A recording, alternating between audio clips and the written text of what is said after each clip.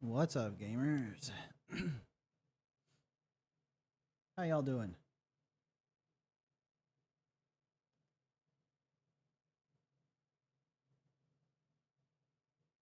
Let me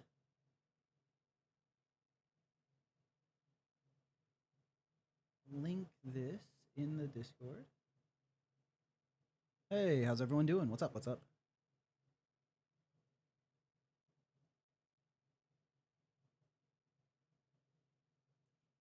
I found the link. We are live. Showcase Saturday.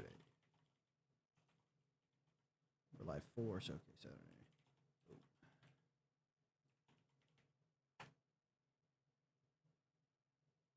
All right. And back to the chat. Hey, Astronio, Hanahino, Sekmek, Lyra, Fane Luna, Chris, Croaky, Metronome, Grapefruit, Abdul. How's everyone doing?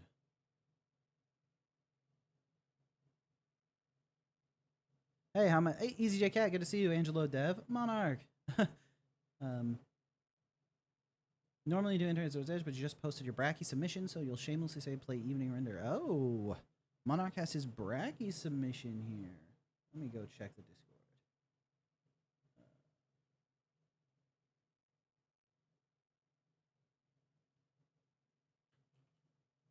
Check that out.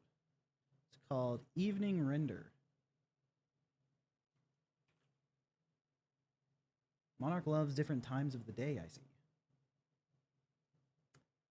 Bracky's Game Jam Baby was a ton of fun. Nice, nice. How'd it go? How'd it go?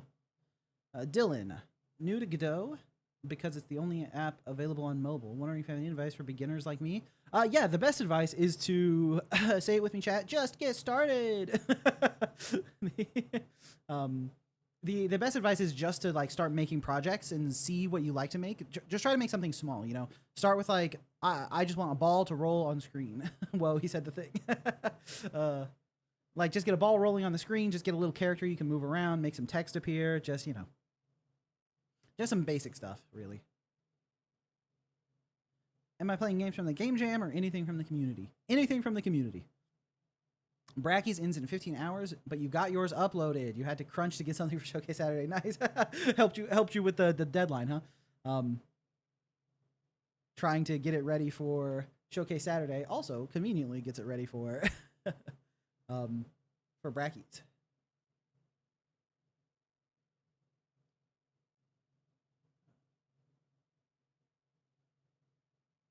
Lampa, you'd rather have code in your custom programming language run? Nice. Okay, but yeah, I'm doing good. Just finished the stream for for the patrons. I have a private patron stream once a month going over some of the development of Isadora's Edge. So just finished that up before starting this one. And that's fun. That's always cool. Getting to talk, just you know, stream of consciousness about the stuff I was working on this month is always fun to do. So don't have to write a script, don't have to polish it, don't have to work with an editor. I can just talk directly to my webcam and it all works out. Monarch, you're literally here so you can get feedback for the submission 15 hours later while simultaneously working on the game side by side. Nice, nice. Lyra says, write a script about dogs. A game dev secret about dogs is let the player pet them. People love to pet dogs. If you put a dog in your game, make a pet the dog option. Lampa means lamp. Who up binding they Isaac? True, true. Earl, hey, excited to watch the stream on working. Hey, Earl, good to see you. Good to see you. Yeah, at least the stream is working. Yeah, I mentioned it, but I recorded the patron stream, so I'll have that available to you soon. 591 ML, you're really excited to see if yours get played. Oh yeah, we'll see. We'll see if it comes up. I'm not 100% sure, but you know, it's the kind of thing that sometimes you just have to like hope for the best and see if you get lucky with your game being pulled up. You know, it might not happen, but it's just the kind of thing that you just kind of have to cross your fingers and hope it works out. What's a game dev tip about small pixel art shading, like for 32 or 16 pixel canvas? So my best tip on that would be I used to just do like an extra layer with like opacity set to like 20% and then just drop, straight up black onto that canvas where I wanted shadows. But I think that that's a bad way to do it. It's very cheap. It can work, but it's a little cheap. What's better to do is to use a limited color palette and then pick one shade to be your base color and one shade to be your shadow color. And then you just put that shadow color wherever you want it.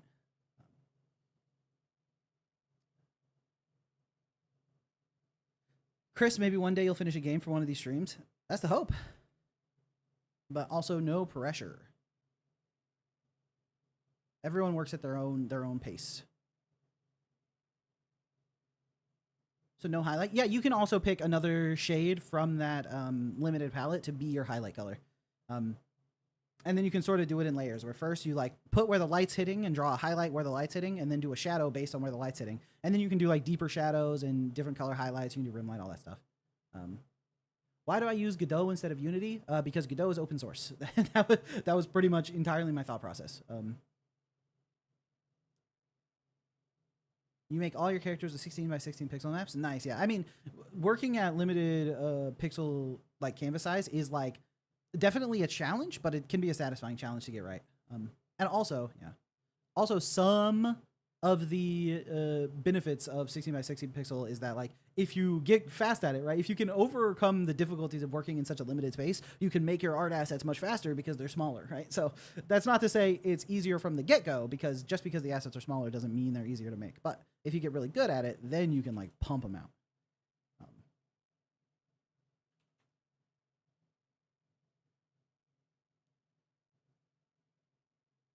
Iceman, hello, hello.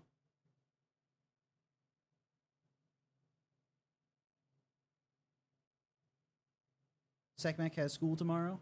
Good luck, good luck. Inner Demons Team says, hey guys, Shovel said that when my game comes out, he's actually going to turn his YouTube into a fan account for me, so make sure you guys got your Godot questions now. Yeah, so Inner Demons Team, I'm basically just going to pump out like 3 or 4 shorts a day, just straight up twerking to his game soundtrack, and that's all my channel's going to be, so when the day comes, we'll deal with it, but until then, yeah, I'll like make a video game using Godot or whatever, no biggie, no biggie. Yeah, preem content. Hog Games. Hey, Shovel Man. Hello. Good to see you. Fane Luna. Limitations breed creativity. True. I do love that saying. Limitations do breed creativity. A billion view shorts. Yeah. Eventually it'll catch on, right?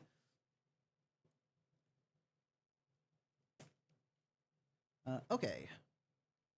Let's get this game rolling. Should be downloaded now. I assume 591. Do you prefer me to say 591 ML Studios, or do you prefer me to say like Big Bubba Boy? A game dev secret about how to get 1 billion views. The secret is butts. Pros use 2x2 sprites. I mean, if you can get it done, that's gonna be tough. That's gonna be tough. Whatever I prefer. All right, sounds good. Let's go to desktop view and actually see if my webcam is here. Let's go. And Biscuit Dungeon. I believe this is a game with a grappling hook. Oh, my desktop audio is muted. Let me unmute that. Presuming that this has. Okay. Biscuit Dungeon. And the.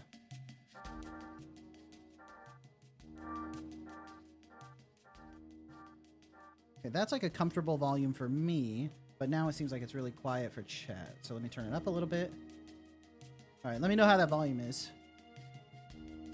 Hana, no Insandio for this stream. No, but actually, we played Peak together, and the video of us playing Peak together just came out on her channel yesterday, I think. So if you want to watch me and Insandio play Peak, you can find it.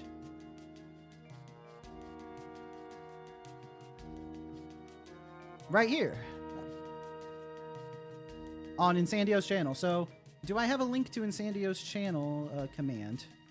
If not, let me copy and paste that into chat. All right, so everyone make sure you go check out Insandio's channel there, and we can watch us play Peak. And wow, she even started the video with my face. I already knew that, but in case you want to see more of my face, dude, there's 2 me's. What the fuck, Bill? Your mom lets you have 2 shovels? Yeah, this was a lot of fun. Dang, the music for for Biscuit Dungeon is going crazy. Double shovel. Yeah, so this was a lot of fun, and the video was really good. INSANDIO put it together well. So highly recommend this series. It's turning out really well. All right, let me shift back to gaming.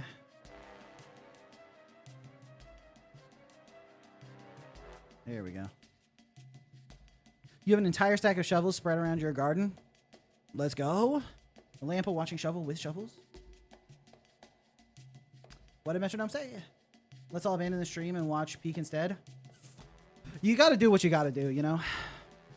All right. Biscuit Dungeon.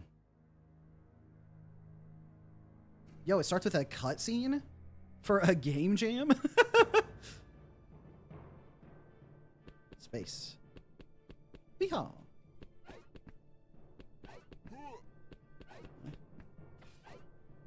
Yo, nice, okay.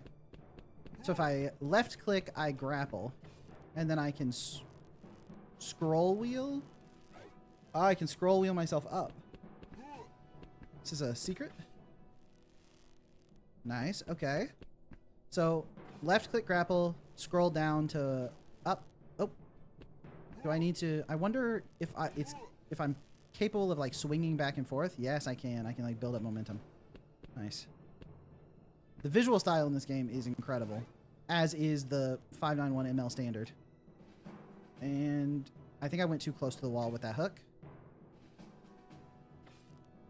Come on. Nice, nice, we did it. Okay, I should... Oh, dude, the double hook there is like so good. Now that's satisfying. And I think I collected all the biscuits. No, I didn't. I only got... I missed 3. Where did I miss 3 biscuits? My rank was stale, bro. It's cooked. Hey, Vari, good to see you. Good to see you. Biscuits. Okay, I can...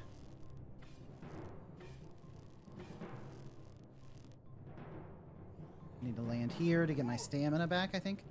Yeah, the stamina's in the center. I was like, is the stamina covered by my camera? Obviously not.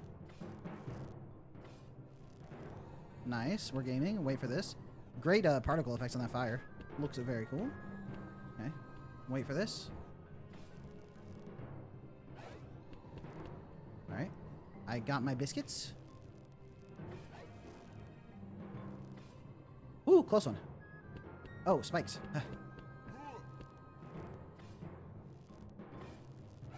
Nice, nice, nice, nice. Biscuit collecting genius. Oh, okay, I took fall damage. Alright, I thought I was immune to fall damage. I learned the hard way that I am not. Did my biscuits respawn?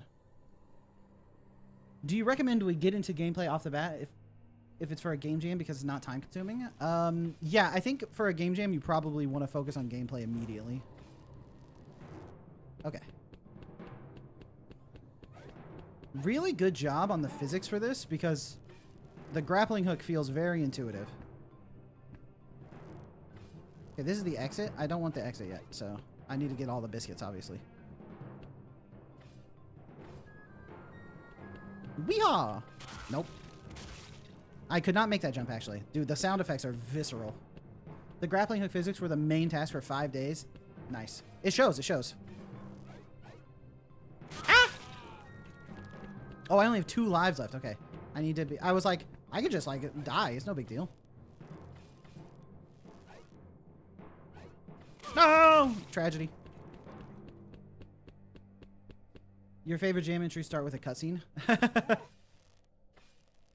That's difficult to pull off, but if you get it... Okay.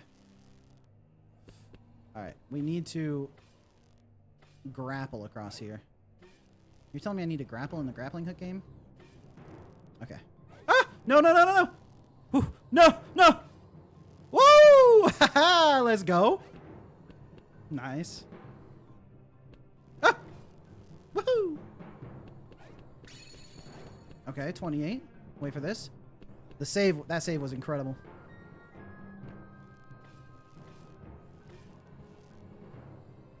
Ah, game over. Brutal. We were so close.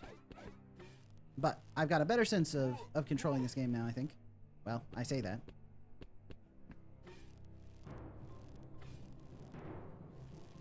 Nice. Grappling physics are fun to watch. Yeah, the grappling physics are very smooth. Whee! Okay, we jump across here. We have to come back down from this, so I should just go for it first. Oh. Lyra said 3 inches from your butt. Thank you, Lyra. Only the finest of mods in my chat. My stamina is rapidly depleting, and by rapidly I mean very, very slowly. Ah! Weehaw! I didn't know if I needed to slow my momentum there. Weehaw! Oh, what did Krya say? What is the stream about? So this is a Showcase Saturday stream where I play games from the community. Oh, okay. I thought I was dead there from fall damage. And so this game was created by 591 ML Studios, also known as Big Bubba Boy, for the Brackies Game Jam. Nice. Okay, this is the exit, so I don't really need to grab these biscuits yet, but it's nice to have the biscuit count hit 29, so I know that I got them all. Then I can make it back over here.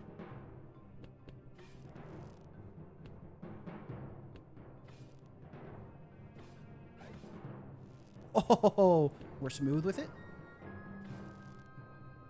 Okay. Ah! Oh, brutal, brutal, brutal. I didn't quite get my hook out, but that's okay. I need to come over here anyway.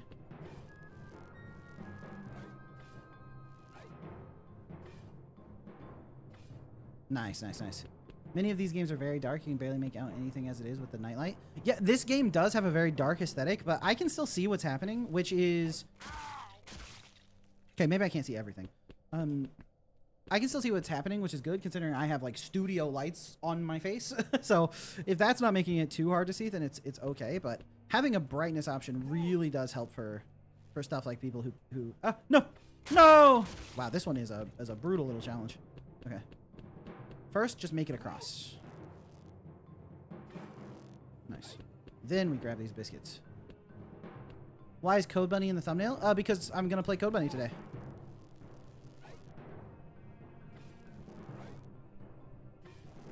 Nice.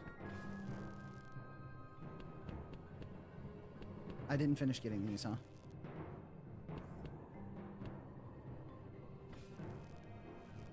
Okay, don't go too fast. I still have 2 lives left. Okay, we have all the biscuits. Chat, should I add brightness, contrast, and value sliders to my game? Yeah, I think it works. It works. You only need the magic pink biscuit to finish the level. Nice. A good grapple. Nice. We're grappling responsibly like adults here. No! Okay. I know where I need to go.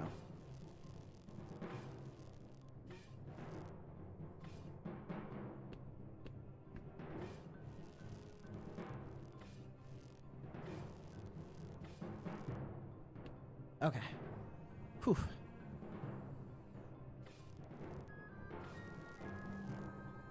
All right. And then we come up here with a smooth little grapple. Nice. 29 of 29. Died 9 times. My rank is stale. Come on, man. Do I have to get through Deathless to get a better rank? Wow, music kicking in, huh?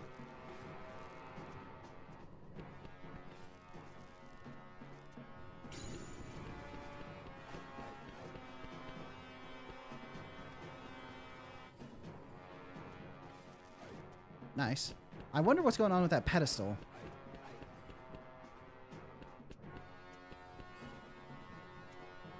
Okay. Oh, nice. Very generous on the hitbox there.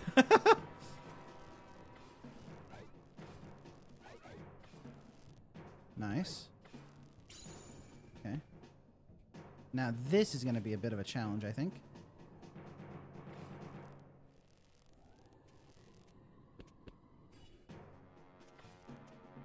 Okay.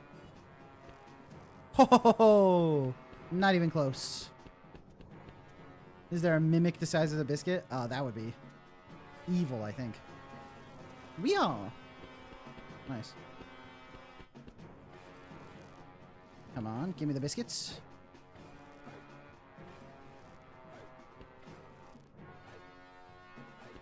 Okay. Not too bad. Alright. I want to try to swing through while the spikes are gone. Nice. Oh! Whoo, oh no! Oh! I couldn't survive that fall. Brutal. Oh, I didn't even realize I needed to go this way, so. Okay. Ooh, nice.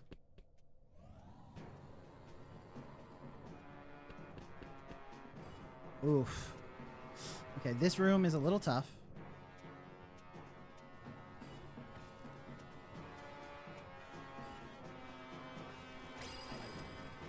Ah! Oof. The springiness there. We patiently wait.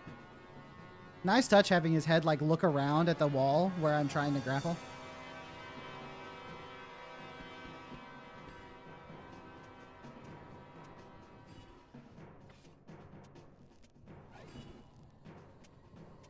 Nice, okay. I was a little bit afraid I wasn't going to make it over that ledge, but I didn't want to risk grappling and flinging myself into the pit. This game has gravity. It is a Crash Bandicoot clone. True, actually.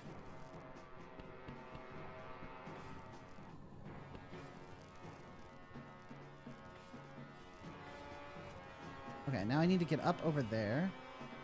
Should be possible just like this. Okay. They're coming up through here.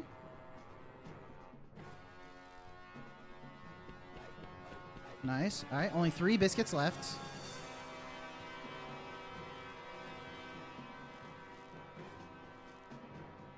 Well, I don't really understand what happened with the physics there. I sort of like bonked my head on this corner and sent myself flinging the other direction, but, you know, we take those. Okay, there was an invisible wall somewhere that has now vanished. When's the 4K ray tracing update? I'm pretty sure this is already being 4K ray traced. Okay.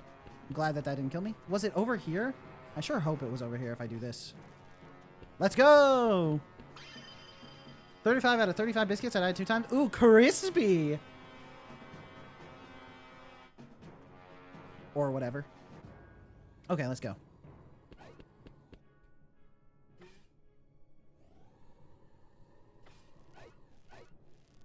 Okay. Edge of my seat. Isadora's edge of my seat right now. True. Okay. I'm pressing the wrong button.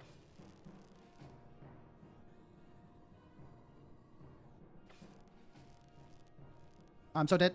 Oh. Brutal. Oh, I should just do this. Well.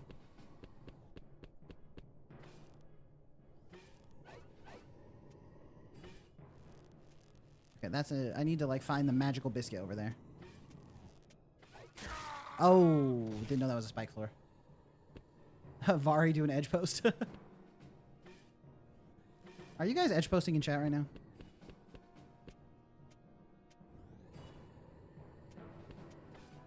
Ooh, close. Gonna be honest, didn't know that was there.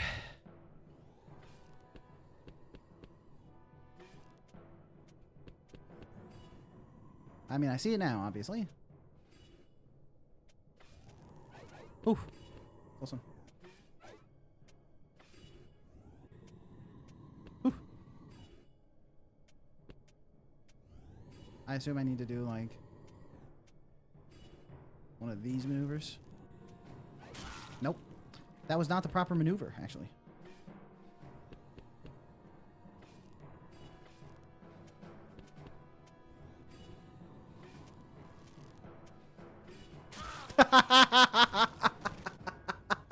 $62 biscuits.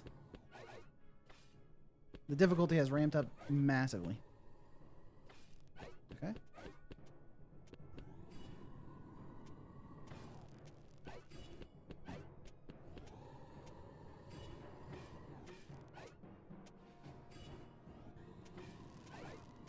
Okay.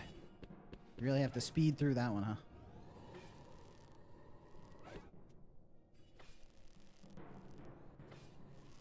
Okay. Still blocked on both sides for those biscuits. We all. Okay. Barely saved myself there.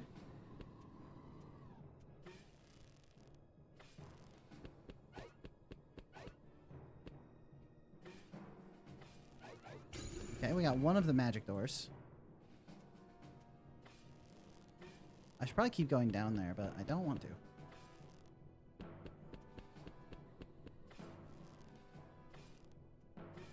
Okay.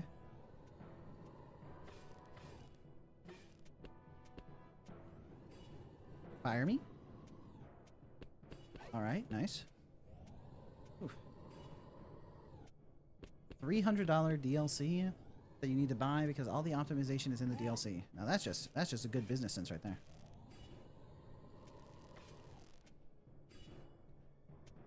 I probably need to zip myself through like this. Okay. Whew.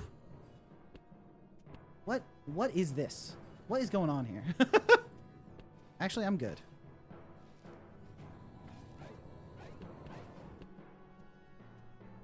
Okay, I want to stand in front of this torch. Nice.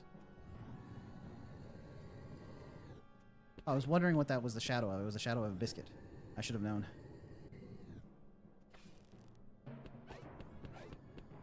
Okay, there's a magical biscuit over there.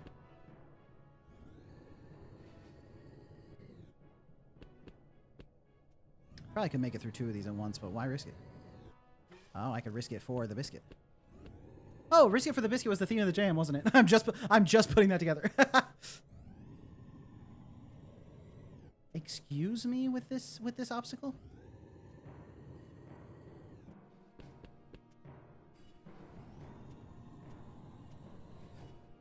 Given that the theme was risk it for the biscuit, this is an incredible take on the theme.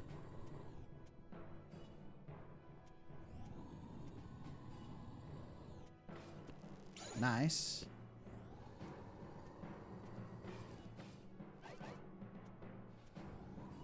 All right. Now this is going to be a tough one.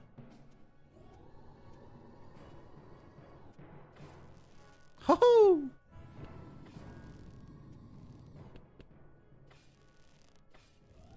No! No! Oh, one misclick and you're cooked. Literally, because it is fire. Okay. Going down this way, all right. Which way did I go last time? All my timing. Okay. Whew.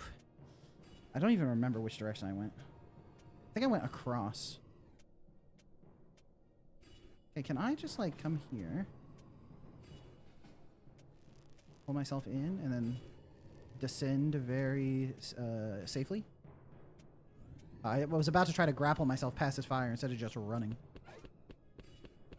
Ooh, okay. This timing is brutal. Wait for them to both fade. Okay, they're a little bit out of alignment here, so this one should be the one I go on.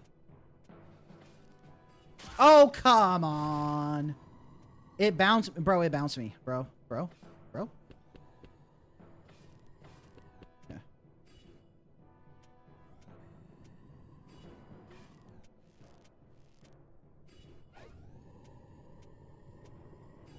I don't want to go that way, dude. That way is scary.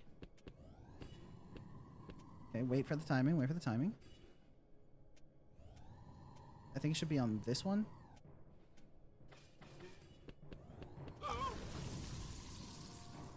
I forgot! I only have 2 lives left. Okay. Who needs more than 2 lives, am I right? We all.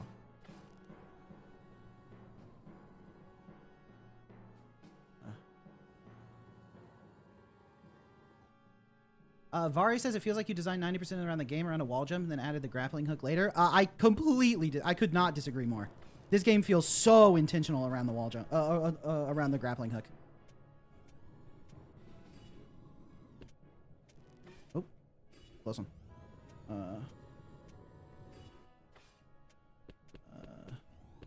Okay, wait for the timing. Wait for the timing.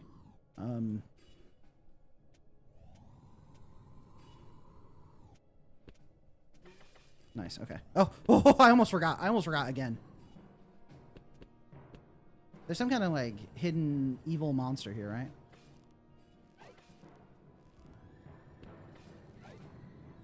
Okay. All right. This level, this part don't feel so scary. Okay, well, I shouldn't have said anything, huh? Nice. Yeah, you don't think it's that evil?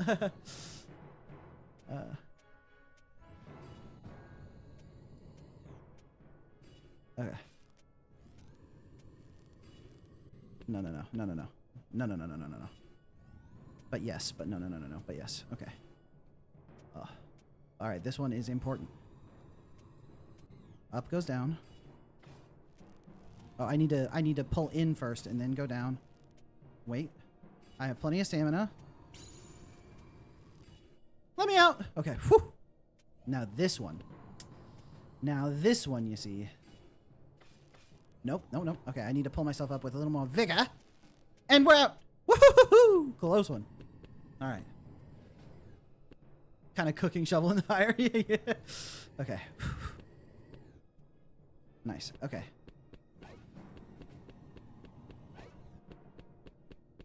All right, what's over here? Oh, another magic one. Okay. I'm only missing 8 biscuits. Okay, I recognize this area with the super close flamethrowers. Okay.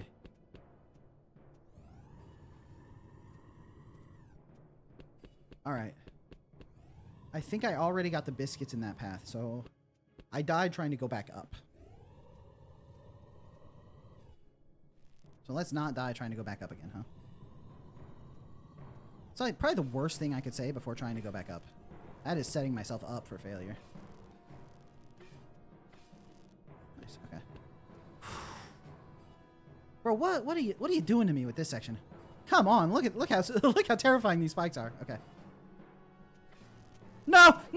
Oh! Not today, Satan. Okay.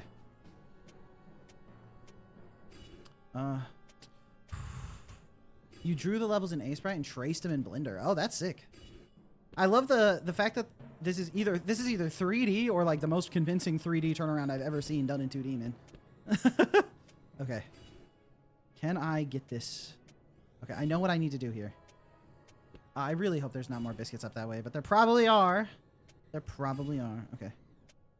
I actually, as I move down, my mouse is going to follow me, so I want to be up a little bit here. Let's hope I calculated. Oh, okay. I actually didn't even need to do all that. All right.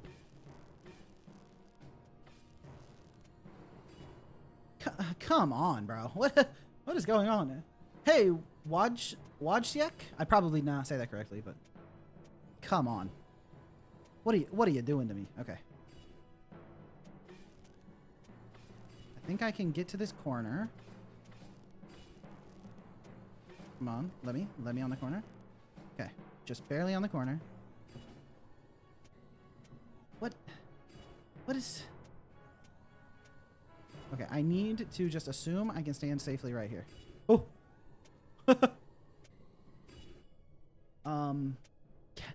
What are the odds that I can do like a quick turnaround, grab that, and get back to this spot? I'm just going for it. Ho-ho-ho! The odds are 100% actually. When you're just the best to ever do it.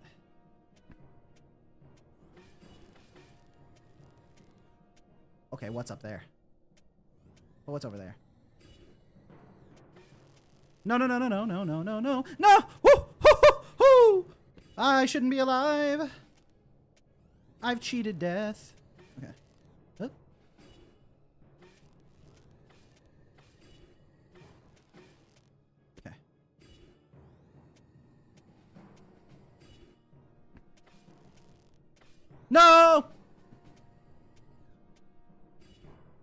Bubba, I might have found a broken hitbox. Bubba, I might have found a hitbox that doesn't quite work. Or I just hit the most incredible pose of all time. Spikes came out. I was like, whoop. Okay, well, we're trying again. But obviously the method I'm trying to get up there doesn't work. Oh, I should go for this one, obviously. Obviously, I should go for that one. I forgot I could jump. I'm going to be honest. The jump button hasn't existed in my mind for a millennia. Oop, oop. Okay, I've already been here, so not my best calculation.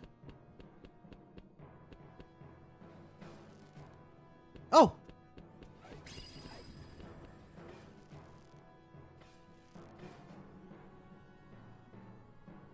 But isn't this the end? Did I miss? Where's... Oh, I know where the 2 biscuits I missed are. I think. My arch nemesis, these 2 biscuits. Alright, I'm running the calculation. I need to do something incredible here. Maybe I can run and pull myself up.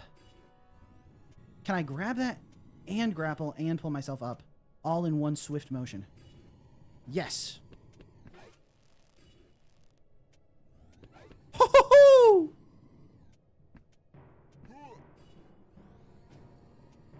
All right.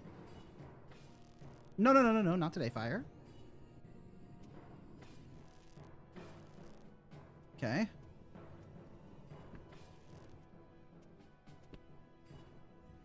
Two lives. I need to make it back up to the entrance. Okay.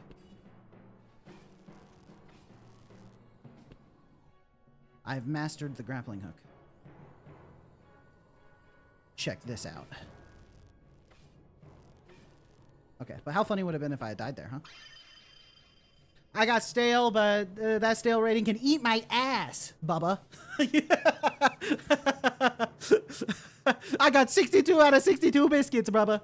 All right. There's more? Oh, shit. Well. Uh-oh. Well, this is embarrassing.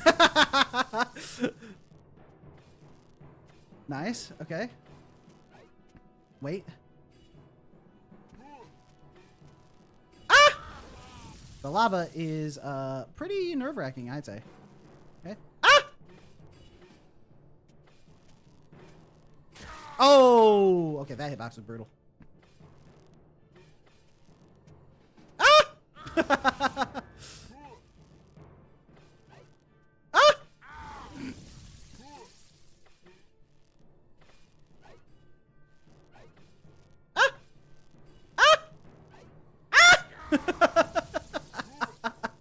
Well, this is a... Oh! Well. I was sort of like flying for a second there. Okay, let me up. Cross me. Oh, that didn't work. There's going to be a bunch of deaths here. Don't mind me. Ah!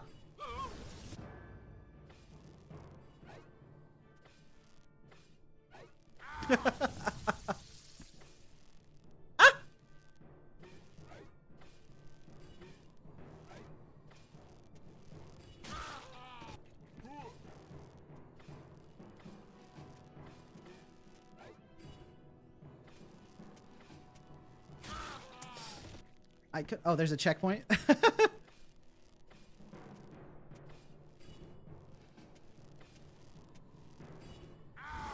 Oof, brutal. Okay.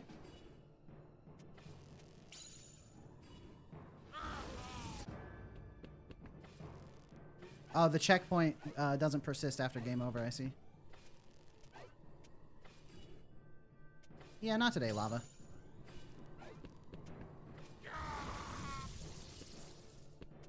Oh, the lava starts up higher. I can't go get the biscuit. Well, it's all over then, huh?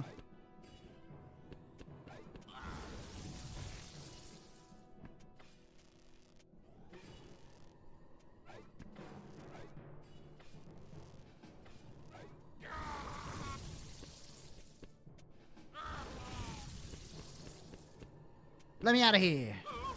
I want every biscuit.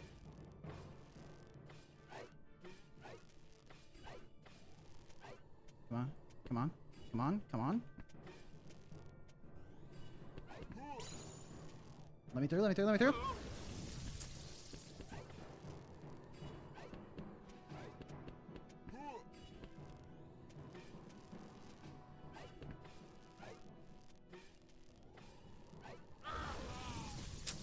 Brutal.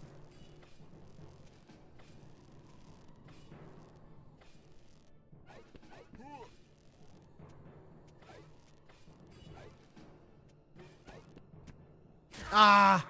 Choked it.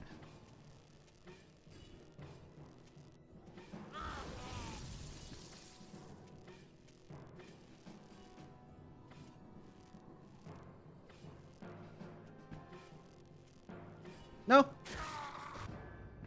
And we're back at the beginning. Cool, cool, cool, cool, cool, cool, cool. Really cool.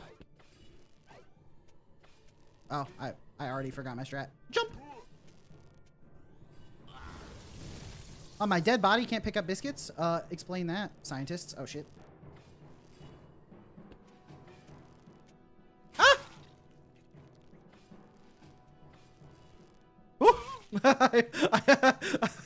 I almost just, like, skated in front of those spikes. Weehaw! Nope. Okay, well.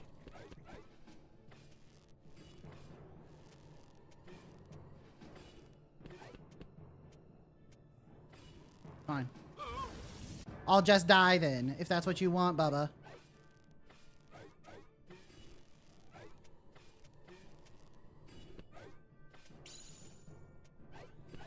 Alright, I'm locked in. I said I'm locked in. Come on, come on, come on, come on. Oh, brutal.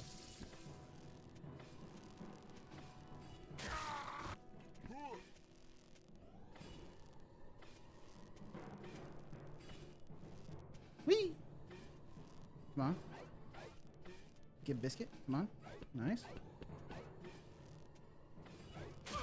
I keep falling for the same trick, Bubba. The same trick.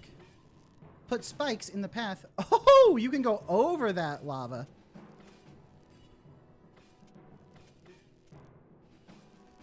Am I dumb? What am I supposed to do here, man? The grappling points are along the walls.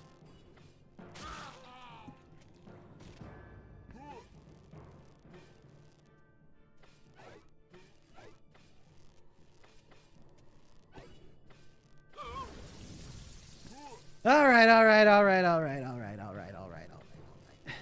Okay now, ladies.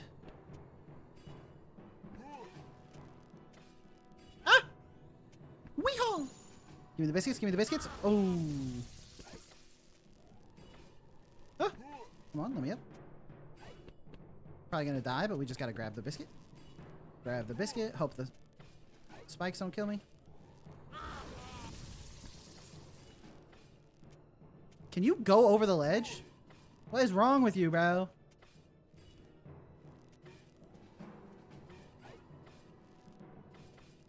Ah!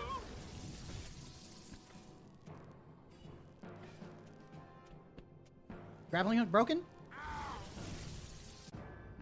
Grappling hook just forgot to wake up that morning? You wanna go, grappling hook?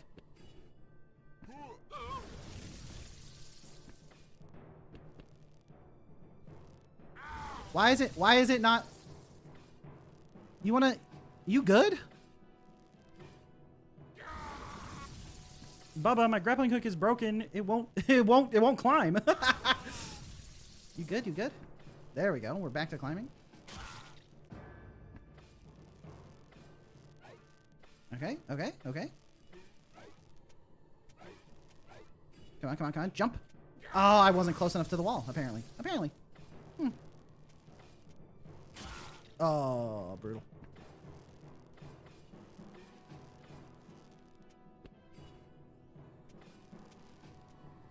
Woohoo! Nice, we're gaming. Okay, we have somehow stopped gaming. We must. Oh. We huh? Okay, we wait for the spikes. Yeah, just take your time, Spikes. It's not like there's lava or anything. Okay. Let me through. Okay. We're fine, actually. Never been more fine in my life. Ah! And we're back at the start. Very cool. And fun and cool. And fun and cool. And cool and fun. Okay. Oh, and I'm extremely sane. My mental is so stable right now. Come on. Yeah, let me in. Ooh. Weehaw! Just give it to me. Nice.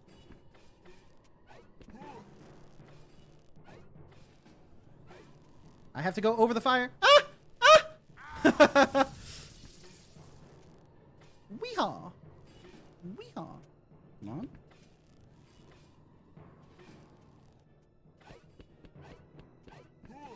Alright, this is the section that I have never even once figured out. I mean, not exasperated sigh. Actually, really cool and calm sigh. Oh. Duh, that's what I need to do. Ah! Alright, we're back at the start. Weehaw!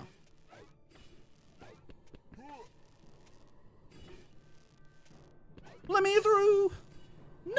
No! Not today, lava. Not today. Maybe today. Perhaps today?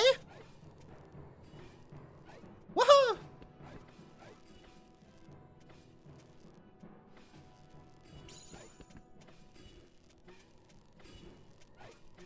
Ah! Let me in. Oh! Okay, well, I already... You wanna... Go away? Okay. Ah! Okay, I don't want to give up the biscuits, but I kind of already missed a bunch because I was just going, huh? Okay, I can't just run. I must grapple. Ah! Okay. Woo! Weehaw! Ah! That little ledge is the most evil thing you've done in the whole game, Bubba. Woo!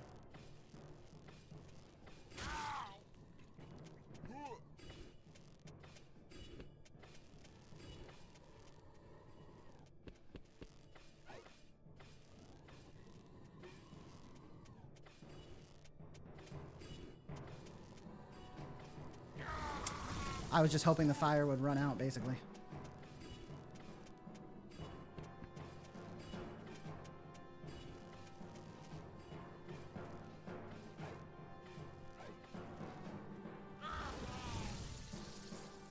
That's okay. I didn't want to miss my biscuits anyway.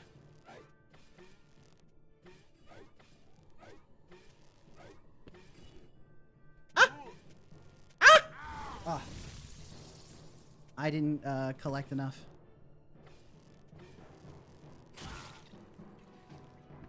That when you feel when you Spider-Man 2 effectively. Come on.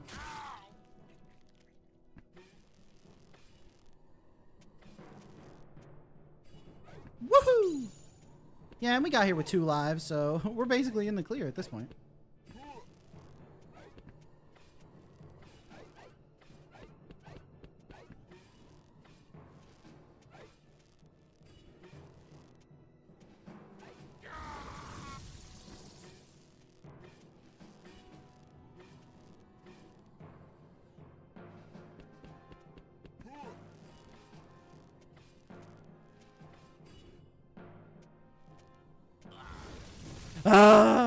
I mean, cool game, actually. Really fun and well designed.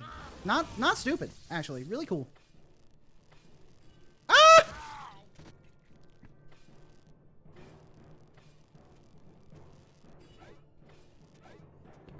Ooh. Weehaw! No! Well. Come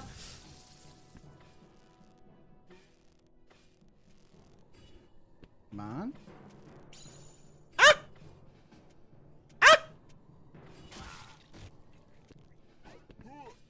Oh, I should just rush to that checkpoint, and then when I inevitably die, I can just grab the biscuit. Yes, yes, Oh, let me through. Ah! Oh, no, no, no. Okay, I just gotta keep moving. I just gotta keep moving.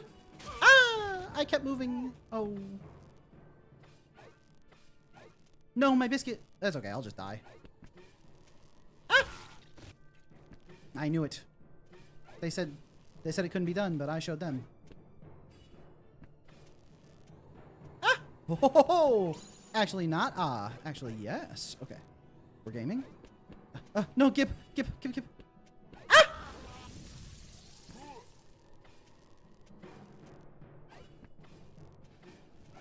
No, Mr. Fire. You're being very mean to me today. Okay. How could I reasonably grab those biscuits? Send help. Let me through. Nice. Okay. Oh. Motherfucker, grab the biscuit. Weehaw. What is wrong with you? Grab the biscuit. Okay. Come on. Let's go. Accidentally opened a menu. Skip. Okay. Yes, yes, yes, yes, yes. No, my biscuit. No, my checkpoint. No! I didn't need a checkpoint anyway. I only had 0 lives. Ah! Ah! Woo! That's fine.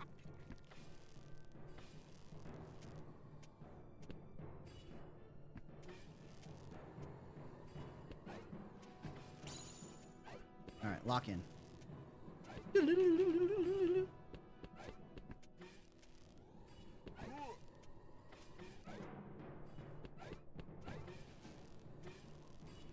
The odds I make it through here are slim to none anyway. All right, fuck the biscuits. Woohoo! Oh, sorry, biscuits. I disrespected them and it got me launched at a 90-degree angle. And we're in. All right, we have to Spider-Man through here.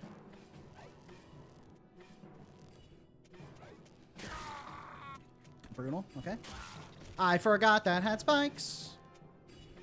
Not a good thing to forget. And I'm dead. And I'm dead. Just like that. Just like that. It's all over. Okay. And we jump. Uh-oh. Ah! Ooh. All right.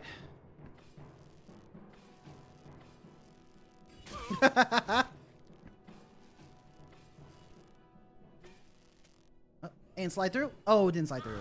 And plummet to my death. At this point, so here's a pretty clear design problem that there's definitely a way of solving while I'm not. Ah! Like right now, with my 1 life, what is the point of even trying? I should just instant suicide 4 times every time I don't have 5 lives, right? Now I can keep going with my 1 life. Mother trucker. Oh, let me through, let me through. Ah! Ah! I don't have time for biscuits. No. And we're dead.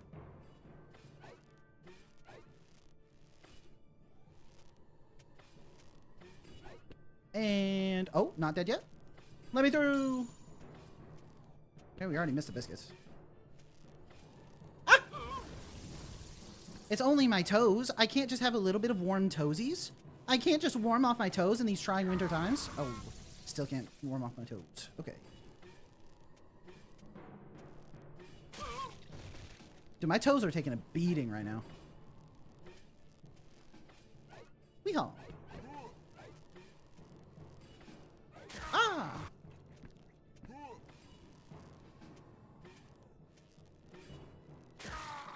All right, all right.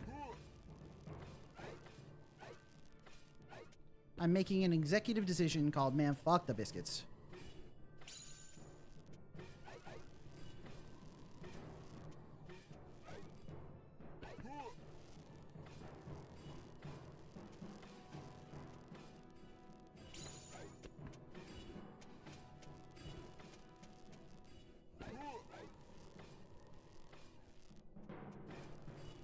Let me in.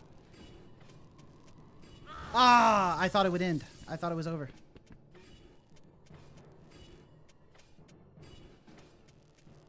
Spider-Man through here. Oh, failed to Spider-Man through here. See the lava rising in the distance. Okay.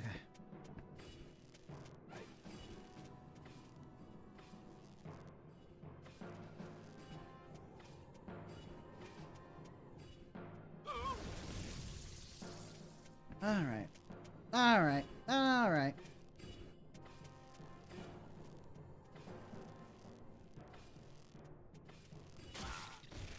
Alright.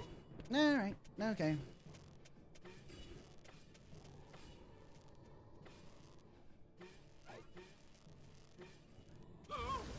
I couldn't sneak through. Wait.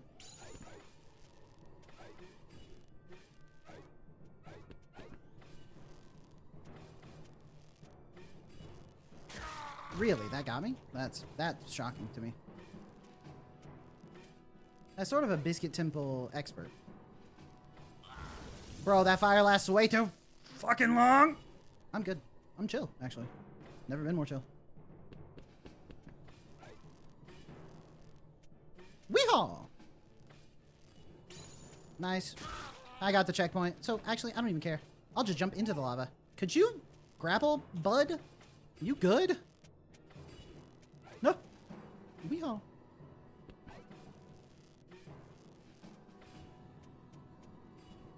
Let me in. Ah, the spikes. Ooh, the spikies. Ooh. This is not a micro-needling appointment at my favorite facial spa. It's actually my own demise. Come on. Let me through. Let me through. No. No. No, the fire. It's gonna come back. Ah! I'm chill. I'm chill. I'm chill. I'm chill. I'm chill. I'm chill. And you know how you know that I'm very chill? It's because I keep saying it.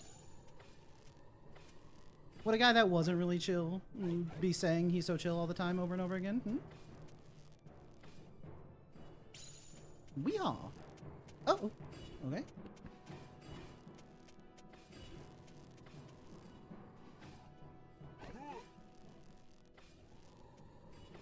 No. Ah! I died from falling from a height. That's probably the first recorded death of falling from height on this level, man. So chill, I'm freezing. Dude, that is actually true. True and based. Okay, let me in, let me in, let me in, let me in. Don't kill me. Oh, no, no! I specifically asked you not to kill me. That's exactly what I didn't want you to do. And then you done went and did it. You done went and did it, even when I specifically asked you not to.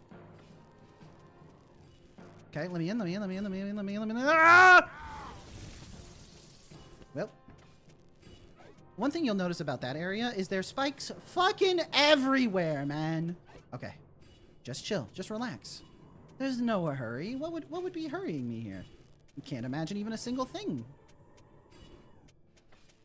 Ah! Ah! No!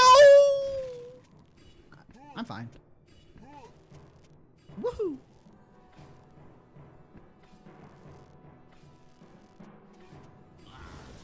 Well, that was a critical hit.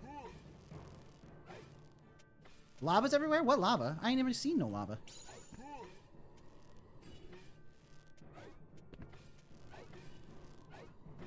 Okay, Mr. Fire, I see it. I see you. Woohoo! Weehaw! Let's get the checkpoint. Woo! Oh, brutal. Really? That one got me? Ooh. Ah, no! Let me in! Let me in! Let me in! I specifically asked to be let in.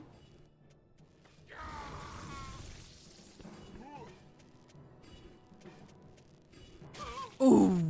Okay. You know what? I'll say it. I think these spikes don't like me very much.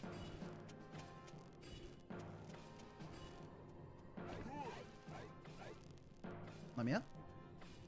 Just casually wait for this fire.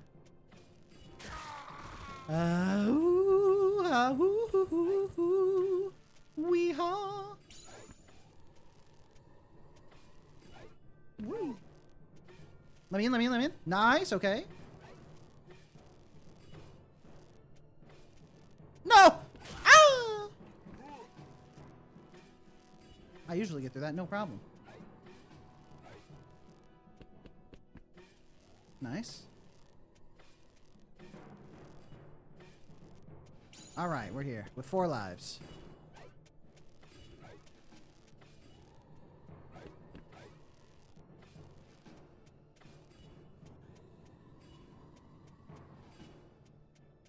No!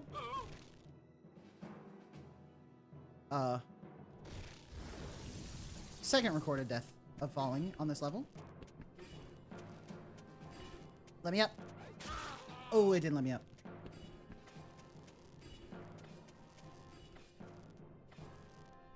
Okay. Come on, let me in, let me in. Okay. What do I do? What?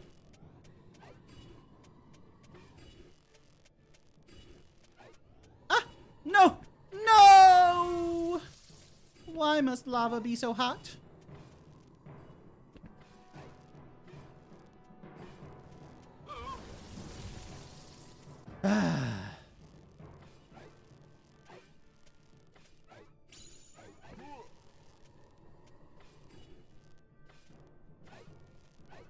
Okay, I know the fire's coming. I know it. You think I don't know it? Fire thought I didn't even know it. No! That's my bad. I know that you're not supposed to go for the left wall there, but I did it anyway. I did it anyway because I thought it would be cool. I thought everyone would think I was a really cool guy. Everyone would be like, you did it, Shovel. You did it. You went for the wall there when you weren't supposed to. That's so impressive. That... The area above the checkpoint is not a checkpoint. I see. I see. I see. No, it shouldn't be, actually. Ah! If you didn't touch the flag, you didn't touch the flag. That's just fair. That's just fair. That's just fair. Ah!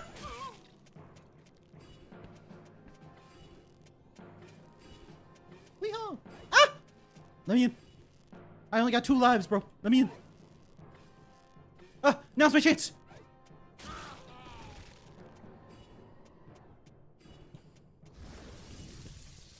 Wee! Woo! Ah! Oh, no. Oh, this is bad.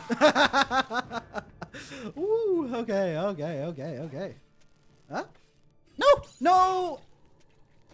Well, that feeling. Oh, I touched the checkpoint. So who even cares? Who even cares? Where checkpoint ing? No! No! Okay.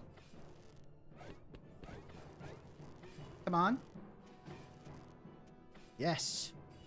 Checkpoint me. Yes.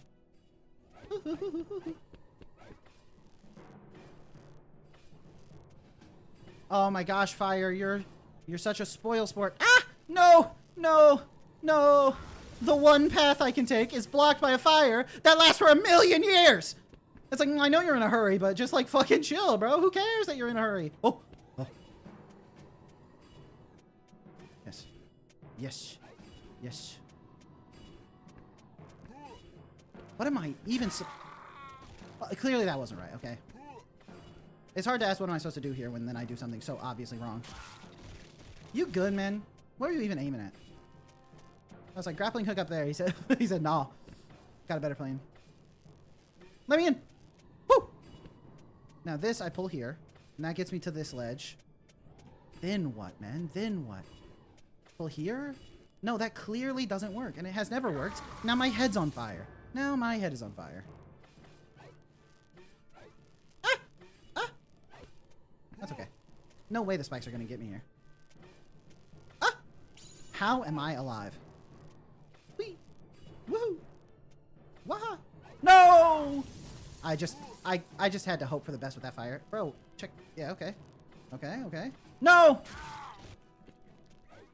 I got the biscuit. Okay, my fingers have fallen asleep. I no longer know how to use my fingers. Ah, let me in. Okay. Fingers are awake. Activated. Woo! No. Okay. No! We're fine. And chill, actually. Okay? No, come on. Ah! Can you not grapple straight up on that section to get to the slant above you and bounce sideways off of it? Ah! Okay, well, we'll take that.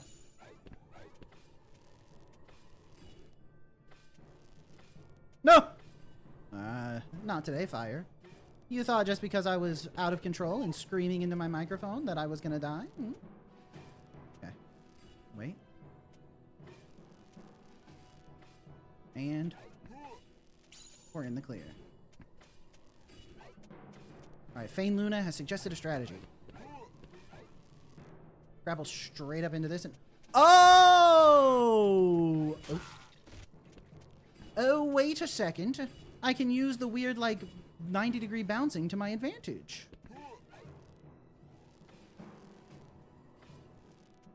Ah! Alright. Oh. Well, that wasn't right. Woo! Okay. No!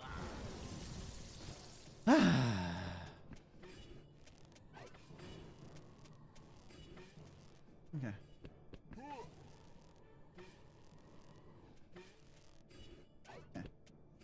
So we grapple up at a 90-degree angle and avoid the spikes. But now I'm at a loss. Oh, I need to climb the wall then bounce at a 90-degree angle. I see. Huh. That's definitely a better way to do that. No, no, no, no, not today, fire. Okay. Woohoo. Wahoo. And a Yahoo. And call me a Mario Luigi brother. Oh. How am I alive? Alright. No! He just didn't grab the wall. This idiot. This clown. I said grapple. He said no. I don't want to. I'm tired. Ah! Let me in, let me in, let me in, let me in. Okay. Bounce off the wall. Ah! Come on. And bounce me. And bounce me. Oh! I've never been this far. No!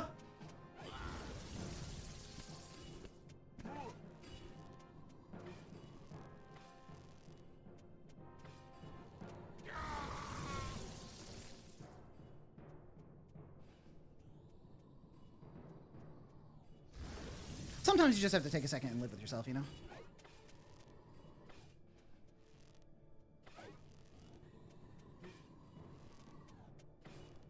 See, I tried to time my bounce there for when the fire ended, but the fire goes forever! It never ends. Okay. Okay, well that one I got a little bit too much momentum. Oh! Let me through! Nice. Okay. And up. And up. And... Oh! Not today, fire. You might last for 1,000,000 years, but I last for 1,000,001. Ah! No! Ah!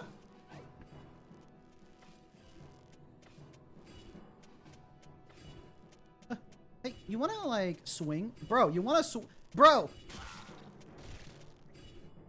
What is he doing, man? What is he doing?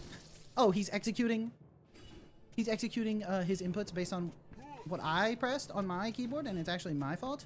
Yeah, a likely story. Okay. Ah! Bounce me. Ah! No time to wait. Ah! Bounce me. Oh! Okay.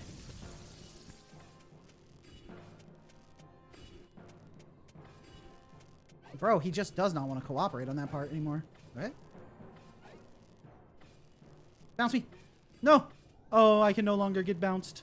Oh, what if I am just a gamer? Huh? Consider. Oh. I ran out of stamina. Why is stamina even a mechanic on this level, man? Why? Okay. Let me through, let me through. Nice. Okay. Wait for the infinite fire. No, why? Why does there need to be fire there? It's already difficult enough. Okay. Bounce me. Gamer. No!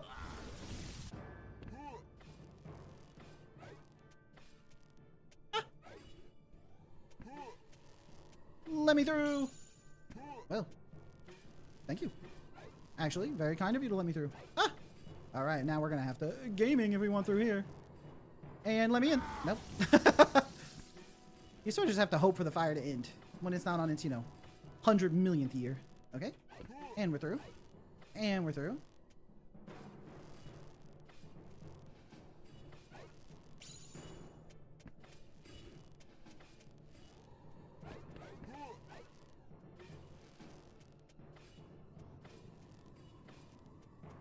Bounce me. Okay. Ah!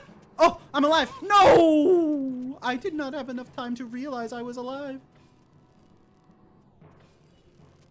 Oh, I thought I had a bounce strat. Oh, come on. Bounce me. I'm sure the lava's taking its sweet time. Oh, oh no. Oh, that ledge? You gotta be kidding me with that ledge. Bro, what were you thinking with that ledge, man? Holy. No! No! I got the checkpoint! Oh, why are there biscuits there?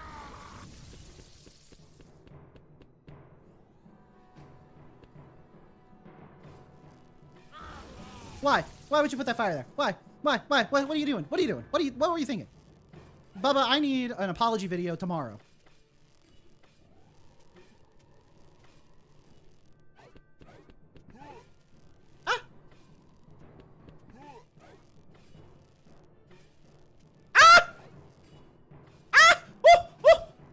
How am I alive?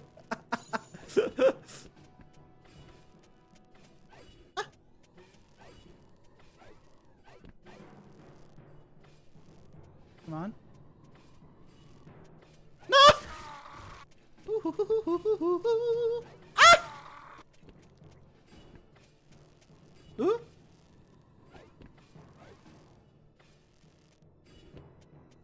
Okay, I jump here. Oh. Honestly, my brain just stopped even seeing that there was fire there. I forgot it existed. I didn't want there to be fire there, so my brain said there's not. Oh, you thought? I should stop waiting for this. Why do I wait for this?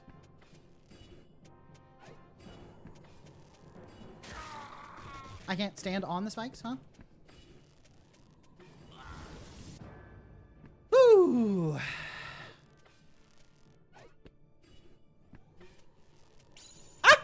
Okay, we're fine. Oh, not today, fire.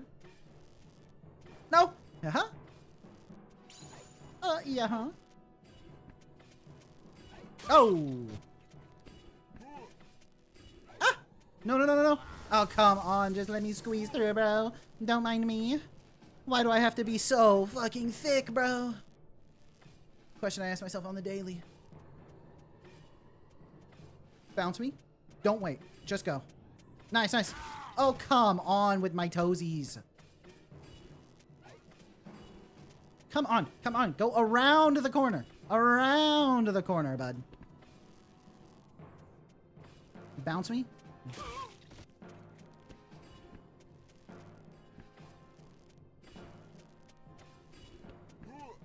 Come on. Go.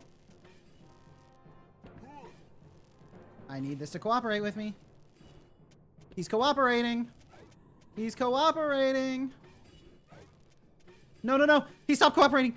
No! My torso. I need that for activities. Okay. Come on. Send it. We going?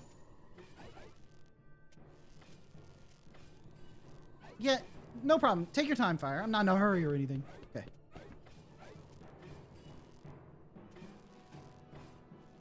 I should have never tried to get these biscuits, man. I feel like that's like a little bit more of a reliable strat for getting up there. Bounce me. Oh, I didn't bounce me. Oh, but I didn't die to a fall damage. Bounce me. No! Another failed bounce me. And bounce me. Can you please just bounce my ass? Okay.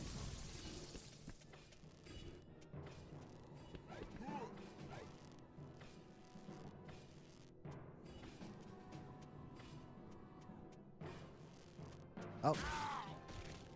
Why is it so precise, huh? Why is it so precise, huh? Last two bouncies didn't even make me even close to getting over the ledge. This bouncy catapulted me into spikes. Ooh, yeah.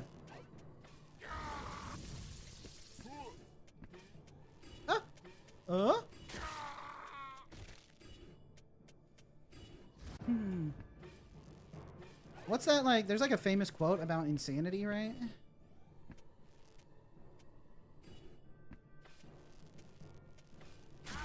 Whatever. What? I saw the checkpoint like glow. I saw the little thing that said like, you did it, buddy. Good job. Yeah, I saw that. No!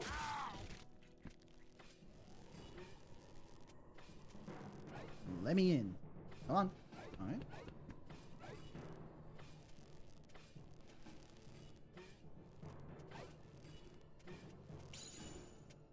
I think the insanity quote is like, it would be insane to give up on some strategy that's clearly just about to work. You've already tried it a bunch of times. Why not one more? Okay, bounce me.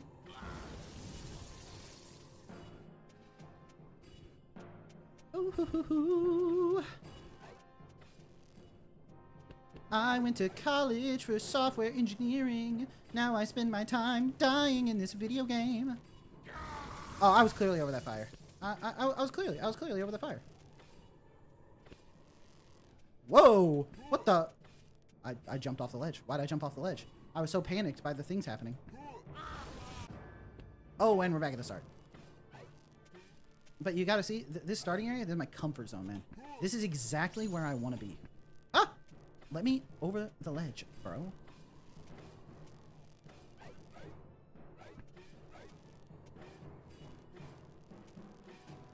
Don't fear the man that has practiced 1,000 kicks. Fear the man that has practiced just that one tutorial level 1,000 times. Confucius. Abraham Lincoln. Ah! Let me through! Let me through! Let me through! Oh, whoo! Hey, let me through.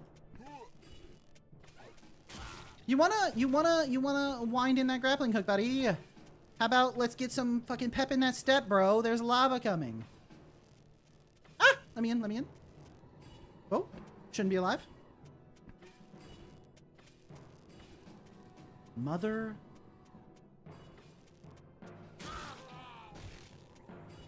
Ooh, baby. Ah! Can you, with your hooks and your hands and your such? Okay. Bounce me. Oh, they thought I could have gone. I could have gone like 7 times. There were like 100 different opportunities to have could have gone. Oh. Oh. But instead, I'm going to miss my grapple and die, consider. Go. Go. Go.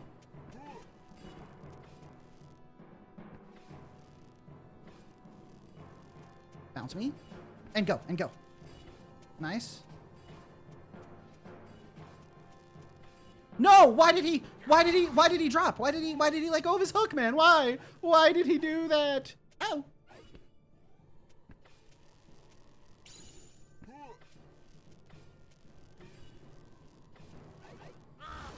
Hey, Mr. Fire. Hey, Mr. Fire. Hey. Ooh, hey, ooh, hey.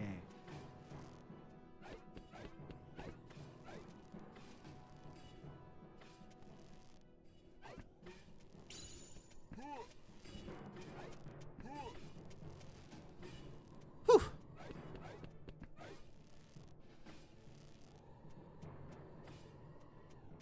Oh. No! Why didn't he? Luckily, I'm just cruising so easy. I have plenty of time. Let me in. No! No! No! Why? Why would you take this from me? Okay. Let me in. Yo, Fire, you good? Bounce me. Oh! Ah! That ledge, bro, what is that ledge? Come on.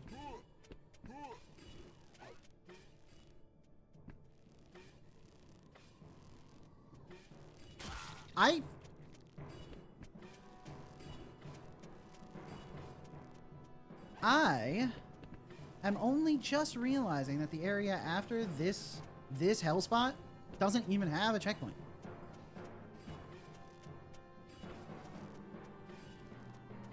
Wait for the fire. Come through here. Oh, sometimes you can do that, but I don't think the spikes and the flames are always synced.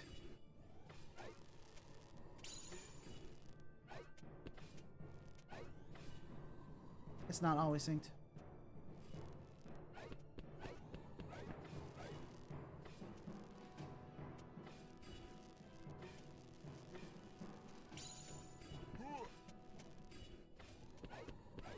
Okay.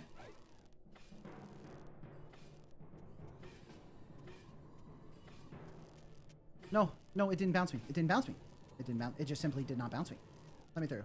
Oh! Well.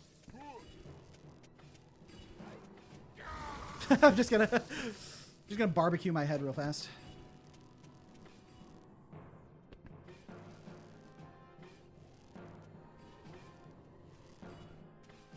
Let me in. No. Or yes.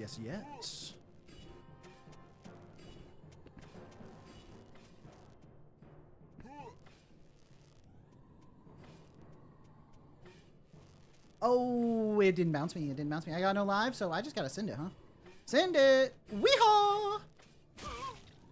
Yeah, I didn't need my ankle, actually. I could have kept climbing without my ankle. Oh.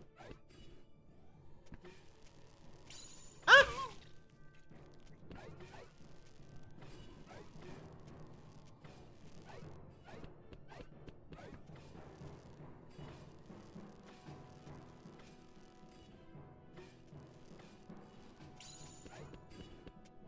Let me in. We in?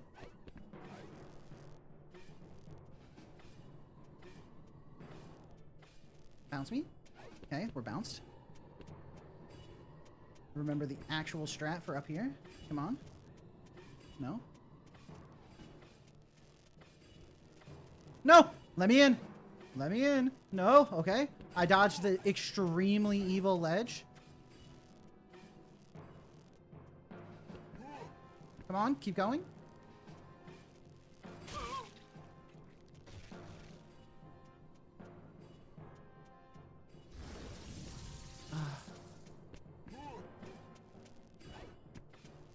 Okay, okay.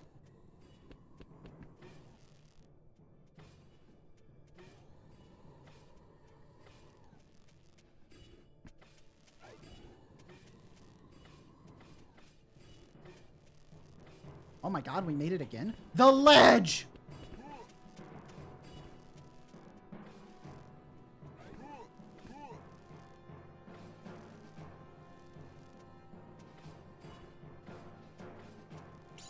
Woo!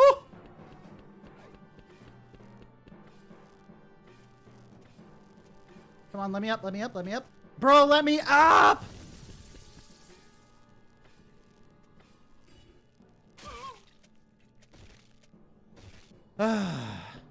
Ooh.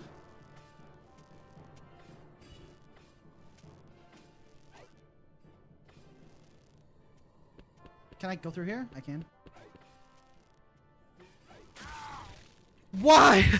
Why are there spikes on that wall? I have to get there again. I have to get to it again. I have to get there again. Okay, there's no point in even continuing. I just need to die. I have to restart. I just have to restart. I just have to restart.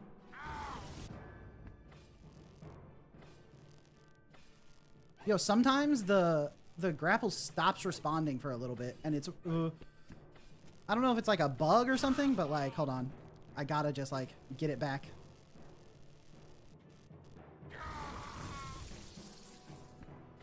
Okay, I think it's back. I want to issue a formal apology. I'm telling you, there better be a link to the apology video on YouTube in the Discord tomorrow. Ah! Come on, baby. Weehaw. All right, come on. Come on. Let me in.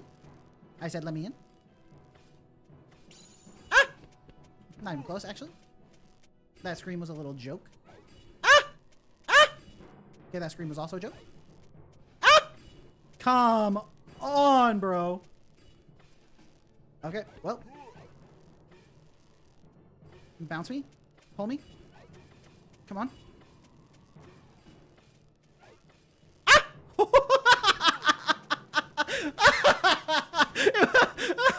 I was just clicking randomly, man. There was no strategy. Can you go? Oh my god, the fire, bro.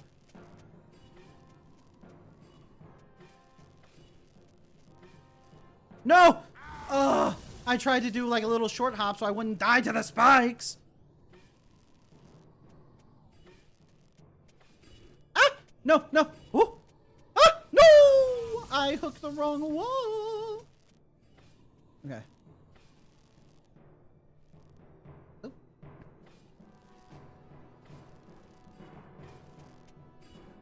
I should just go. Oh, fire barely got me, barely got me. Barely got me, barely got me. Okay, I can just wait. I have plenty of time, actually.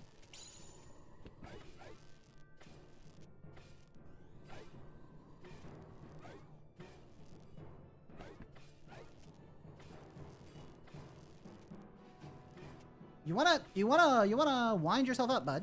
Come on.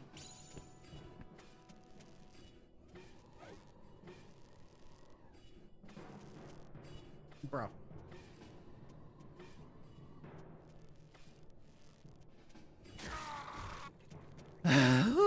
Ooh, yeah.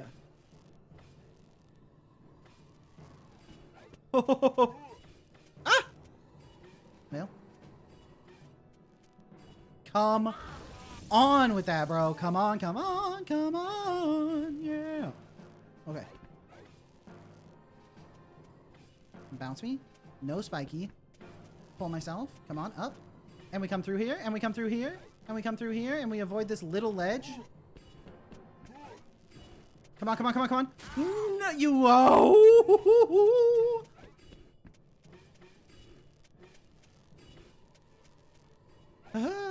Yeah, I really played this and thought it was fine. Oh. He's a jokester, too. Oh, on top of everything else, man's got jokes. He can do 3D art, he can program, and he's hilarious.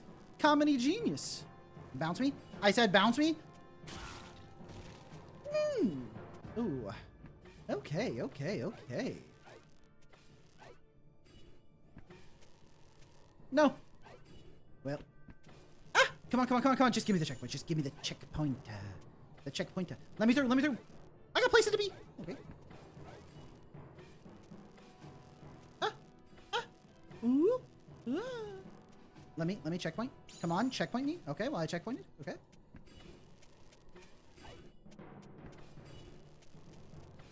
Weehaw! You wanna go? Bounce me.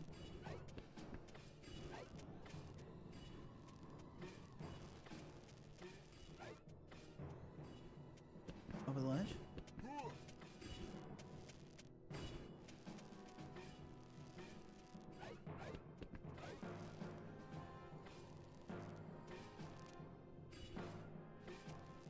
No, no, no, checkpoint me.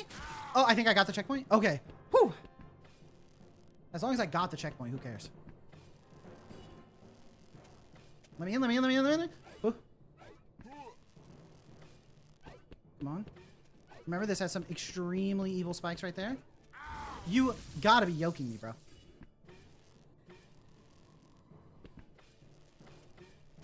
No! Come on. Come on. Grapple! Use your grappling hook!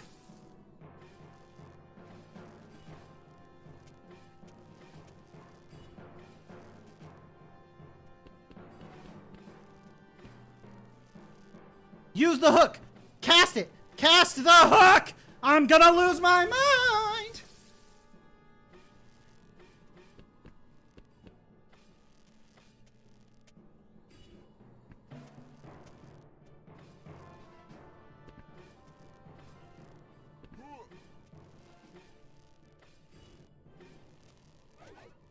No!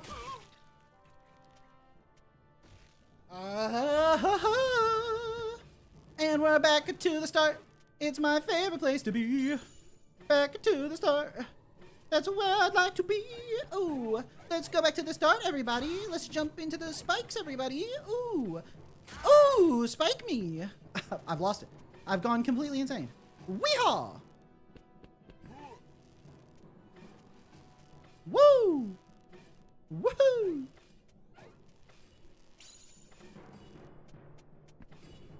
Huh? Oh, tasty! All right, let's just get my lives back. Let's just get my lives back. All right. All right, everybody. Let's just. Oh, I got the checkpoint. Whatever. Whatever. I thought it would end. Woo! Can't even jump into the spikes when I want to. Let's just take a second to breathe. And by take a second to breathe, I mean go as fast as I can. Ah!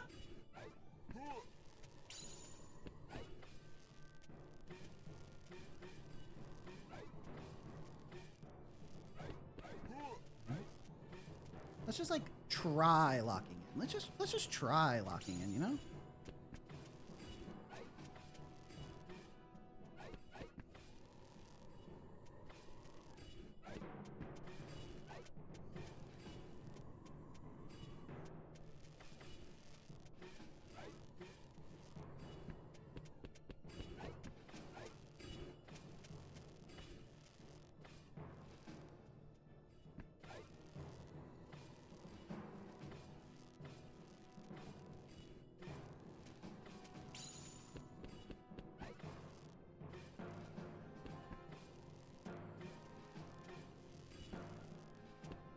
Nope.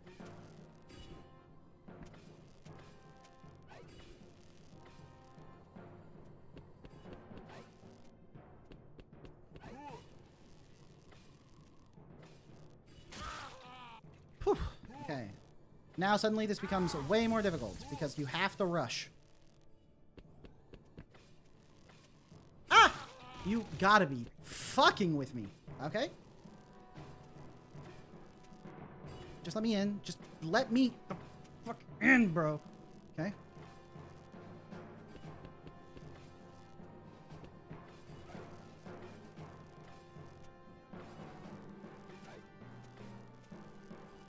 Come on. Just keep going. Just keep going. It actually doesn't matter. Just keep going.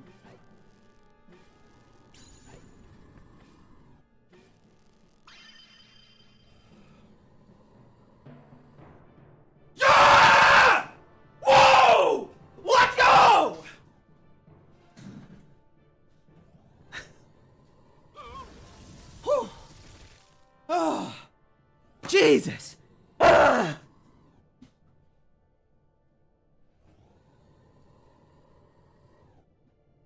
Holy! Press space to respawn. I'm the Biscuit Master. Yeah, sure. Whatever, man.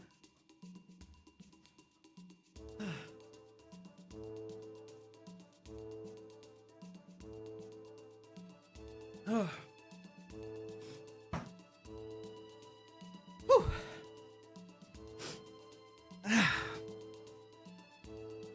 All right. Now that I've destroyed my throat, it's time for the feedback section. I think the game's probably too easy right now.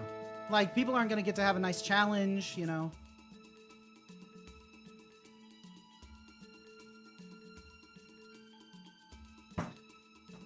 Oh.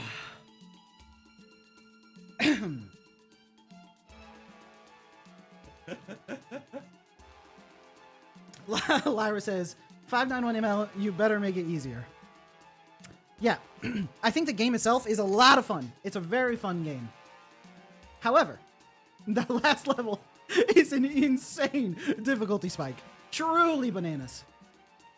Truly bananas how difficult that is.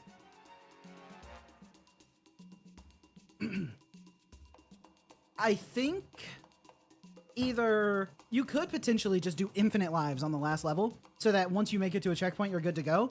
But that's not as satisfying as getting through the whole thing.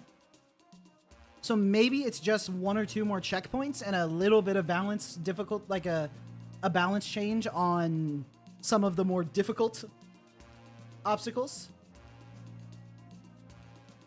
Bro took 1 hour and a half for a text and a black screen. Yeah, it really does be like that. Oh, also, if the fire... I think, the fire...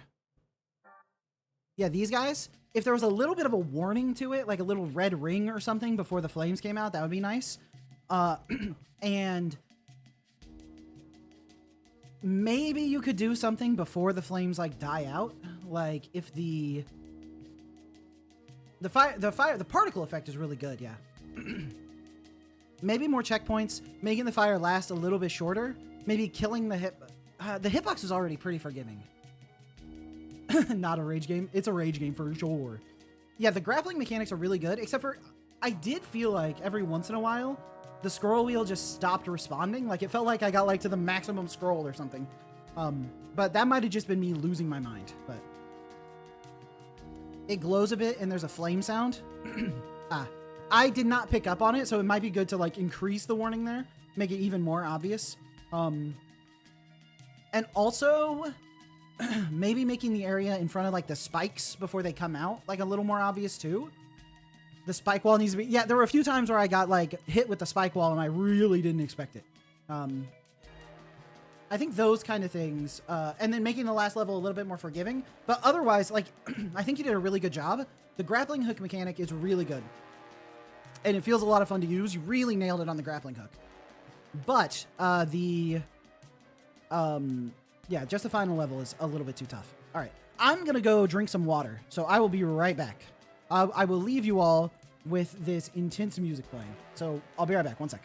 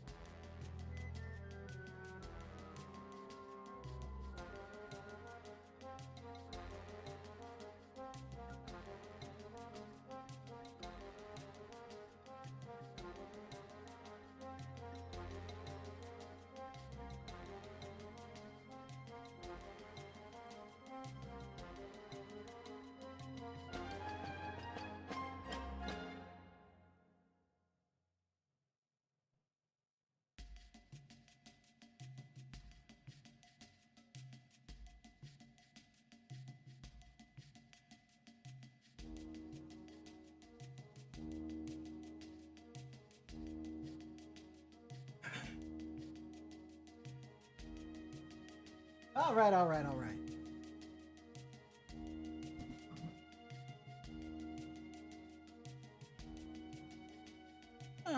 right.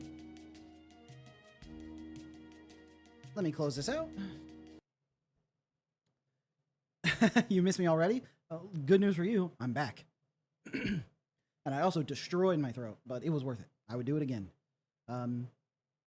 But yeah, I think clearly the main feedback for that game is the difficulty on the last bit. Otherwise, like, I think it's really, really good. But it also, it's like I can almost hear his voice. It also leans into the classic problem with Game Jam games is that you make them way too hard. Most Game Jam games are way too difficult. Okay. Yeah, no problem, no problem. I think if you just clean up the difficulty on that last level and then submit the rest of it like it is, you have like a really strong entry. I'm not saying like guaranteed to win the jam or anything, but I would expect it to score very, very high. Okay. Next up.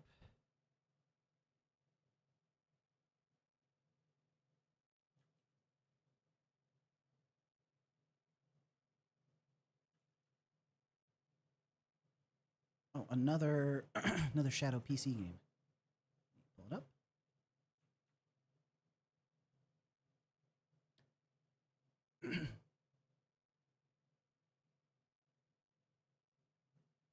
Shovel, can you give me an idea for freaking Jeff so I can impatient when I get back? Give you an idea for it? What kind of idea are you looking for?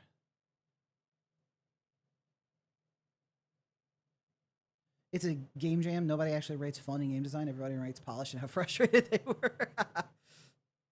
Yeah, it's usually a good idea for game jam games to let the player win, like be very forgiving, because people tend to rate higher if they win.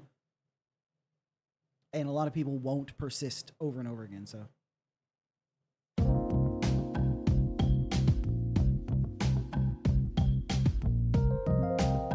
I had to turn that way down. Okay. Next up on the list, we have Hitman 101.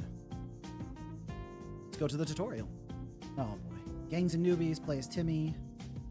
He wants to become a hitman. So he goes against people and other stuff so he can prove himself to become a hitman. Sniper minigame. There'll be 6 heads. Click on each one to snipe them. Every missed shot is -1 point. And 1 head is plus 10 points. Get 25 points to pass. Heads will also flash before they turn. You'll be hiding from enemies behind an AC on a roof for the rooftop. You can use space. Okay. I'm just going to figure it out as I go. Let's try a sniper first. I'm just clicking heads.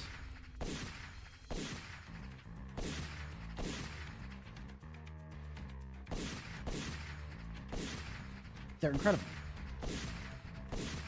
I got 55. Nice. Alright, next up is rooftop. That was the one where I hide with space or W, and then I shoot with left click. Okay? Rooftop. 3, 2, 1.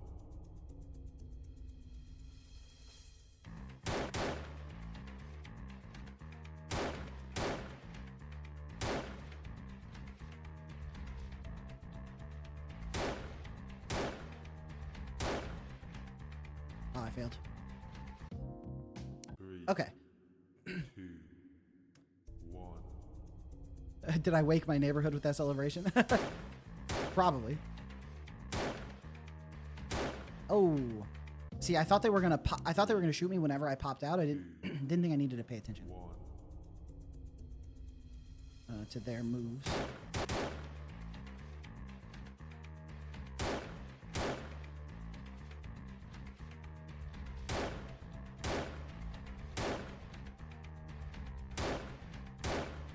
Nice, okay. Pop out behind cover, get a shot off. Pop out behind cover, get a shot off. Pop out behind cover, get a shot off. How is Sekmek missing this, right? Okay. Nice.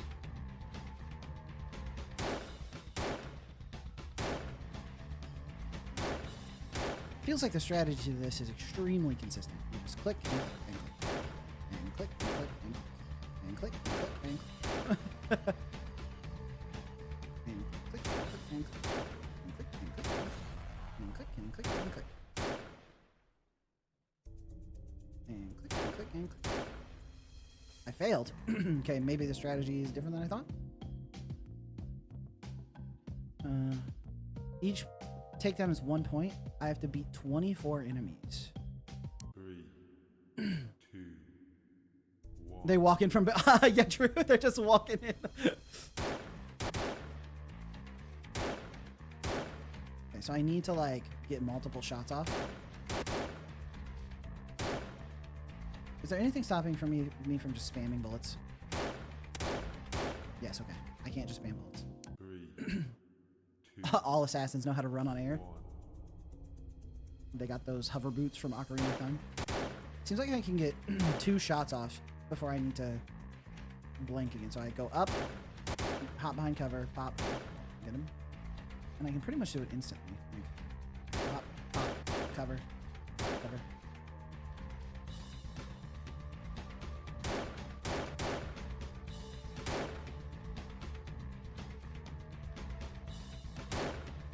Two bullets off. Bullet. Nice.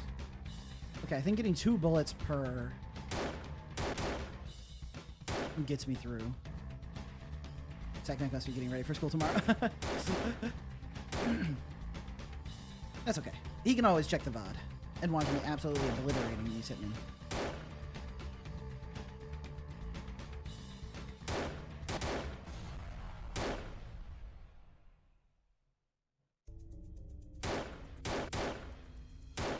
Okay, I passed. Nice. Boss fight? How do I do the boss fight?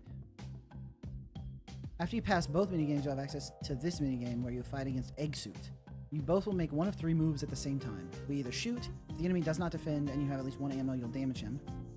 Defend, block incoming shots, and the same for the boss. Reload, this will give you 1 ammo. Okay. How come I can't?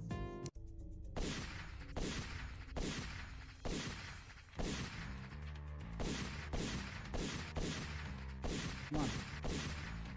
Come on. Bro, he's incredible. He's the best to ever do it. Whoa, what is with this guy? Holy. Okay. I passed. You have to beat the other game modes? 3, Did I not? 2, 1.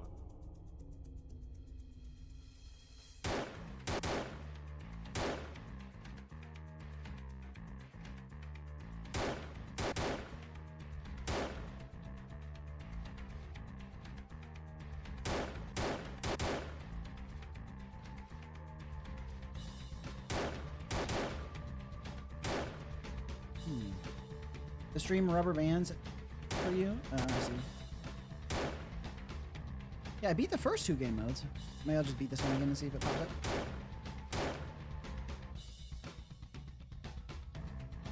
Hey, Retin. Good to see you.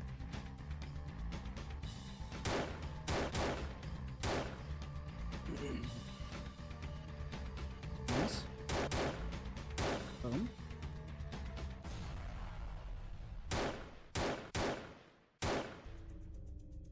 Come on, get over here faster.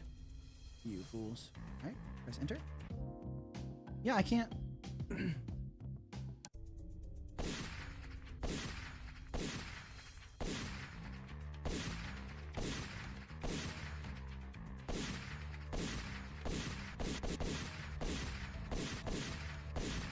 Can't even beat this game.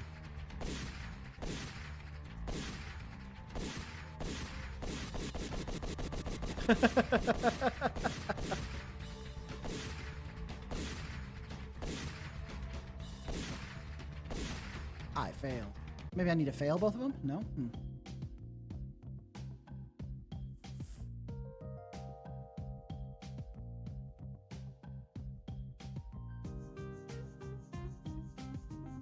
Yeah, seems like the game is bugged and won't let me do the boss fight. But as far as feedback goes, specifically, Sekmek asked, like, people said it needs more polish, and he doesn't know exactly what that means. So I want to give some very, some clear instructions on polishing. For example, this right here, when I click to shoot, it just plays a sound effect. Now, the sound effect's good, but there's no, like, muzzle flash, there's no impact hits, you know? And then when I hit a guy, he just vanishes. That he could, like, explode, there could be some splatter, there could be other particles. It could leave...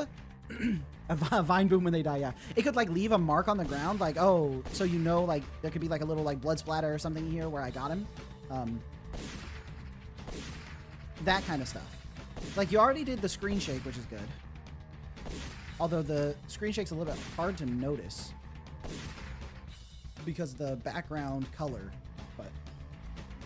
Oh, are you supposed to see a cursor? Oh, right, you can't see the cursor. That's funny. Yeah, there is like a sniper rifle cursor on screen. So you're just hearing, yeah, you were just hearing vine booms and watching the particles. Yeah. So like, some little impact there. And then for the rooftop fight, this one, I'm not even clear exactly how I'm supposed to optimize this. Like, what, I don't know exactly what I need to do here to like do a better job. Be sure to point the dev back here. They aren't currently present. Yeah. I'll ping SecMech in the Discord for sure. But thanks for the note. Yeah. Wow, they were ready for me that time. Yeah, I think it's like the idea of you need to shoot the assassins before they shoot you is like a cool idea. But like the way this works, it's like a little bit too hard to actually like play. A little bit hard to figure out what I need to do or optimize. You could make this a little bit more like a Twitch thing where they are constantly shooting and I need to pop up when there's like a break in the bullets, right? Like if there's enough distance for me to pop up, shoot, and then pop back down, that would be really good because then I would have like something to be aiming for, like wait for an opening in the bullets and pop up, shoot, and then go back down. And then you constantly have them replenishing, and you could make it so you get overwhelmed. Or if you don't play risky enough, get a few shots in, then too many pile up and there is no more opening. Like that could potentially work. But as it stands right now, the strategy here is like super not clear to me, like what I need to do. So this one, I think gameplay wise, it needs some more, it needs some changes to make it a little bit more interesting. Especially like switching between standing and shooting mode is like so slow. And the fact that I can't switch while they're walking up also feels pretty rough. And then sometimes the bullets just like vanish. It seems like if the enemy dies, their bullet also dies. So that's probably something you want to change too. You probably want bullets that are in the air to persist even if the enemy that shot them dies. So I think this one needs some reworking on the mechanics. But for polishing stuff like this, it's like similar stuff. Like when I shoot, right now there's the sound effect and the screen shake. But you could make like the muzzle flash, and you could add like an animation to this guy when he shoots. His arm like pulls back a little bit.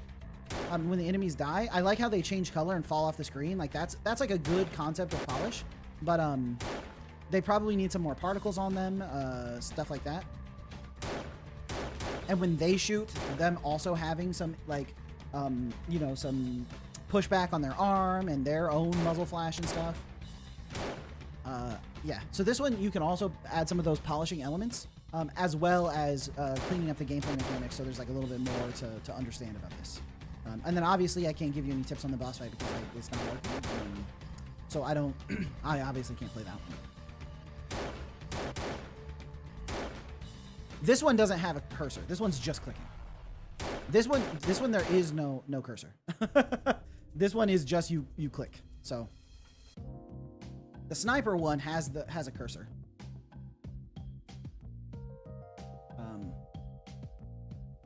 But yeah, that would be my feedback for the next steps on Hitman 101.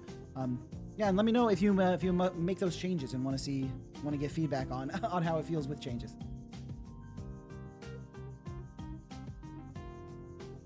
The boss fight is just block shoot reload against a bot. I see. Shovel's chat's delayed. Godot child things probably. Yeah, it's probably when he spawns the bullet, it spawns it as a child of the enemy, and then when the enemy dies, it gets despawned. That would be my guess, although the enemy particle still does, like the enemy death thing plays, so unless that's spawning separately or something. Next game, let me go ahead and pull up Evening Render, because Monarch is in chat trying to get feedback before the jam ends. So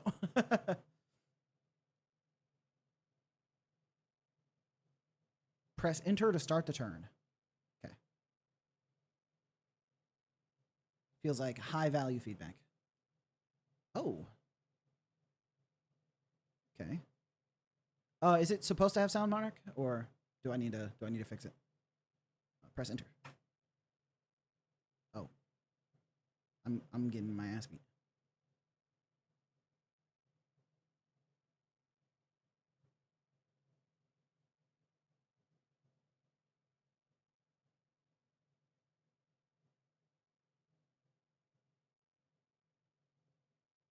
Can I only have one die per block? Can I only have one die? The tooltips don't work? Yeah, I'm not getting any tooltips. I mean, 3 to 6 is clearly better than 1 to 6. I'm going to be using those. That's a 4 to 6? Okay. Sure, let's see. Okay, I lost. I won. Oh, looks like we tied. Oh, okay, I see. So he has 2 strong dice here. I'm lower on health, so I probably want to contest his better dice. Yeah, the chain effect is really cool. Yeah, I probably want to contest. I mean, contesting every single die feels... They show an engine, but they're not working here. Maybe it's like a one-off bug. Let me reload.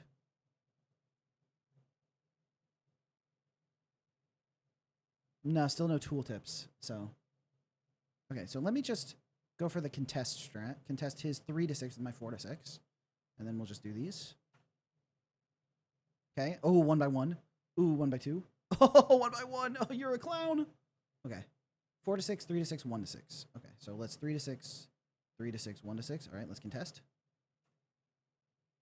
Oh, he 1 by 1. Oh, I 1 by 1. Oh, we drew. No tooltip with no effects is probably unplayable because you have no idea what the enemy's dice do. I mean, I can see they have numbers. Okay, this is a 4 to 6. This is a 3 to 6. We're just contesting straight. Oof. Nice. Oh, okay. Okay, he has lower health than me, so maybe I just want to try to finish him off. Then contest this one, then we just give up on this last one.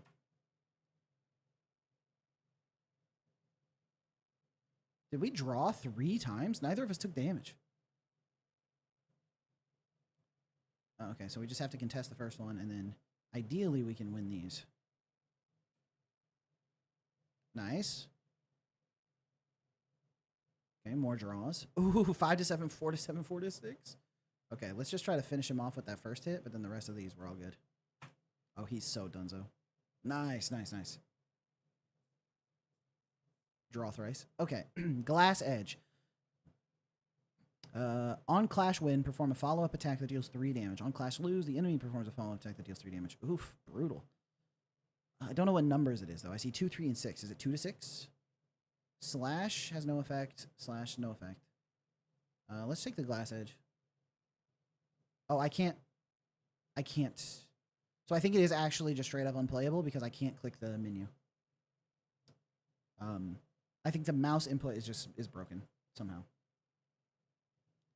So I can't hover over stuff for tooltips, and I also can't select these options. Oh, can you download it? I don't see a downloadable version. Spend more time debugging. Oh, got it. No problem. glad at least I could help you find that there was a bug with the mouse inputs. Oh, try Firefox. There's a thought. Okay, one sec.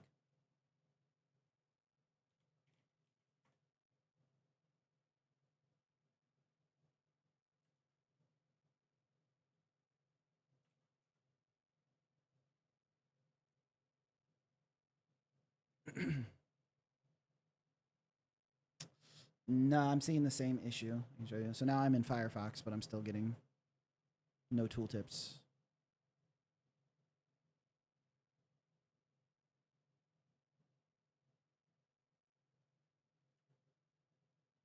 Yeah, tooltips don't work in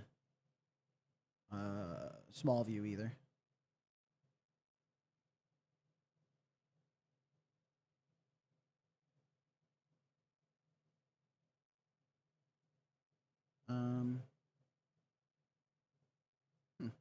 Yeah, I'm not seeing an obvious source on my end of the bug. Open the frames URL in a separate tab. All right.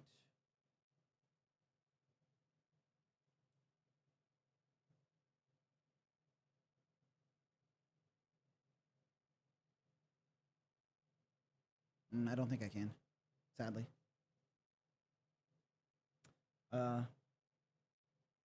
Do I have hardware acceleration on in my browser? Let's find out. Settings.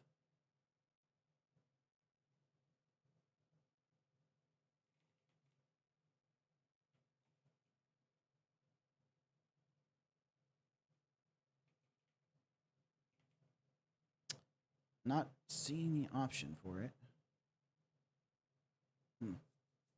Oh yeah, internal screaming. I read your message earlier and queued up a response to it, but then other messages came in. I think you said you were making changes to your tutorial, so glad to hear that. Once you have like a set of changes ready and you want another another play session, let me know, and you can post in Showcase Saturday. Here's the game, Lampa.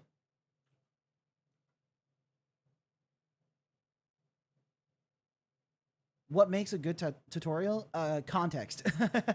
Providing the player with the information about what they should be doing and what they can do in the proper context of the game so that you don't have to load the context into the tutorial itself.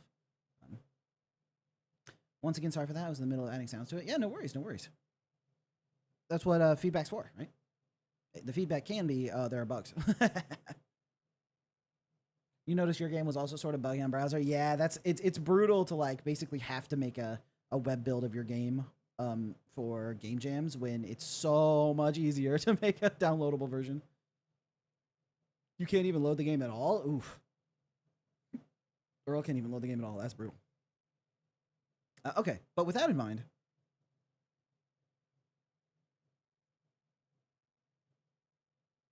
next up is actually the first Steam game to get submitted for Showcase Saturday.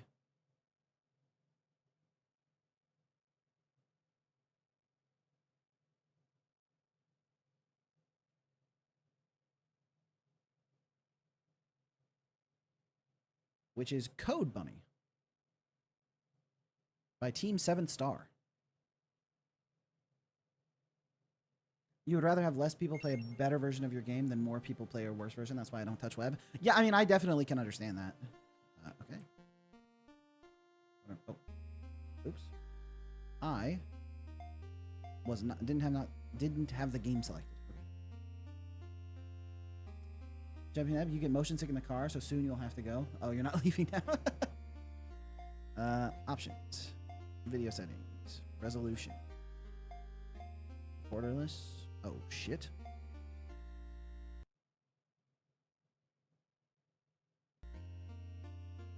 Okay, it really does not like switching to full screen. Going back to borderless. Okay, does borderless work for the capture? Okay, yes it does. Okay, cool. You really need to have a word with the guy who approved Faye's name. You're just a goated dev. You don't think you've ever had issues with web builds before? Do you use Unity or Godot or something? I know Godot's web builds, to me, were always a little bit tough. 3D Godot on web doesn't run the best? Yeah, that's true. Stop lying. I teamed up with you for a game jam. We had 10,000 hours on the WebGL version. Damn. Angelo Dev absolutely outed you. Absolutely cooked. Okay. Let's see what Code Bunny's about. New game. Axel and Hazel. Ooh. Ooh, this is a tough choice. Oh, they're both so cute. Do you have a strong preference for Axel or Hazel in the chat? Yeah, the music is super Mega Man coded, right?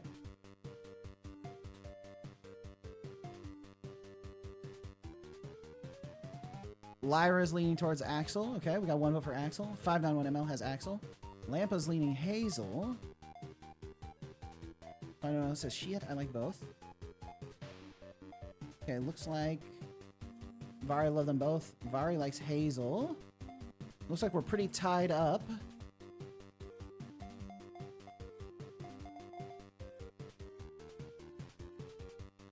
Hazel? Okay, looks like we're going Hazel. Story mode, classic mode. All right, story mode. I think Hazel won the vote. Oh my gosh, it's so cute. See, this is what I meant with context. Here's an obstacle I cannot get past without using my jump, and then there's a button that a thing that tells me what button jumps. Now I know how to jump. It's a very simple version of it, but... Oh, X is my attack. Nice. Oh, not even close. And then C. And then shift. Ooh.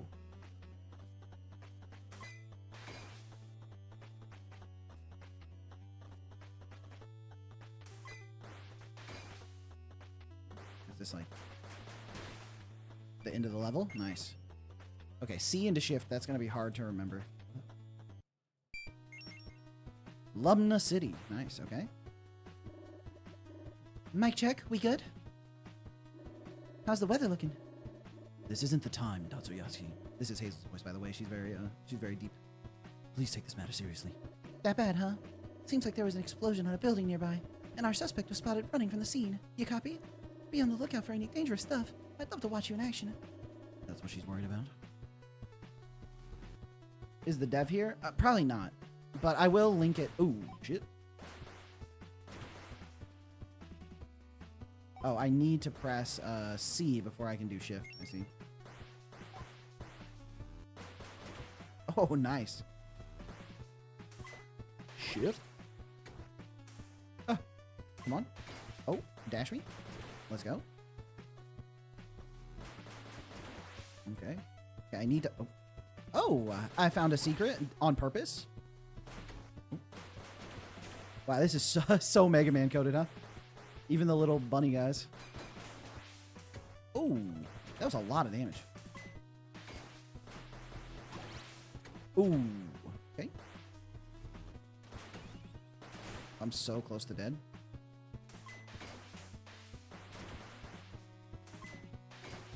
The enemy designs are super Mega Man-y. Ooh, I died. Once I get a little bit cleaner with the controls, it should go better.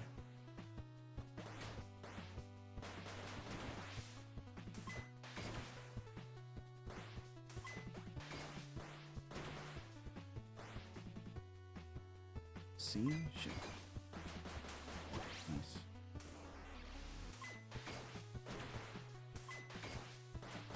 Nice. Ooh, got her. Can I wall jump? Oh no, there's an elevator.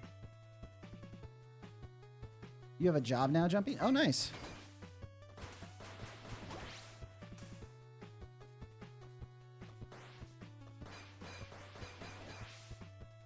Okay. So I need to blast her and then dash through. Now I get up here. Okay. Same thing here. That mechanic is very fun. Woohoo! The art, yeah, the art is so good. Press shift to parry. Oh, okay. Let's try it again.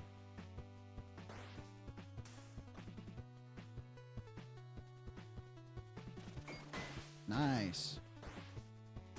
Yeah, 3 karma.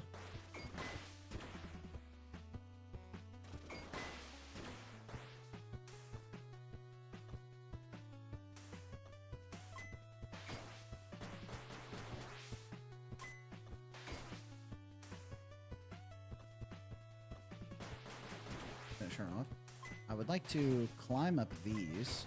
Feels like that's going to be some kind of secret, right? Oh, there it is. Okay. I keep pressing spacebar to try to jump. I wonder if there's a way to add that as a keybind. Oh. Dang it. Okay. Space still isn't jump.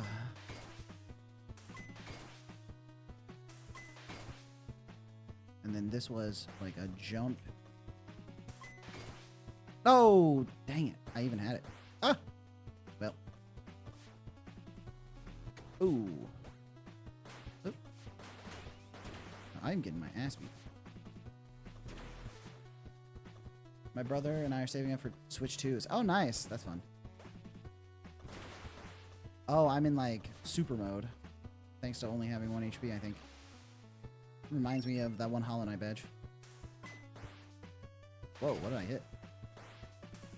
Ah, okay.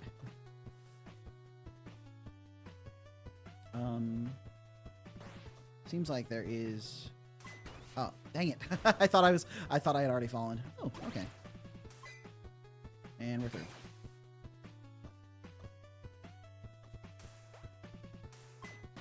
The fact that I can hit stuff that's off screen is cool.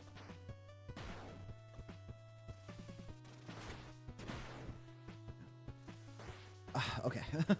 One day I will be used to the jump button being... Oh, nope, still not. What does karma do? Yeah, I don't know. I wonder if it's like building up money or levels or something. I'm not 100% sure. Oh, C rank. Not bad, not bad. Yeah, they said the intended experience of this game is with a controller, but I don't think my controller is charged. Let me put it on the charger. Press escape to pause and view the guide. Okay. Skill guide. Okay. I already do know the combo. Next is Z. X while holding down in the air does an air slash. Does it let me pogo? It does. Okay. This game got pogos in it. Let's go.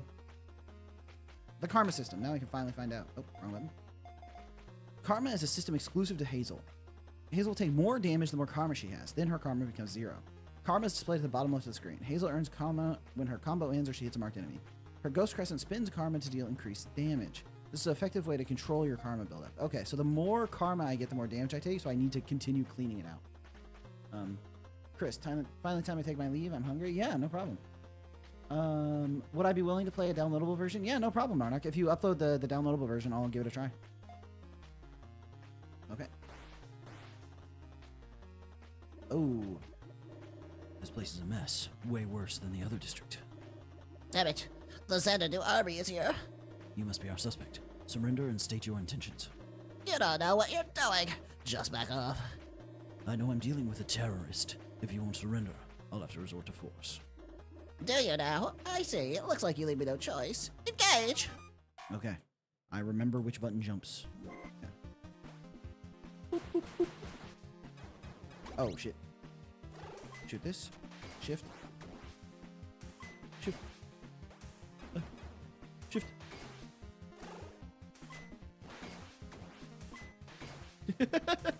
Is this cheese? Am I cheesing right now?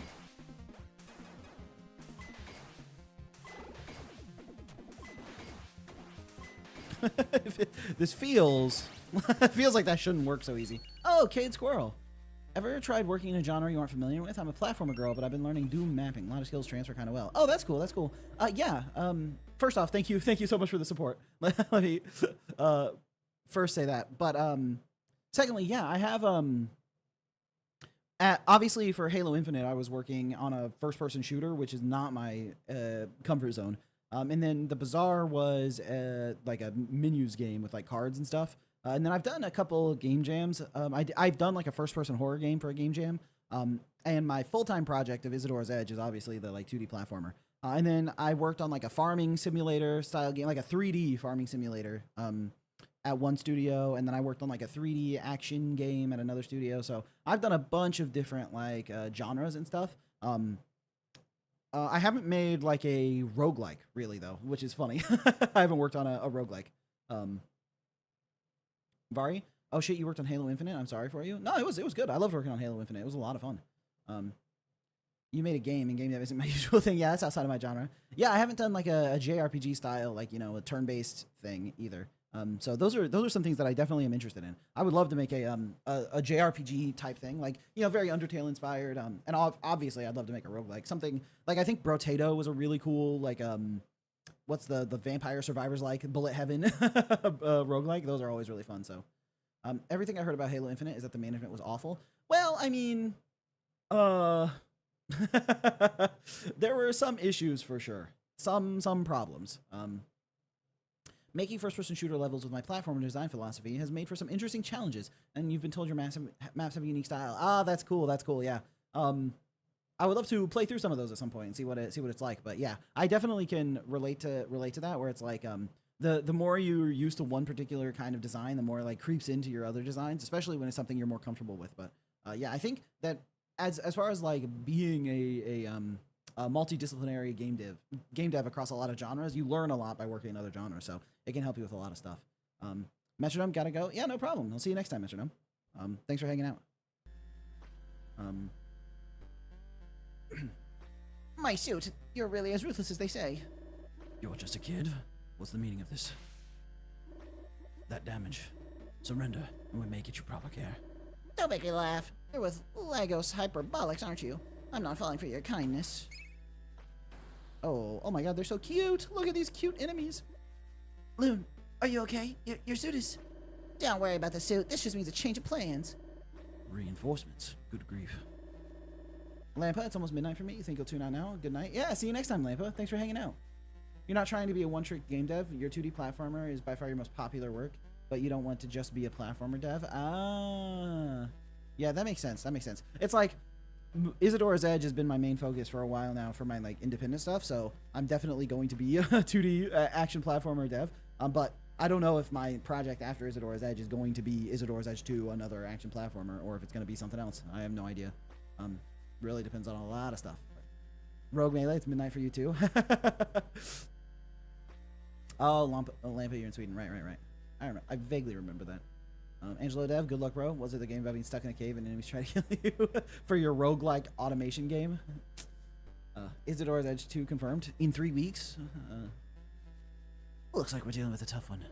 We don't have time for her. Let's get moving. You're not going anywhere. Silence.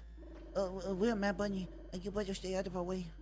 I'd love to take you on, but we have more pressing matters at hand. This is the most fitting voice for this character, 100%. Wait. Isadora's Edge 2, a roguelike deck builder. True. 3 of them. Things are getting complicated. Hey, Hotshot, you okay? The target retreated. I have failed my mission. It's okay. We'll get him next time. Just get back to HQ for now. Damn, Hazel is very serious. The Pink Bunny and the Wizard Bunny are so cute too, right? Planet Lumna 2090. Aether, the most powerful, versatile energy source ever discovered, has been coveted by the people of Lumna for hundreds of years. Technological advancements made it possible to obtain Aether from its source. Comment Yliester. I pronounced that really well, I think. Lagos Hyperbolics, a major tech conglomerate, together with Lumna's government of Xanadu, birthed a project aiming to harness the comet's Aether. The VY space program. I'm sort of suspecting that I'm not the good guy. Hazel Jones herself. You look even better in person. I'm being fawned over. Huh? What's wrong, Hotshot? You look a little dazed. Anyway, my name is Igusa Yatsky, and I'm the lead researcher here at Lagos Hyperbolics HQ. We're the members of the VY space program. Raffi's voice. Raffi's voice. So she really is a soldier, Igusa? Oh, what happened to the whole peaceful space exploration thing? This hot-headed one is Rafi. She's our mechanic and engineer. Hot-headed? She's not even listening. The girly-looking guy next to her is Axel. Hey. Oh, Axel's a guy? I did not realize that. I'm gonna say it's so furry. This game is very furry. We're furry gaming. Hey, what's that supposed to mean? Oh, don't worry. I slander those two all the time. We're like family. I was watching you through the monitor. You were awesome. I was only fulfilling orders, nothing more. I see. Anyway, it's nice to meet you. Why the long face, Hotshot? Give yourself some credit. Axel's right. You did an amazing job back there. She was okay, I guess. Compliments aren't necessary. We need to focus on the mission. You're so overconfident. Whatever then, don't disappoint. Inbound being a furry confirmed? What the hell, bro? I'm just playing a game someone submitted. Also, I got no problem with furries. She won't. Higher-ups recommend sending her to field ops. Maybe we could get Axel to do our laundry then. Oh, man. Well, at least I don't get to fight. On that note, we got word from the CEO. She put us in charge to take care of that Mad Bunny group. It seems like they're targeting Xanadu-controlled areas. What do I think about the long combo here? It's a bit much. I think like it's nice to introduce the characters, but I kind of want to get back into the game. Problem is, we don't know why, but judging from the city incident, we need to apprehend them as they can be a threat. If that's the mission, we don't have time to mess around. Select next mission when you're ready to go. But if you want to blow off some steam, we can chill at the talk room. That's all for now. Let's get to work. Yeah, you thought this is a platformer? Yeah. It's like, for example, I don't think the character needs to tell me that I press next mission to go to the next mission. That's it. Oh, look at the forest. Look at them red trees. Nice. Z? Oh, right. I need to... Oh, I can jump out of an arrow dash. I see. The talk room. In this room, we talk. It is funny to call it the talk room. I sort of just moved right through that without any issue. Oh, I didn't stop the damage, though. Ooh, I'm getting my ass beat.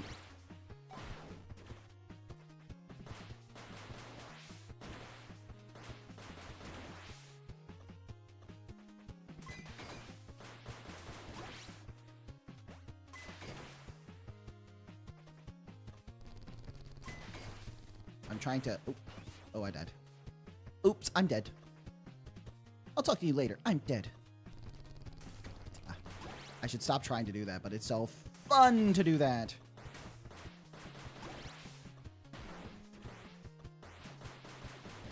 Okay.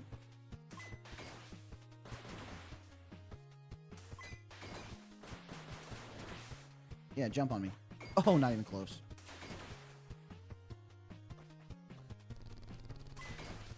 Oh, I actually did reaction that one.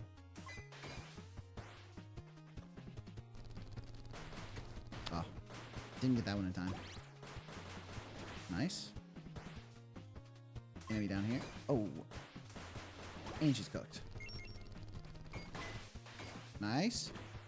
What's this game's price point? Oh, I actually don't know. That's a good point. I should Can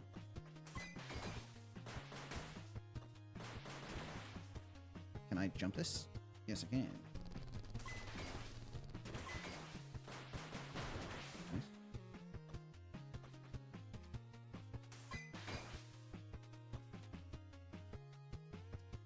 Uh-oh. Ooh, a boss fight. That's a teenage girl. Is that the witch Igusa was talking about? So you're the one haunting these woods, huh? Not bad for a little girl. Now identify yourself. How critical I'm about to be depends a lot on that. What's your deal? Oh, what the fuck? Okay, she got me. You okay, Hotshot? That was... Careless, yes. I'm an idiot. This could have gone a lot worse. I guess this confirms our suspicion that you're so fucking dumb. Bonus points if she's with Mad Bunny. Alright. Whoop! Boom, baby. Woohoo!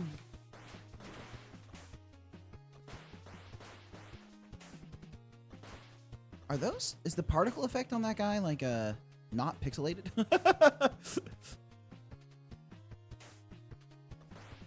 Feels a little out of place.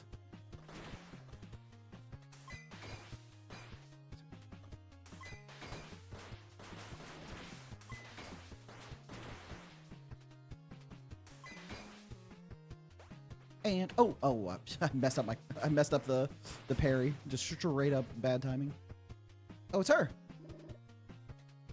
Cellular data sucks. You might need to go. I see. A lot of art consistency issues.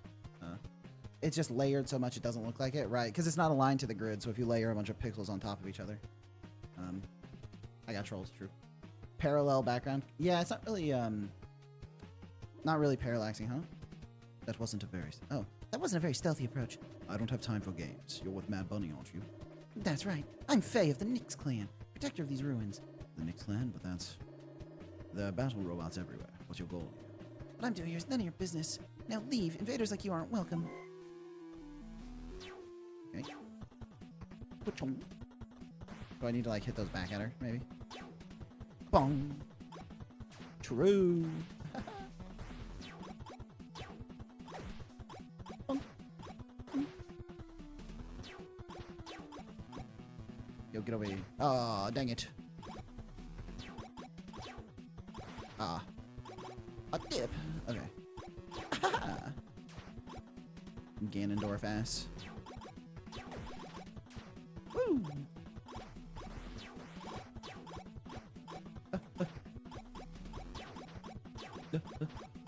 Can you throw one of those where I actually have the ability to reach it? Oh, thank you. Nice. You're not fun to play with. I'll tell that to my dad. My dad always says I'm a really fun guy. Okay. I can't get across there, so.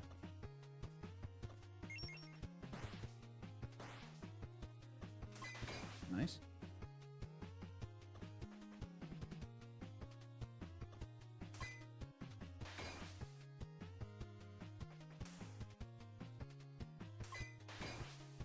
Right, I can jump after. Yeah. Oh, okay, well, have fun over there, bud. Haha! Oh, shit.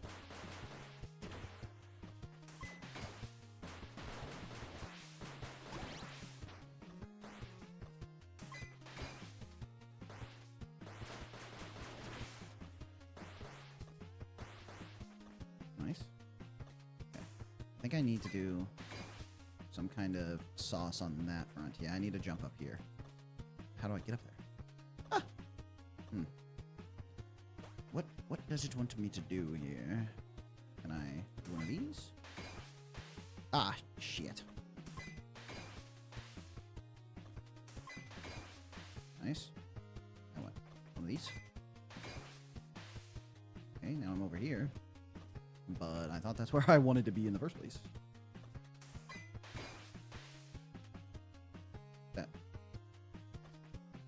That get me across? Oh, I need to get up here. Shift and jump. Then, yeah, hit the bunny, hit the enemy off screen. That's okay. That's a little esoteric, I think.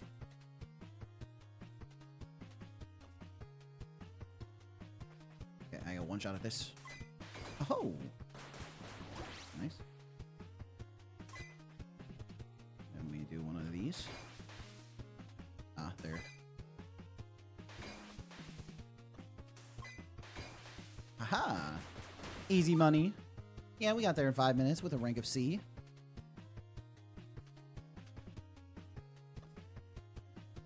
We're on a beach now. I think we're in the deep in the forest. Stay where you are. I won't let you escape this time. You soldiers are always so annoying. Just leave me alone, or I'll kick your butt. Tell me what Mad Bunny's up to. Don't make it harder for both of us. Yeah, right. Like I would trust the likes of you. I'll get my answers either way, kid. Don't think you're gonna get off easy. After partaking in terrorism. just partake in a little terrorism. Oh, so now we're terrorists? You're as stupid as you look. You wouldn't understand. She's right. I'm stupid. I'm stupid. Mad Bunny's actions caused a lot of damage. Ha, as if. Take a good look around before you pointing at us. Both Legos and the Xanadu army are just a bunch of hypocrites. Enough. You leave me no choice. Bring it on. I'm not falling here on these grounds. Come on, let me cheese it. It's cheese time.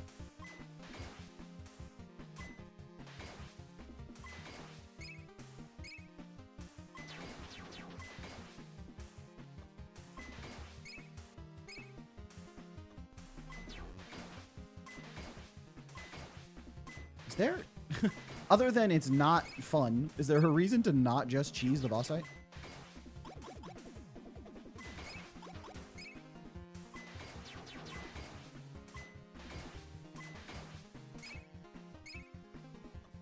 And now I have to participate in the battle.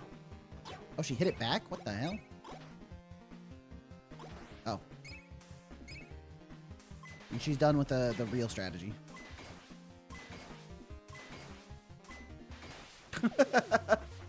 Players will optimize the fun out of your game. They for real will. It's just like it's so dominant. The gameplay seems quite typical for a 2D indie game, perhaps a bit played out, but if done well, it can be forgiven. Yeah, I mean the art is really nice. I love the art of this game. I feel like it gets the idea across really well. Stay away from it. That shard doesn't even belong to you lot. It's a sacred Nyx clan artifact. I'm well aware of that. However, it's mine now. Haha. Finders keepers, losers weepers. If you were doing this for your clan, you wouldn't be alone here. Tch! Nothing in this forest belongs to any of you. Look, kid. I won't get into politics here. Just tell me what you need this for. Screw you! I'm not in a rush. Strange response. You'll have plenty of time to talk back at HQ. Give me the artifact. The art is all over the place. Not a lot of consistency. Needs a lot of improvement in that respect. I mean, I think it looks good.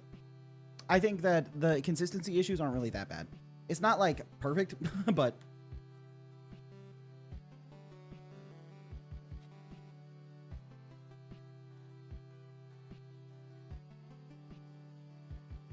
Combat shard's an excellent power source, but pretty volatile. What did the girl say she needed them for? She was unable to provide answers. However, she did show some kind of attachment to the ruins. it looks good if mixels don't bug your eye. I mean, mixels do bug my eye, but I don't think it's like end of the world. It still gives me that like old retro vibe, even though it seems like it's not like, even though it's not aligned to a pixel grid and there are mixels here and there. I think it like overall it still like scratches the itch. But boy, I don't want to keep reading this. They used to inhabit that region. Environmental conditions got bad. The lands were sold off to Xanadu. She holds a grudge. They weren't allowed in there. We're the bad guys. We're the bad guys. We're still the bad guys. We done been the bad guys.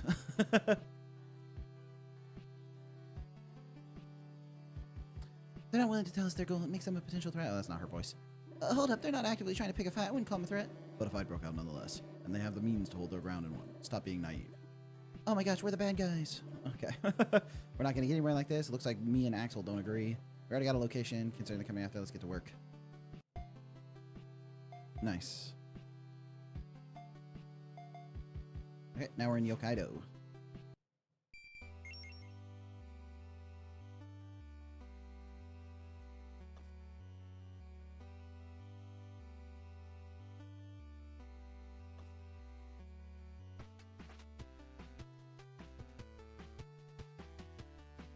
Yeah. I mean, I'm trying to, like, study the... Oh, that's a cool mechanic. I'm trying to study the pixel. I got really silent for a second because I'm looking at everything. I don't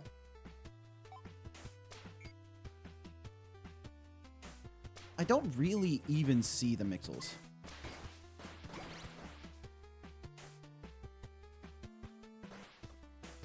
Like, I don't love this effect here. That feels a little inconsistent to me. You can't stand pixels overlapping? Oh, yeah, that doesn't bother me at all. I think pixels overlapping is totally fine. I think, like, aligning stuff to the pixel grid is nice, but I think, to my taste, it doesn't matter. We finally got a little bit of parallax on this stage, too, which is nice.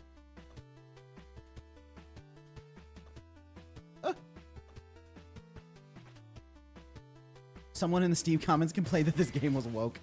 Classic. Bro, they downloaded a game where the main characters are bunny girls and then got mad that you play as female characters. Classic. Classic.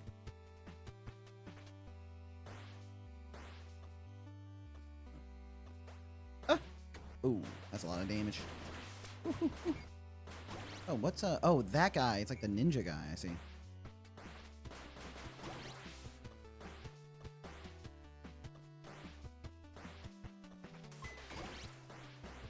Oh, somehow survived.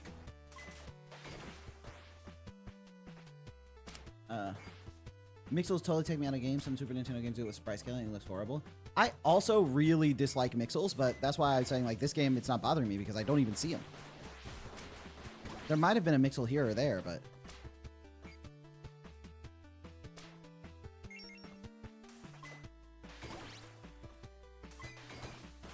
Ah! Woo! The wind at the bottom here makes it really easy to recover, which is nice. Whee! Did I get healed by something? I don't really know. Don't really know where my... Oh, that's a wall. that was not readable as a wall to me. Let me over here. Okay. And then I can take the wind up through here. Oh. And we shift through. Woo! Nice. Oh shit. Okay.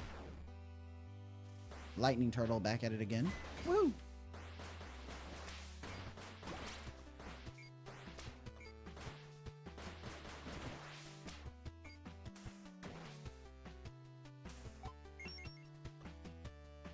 Oh, come on. Okay. Brutal. That was a very Mad Bunny-ish looking enemy. Is Hazel talking to herself right now? Oh, no. Okay. She's talking to Igusa. All right. Nice. Now this I need to jump across. Oh! I didn't even see the, like...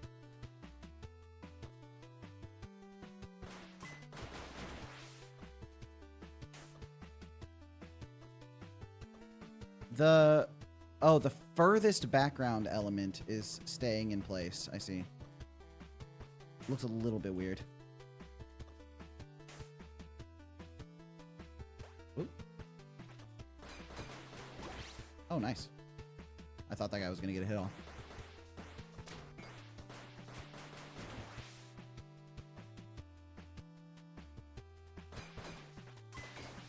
Oh, nice. Oh, okay. Got a sick dodge there and then just let that guy hit me. Oh, and we're clear. Weehaw.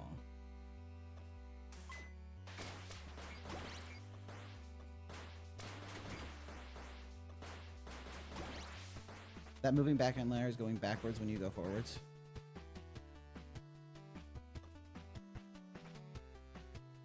Yeah, the parallaxing on those clouds is a little bit messed up. That's a classic mistake. Oh, I want to kill the turtle.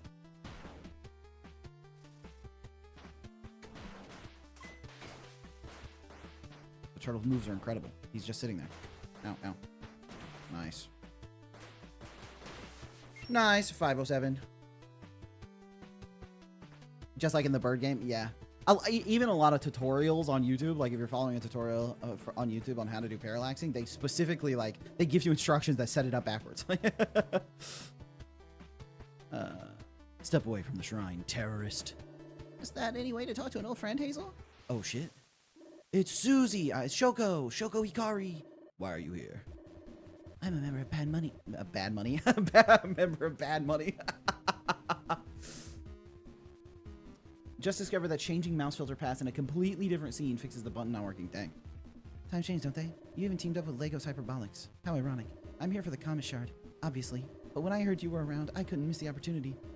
Opportunity. To kill you, of course. Shoko, please, we don't have to do this. Come on! Oh, I got the voices all mixed up. After all these years in the military, you're hesitating? Or maybe there's something bothering you. Do you need a reminder? I didn't want to do it. I just... Don't be ridiculous. You made a choice that day. Now I'm gonna get my revenge. All right, time to cheese.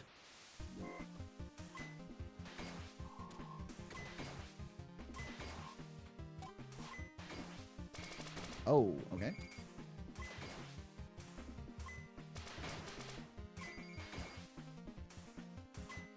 Wait for the proper time to activate. Nice. Oh. Don't mind me. Just floating.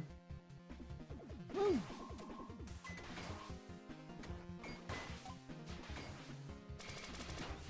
Oh, okay. I can't shift parry. Oh, wow, the boss fight just restarts. You can't shift parry the projectile? Seems like. Oh, yeah, you can.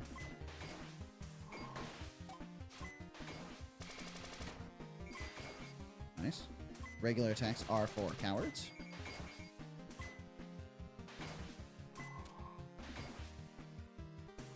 Oh, she jumped over my arrow. Brutal. Oop. Nice.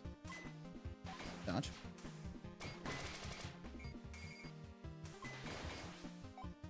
Where is she? Okay, dodge the bullets, but not the... Okay. We're dodging.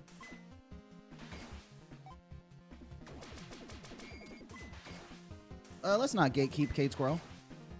Just making more frames is actually not easy.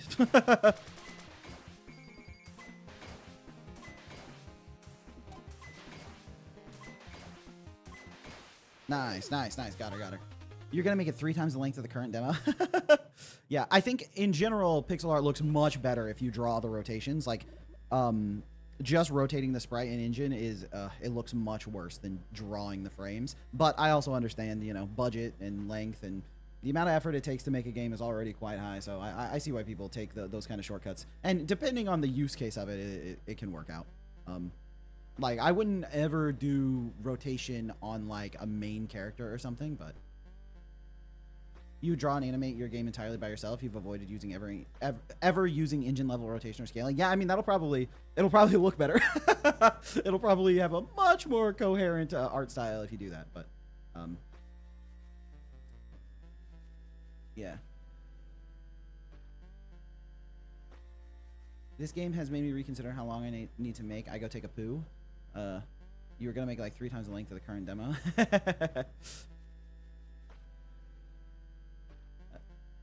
Guys, I have a confession. I love rotating sprites. You can simply apply a pixelization shader. I mean, a pixelization shader sometimes gets the point across, but not consistently.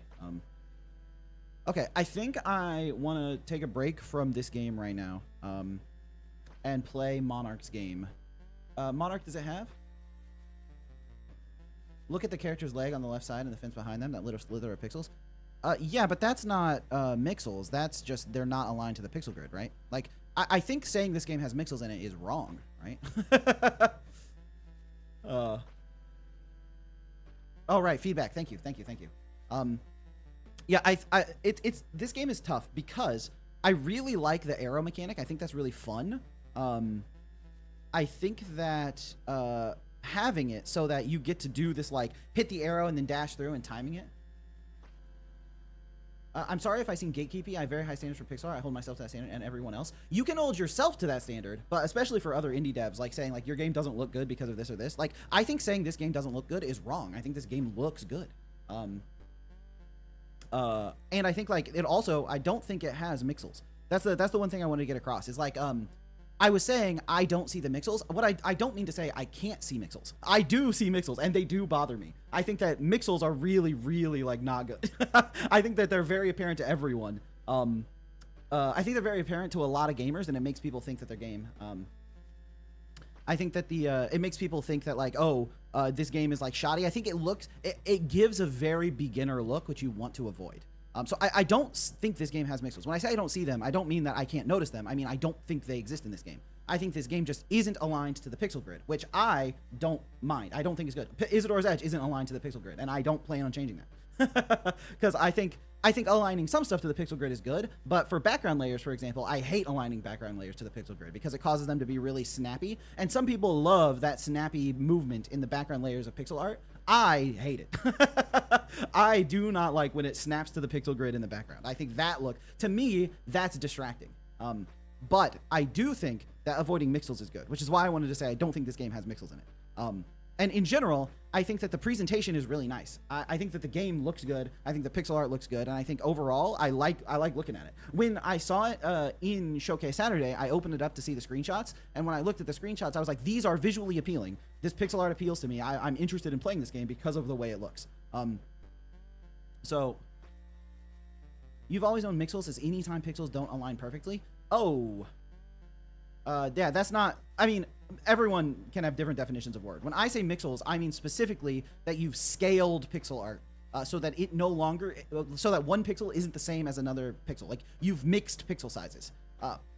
I don't consider... To me, I don't consider aligning to the pixel grid to be like mixels.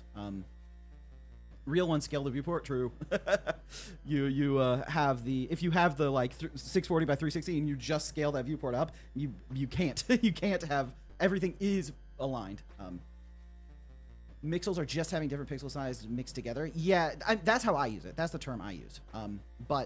Yeah, so I don't think this game has mixels, and I do think this game looks good. And I think, like, this game had enough sales that other people probably thought it looked good, too. And I think it does. I think it gives that, like, retro charm off. And I am not bothered at all by not being aligned to the pixel grid.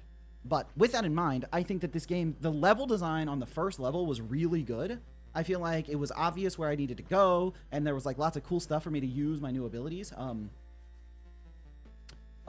Lots of cool opportunities for me to use abilities and get through the level in, like, a fun way. And I was really excited to play more levels because of how good that first level was designed. It felt very obvious. But then the second and third level both felt a lot less clean.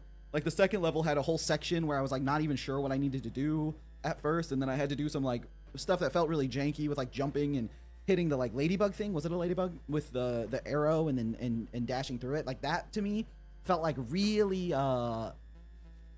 non-obvious, and like it didn't feel that good to get through that level. And then this level, I really like the, like, floating wind mechanic, but similarly, it didn't feel like I was using the wind mechanic in, like, an interesting way. I didn't ever feel like I was exploring this wind. I was just using it to not die and just, like, brute forcing my way through.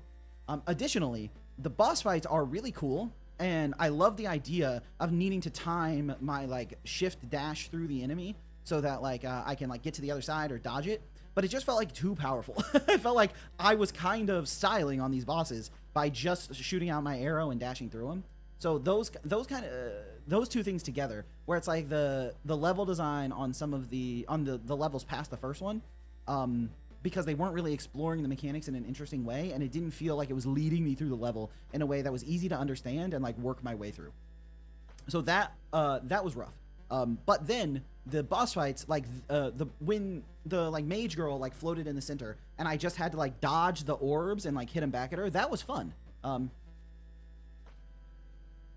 this has been a social interaction learning experience for me. I always thought that if I hold myself to a standard, it's okay holding other people to a standard. I think it can be useful to provide feedback where it's like, I think that this game, I dislike that this game isn't aligned to the pixel grid. That's like bothering me. And I think that you could like improve the visual styling by doing like X, Y, and Z, but it's not as helpful when you're providing critique to say like the presentation's not good enough and this game like looks bad. Like I think those kind of critiques aren't very helpful because they're not like they're not clear. Like if you give the feedback of like this game bothers me because it's not aligned to the pixel grid, then the developer knows like, well, if I want to align it to the pixel grid, I can, or I can make the decision that like people who are bothered by that just won't enjoy my game, you know. Internal screaming got back. What's happening? Oh, we're doing feedback on Code Bunny. In Turbo Warp, you can scale the stage size and exclusively use the pin tool and hide all sprites.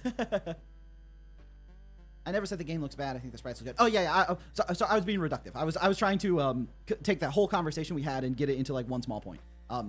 But yeah, I think that the presentation of this game is something that I think is nice. It could be polished more for sure.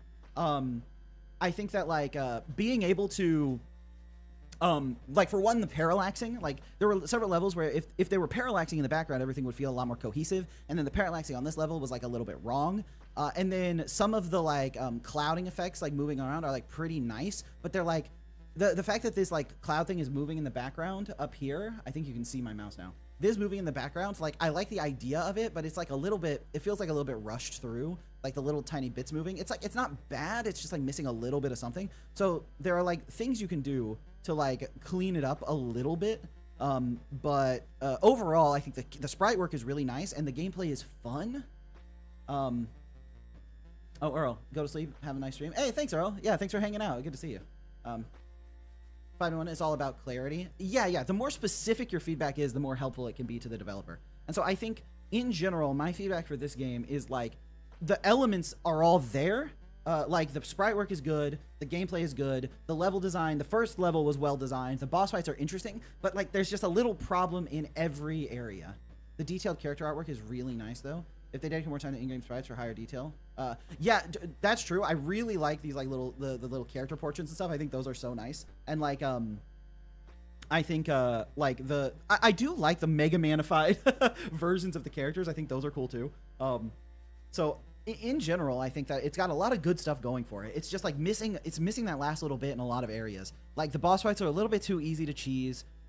It's like they should have more ways of punishing you for like using your arrow and dash at like the wrong timing. You kind of feel like the sprites have a weird, since they were full designs first, they got crunched down to fit the pixel look. Yeah, I think that's probably what happened. I think they made the concept art for the character and then made pixel art that matches the concept. That would be my guess. I mean, it's possible they started with the pixel sprite first. It's like that's how Isadora started as the pixel art, and then we made the character sheet based on the pixel art. So we did it backwards, but it wouldn't surprise me if they did it the other way. But yeah. Oh, I had a thought. Hold on, I'm trying to remember it. Yeah. So I think there's like lots of little areas to improve on a little bit. Like the boss fights. Like I think the first boss fight. Maybe I don't know. Maybe you need to do something with the arrows. Like maybe you can't just spam them. The karma system is also a little strange. That like, am I gonna keep doing this every Saturday? As long as I can keep it up. Yeah. You basically just open the sprite editor and start drawing with very little planning. Yeah, so some people do take that approach for sure, where they just like the pixels on the page. I did that too when I was doing my own pixel art, and for Isadora's Edge, we're doing it that way too. So, Monarch, you think the web build works now? Possibly. Okay, cool. I'll hop into that as soon as we finish with feedback on this game. I think what bothers me the most is I have a little trouble telling the player layer from the background and stuff. Yes, that is actually very good feedback. There were times where I wasn't sure where I should jump. Like, where I could land, where I could move through, which parts were background and which parts were foreground. I think that is actually very fair, and that's a part of the presentation that is missing for sure. It's not clear to me which are gameplay elements and which are, like, background decorative elements. So that is a great piece of feedback for sure. I think that would help improve things tremendously. And yeah, the background is a little bit too busy. Those are the areas of presentation that I agree definitely need cleaned up. Where it's like, what we should focus on during gameplay and what's like in the way is really hard to tell right now. So like some of those background elements being more clearly decorative and making the layers that I can jump on and the layers that I can land on are more obvious would also be good. There was one section where I specifically just like jumped into a pit because I thought it was a platform, but it was a background element. So a way I designate tangible stuff and background assets in your game is by outlining, and anything you can touch and leaving intangible without outlines. Yeah, that can work too, right? It's like if the top layer here of this ground, it's like this is like I don't think anything is using pure black. These might be pure black, but they might be like a deep red to try to look more like the pagoda. Is that what this is called? But if these were like black or maybe even white, or maybe you do like a lighter colored outlines for the elements that aren't main platforms, or you could just like maybe desaturate or something. Like there are ways to get the background elements to be more obviously decorative. And then for the boss fights, definitely they need some way to deal with the fact that Hazel is an absolute monster with her arrow shift dash ability. You outline tangible stuff with pure back outlines is very consistent and readable. Yeah, I think that makes sense. It's like if all of the main platforms that you could walk on had a black outline, and then the background elements were pure colored outlines. Like if these were like more obviously like pinks and reds and stuff, that would help tremendously. But the shift, yeah, it's tough because the shift dash is such a fun mechanic. I really like using it. But it's just like using it on the boss. It just felt like I could do whatever I wanted. And it's like I only really died to her the one time because I was trying to not abuse it. I was trying to use it a little bit more strategically. But trying to use it strategically is harder than just spamming it and feeling pretty immune. Yeah, and then the karma system that like builds up, and you take more damage. Maybe it needs to be something where it's like the karma is also determines how much damage the dash does. Like doing the dash attack with no karma deals no damage, so that if you're just spamming your dash attack back and forth, it won't deal any damage. So you need to build up a little karma before you can use it on the boss. That might be something worth testing, where it's like if you get to like karma level 5 and then you use it on the boss, that does like a meaningful amount of damage. So you need to survive the fight without using it outside of that. Yeah, the approach did mean some compromises. Tell you when a sprites to look, but you felt making sure the player knew what they could and couldn't touch superseded art. Yeah, I think that's true for sure. I think like making sure that the player knows what's going on and can tell where the art is and where it's safe for them to move and stuff. I think that is critically important, because that was like one of the big faults, and that might even be part of where the issue in the second and third level that I played were, because the first level of design felt very clear. That level, I basically felt like I knew where to go and I knew what I could jump on. I could tell what was happening really well. But for the second and third level, it was getting a little bit harder to tell what was going on. So I think, yeah, I think we've talked about it for quite a bit, but I think that's like the feedback. Oh, and then the other area is like the story of the game. It feels like it's coming on a little bit too strong. I don't know the characters yet. I don't care about the characters yet, but they're already like talking so much and introducing themselves. And it's like a very fine balance for how do you get someone to care about your character without just having them, you know, yap at you. And that can be tough to do for sure. Because you want people to care about your characters. You want them to care about the story. But if they're just yapping, I got to a point where I just wanted to spam through the dialogue so I could get to the next level. Right. Oh, and true, you do have the talk room, but I feel like I already didn't want to watch the forced cutscenes, so going to the yap room like was even less appealing to me. Cade's World, do you have a game I could check? I got interested in your high standard. Oh, true, yeah, Cade's World, you should link some of your projects. I'd love to see your pixel art. I want to see how you did the levels, and actually it might even be useful to Code Bunny. They can use your pixel art as like a reference for what's a better way to approach the presentation. Jumpy Neb, you can tell I'm the best at pixel art. Listen to me. Make sure every sprite is a different pixel size. Thank you, Jumpy Neb. Yeah, like you should put it into your engine that whenever it loads a sprite, it applies a random multiplier to the scale, just so you can never even keep consistency within the sprite itself. Cade Squirrel, you have a trailer on your channel. Oh, nice. Let me go check it out. Let me hide my desktop. You need to go, Cade Squirrel? All right, no problem. Oh, not Cade Squirrel. Jumpy Neb. Let's see. Where's the trailer?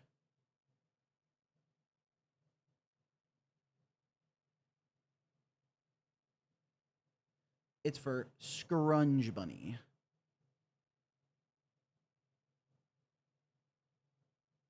I see. Dude, don't touch my pizza, Gordon Ramsay. The worst thing I've ever made. Star Fox music.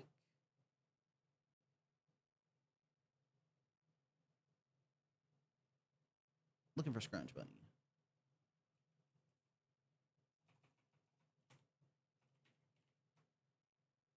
Oh, there we go. Scrunch Bunny teaser 1. All right, let's check out Scrunch Bunny by Cade Squirrel.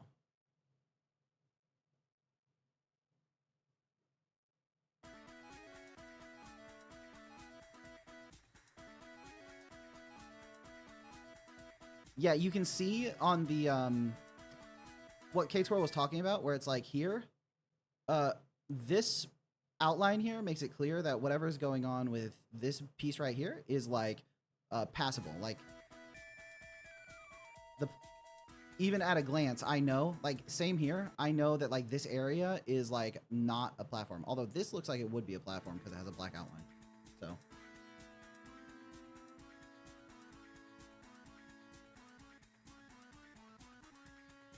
that might be a I'm guessing based on the art styling here that this is a one-way platform where I can jump up and walk along the top of it.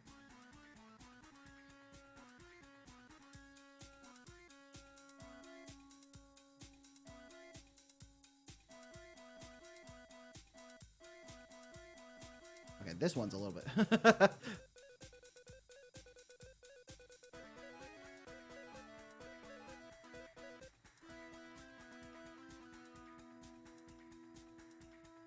Yeah, this one is a little bit unreadable, but outside of that, the rest of it was pretty readable. Okay, cool. Now we have Monarch's game. Still very much prototype stages. Yeah. Understandable. Which is, what was it? Evening Render?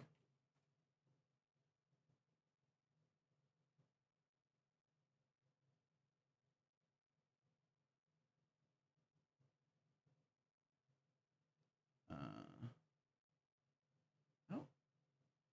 Am I dumb? Wasn't it called Evening Render?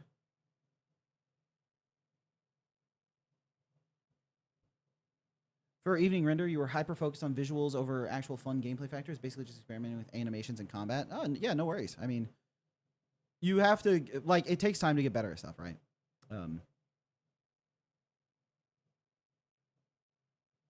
Yo, Itch, you want to show me the game? Okay,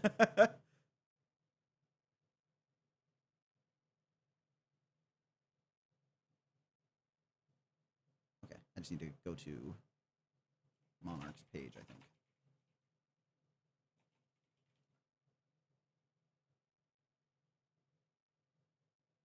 All right.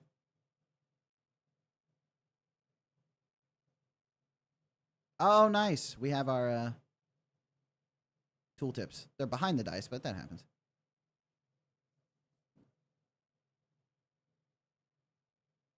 Okay. We went from morning starter to evening ender. True. It's still a long way off release, so you can see it's playable to an extent.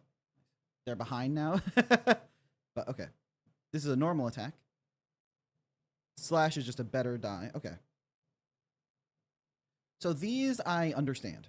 And then I want to do like the contest gameplay. Okay, I won that one.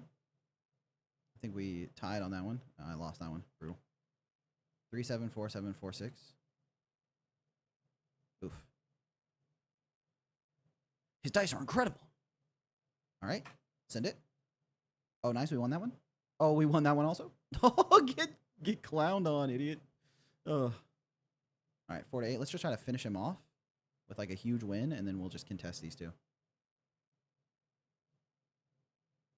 More entries in the time of the day cinematic universe. Right, we have morning starter, evening render.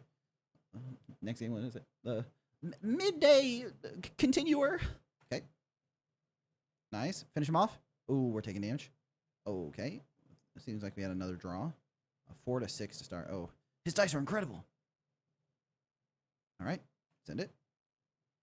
Nice. Let's go. Okay. Let me choose between 3 things. Okay. We have slash or regular dice. Come on, bro. I can't hover over these either. Which means I don't know what the slash range is. I think putting purple dice against white dice is a better solution to win the game. Yeah, but then I'll take more damage. I don't know if I heal between rounds. Okay, it looks like I do heal between rounds, which means you're probably correct.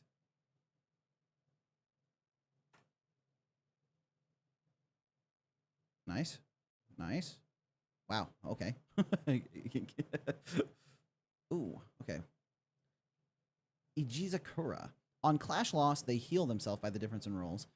Okay, so when they lose this one, they heal, which means it won't deal any damage. So I don't even want to try to beat that one. This one. On Clash Lose, immediately follow up with an attack that deals the difference of rolls and damage. So if they lose the Clash, I take damage equal to my... What the... This person... Their dice are incredible. Why are their dice so good, bro? Okay, I don't want to take the damage. I'd rather just heal them, so... You know what? Bump off. Eat my powerful dice. They heal and then they hurt me. Yep, okay. Okay, what's this? Unexpected strength. The first attack rolled by this die will... This fight will have... Rolled... The first attack rolled by this die, this fight, will have +2 power behind it. What does this mean? The first attack rolled by this die, this fight, will have +2 power. So is this always a 7? Is it always a 7? If the roll is at least 9, it doubles it. What? Bro, their dice are incredible. Okay, they need to die. Okay, I'm just going to use a regular, because I think this is always a 7, right?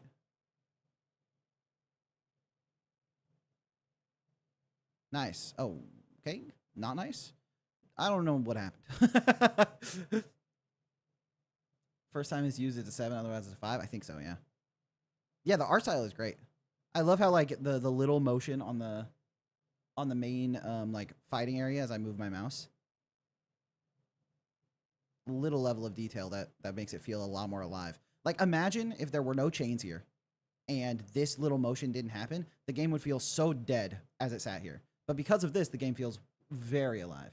Ryu made the art. You only did the programming. Yeah, I thought I saw Ryu in the... I hope that's how you say their name. I thought I saw Ryu in the Discord posting this character specifically. So when I saw it here, I was like, did Ryu make the art for this? Nice. Okay. So the flimsy strike. Okay, I need them to die on that flimsy strike for sure. Immediately follow. Okay, so if we win that one, we also deal damage first. And then this is a heal. So I'm going to put my big dice and then send it. Okay, I lost. Okay, but okay. Cool. Disruptor. Lower the enemy's next roll by 2. If this is the last clash, lower their current roll by 2 instead. Okay. That's way better than these ones, right? No effect and... Okay, give me my disruptor. Adding some idle animations on the character. Yeah, having like a slight idle where they're like, you know, bobbing or whatever would be good. Okay, the background art on this particular stage is a little bit... Like, these lampposts feel like they're massive. Like, why is the background so huge? It feels like these are maybe a little overscaled. Okay. This is just... Okay, it's just a couple slashes and then unexpected strength. Right, by the die this fight. So it has a +2 on the first time it's used and if it gets used again. Okay, and then 4 to 6 and 3 to 7. Dude, their dice are way too good. Oh, okay. I don't know why sometimes they don't have the dice over their head. Is that a bug, Monarch? It's like, because it's hard for me to tell what's happening when the dice aren't above their head. In the first fight, the dice were above their head. And that made it very clear what was happening. They were rolling against each other, but no.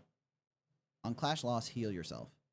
Okay, so I want my next roll to be more powerful, because this is a 4 to 6, so I want to put a 4 to 7 here to get this +2 buff. And then this is going to have, this is a 4 to 7, so I'll just put a 4 to 7 to contest it. Yeah, let's try that. Okay, I lost. But then their Disruptor came out. Their Disruptor rolled a 1. Lamau. It appears in the engine, but it's not. Okay. At least I understand that, like, it's supposed to show, because the fact that it's not showing is a little bit confusing. But 2 Ijizakura dice, bro. They're incredible. So this isn't even dealing any damage. On Clash Loss, they heal themselves the difference. Oh, no. If I roll like... So, if I understand this, if I were to roll like an 8 and they roll a 3, then I will deal 8 and then they'll heal 5 because that's the difference. I think that's how it works. Let's find out. Okay.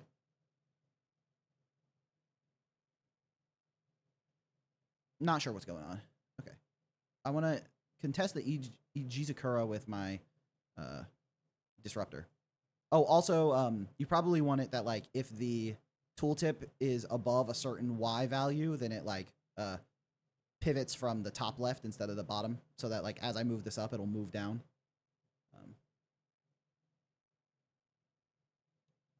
And then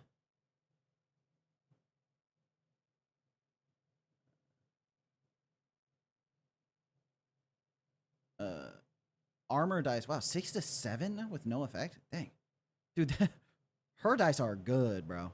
3 to 8. This is a 6 to 7. I can't contest the 6 to 7. I think I need to do like this to try to do as much damage as possible. Yeah, clamp the tooltip position. Yeah, basically, yeah. Bro, I even lost on my on my buffed disruptor die on the bottom here.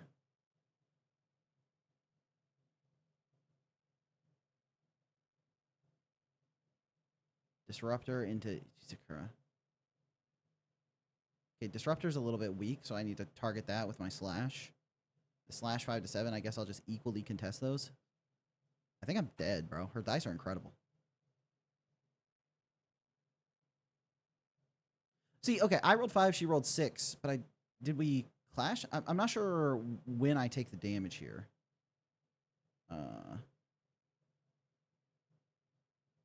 Yeah. Thank you, Lyra. Okay, so heal yourself the difference. I want to disrupt her here and go for a 4 to 9 here. Yeah. Try to deal as much damage as I can, and then contest this armor with that. Let's give that a try. Okay, we blocked, and then I hit, and then I did 3 damage, bro. The damage is the difference for that particular clash. Okay, so the Ijizakura dice are incredible. It's the best die of all time, huh? That's what I'm learning.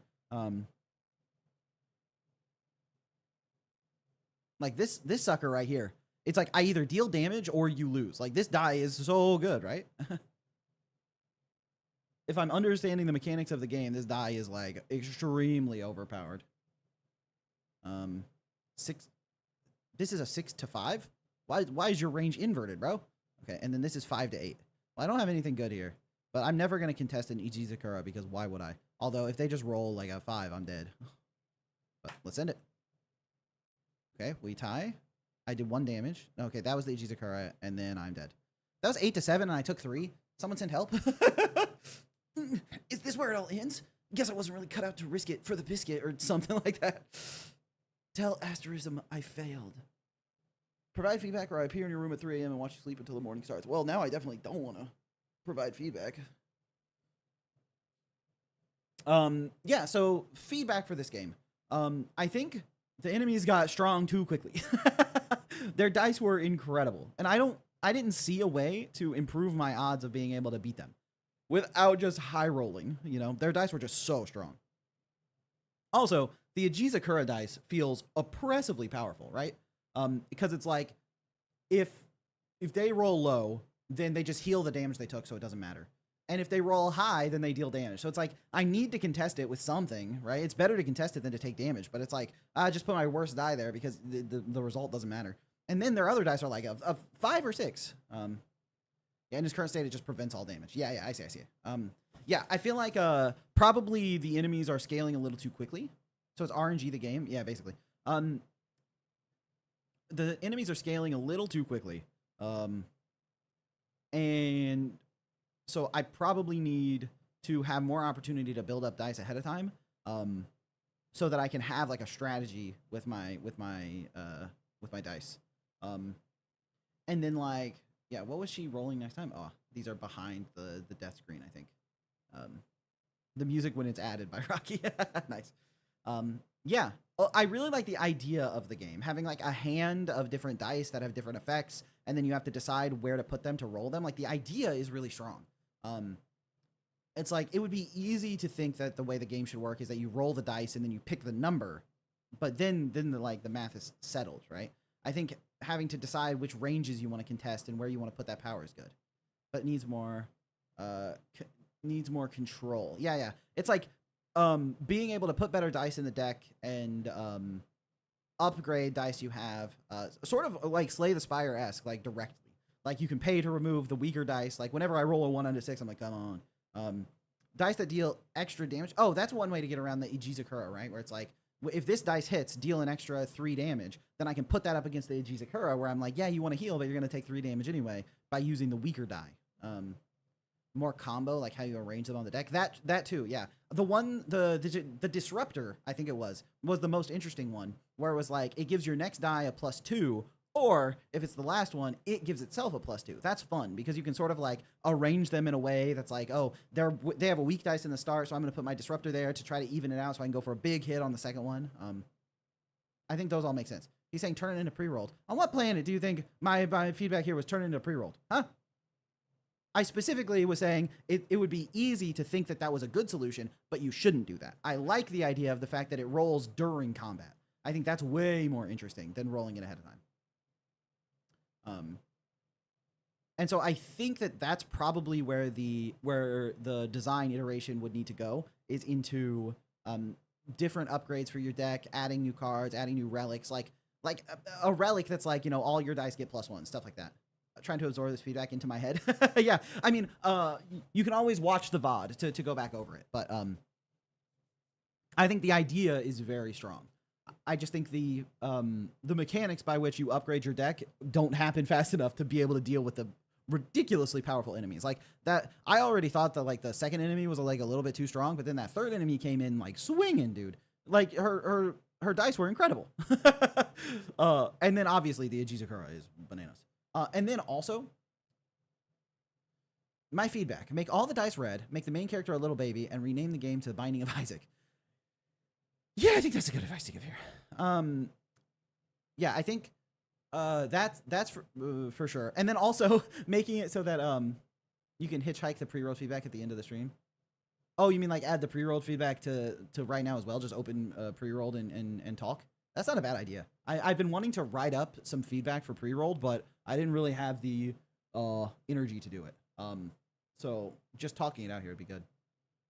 Sounds like Shovel is saying turn pre-rolled into this. That's a good one, Vari. That's a good one. It sounds like Shovel is saying pre-rolled Isadora's Edge comes out in 3 weeks.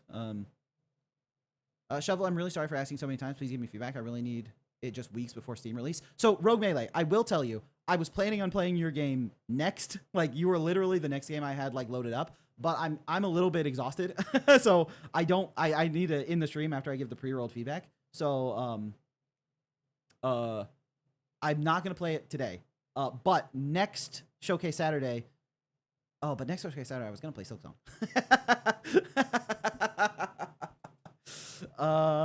Okay, hold on.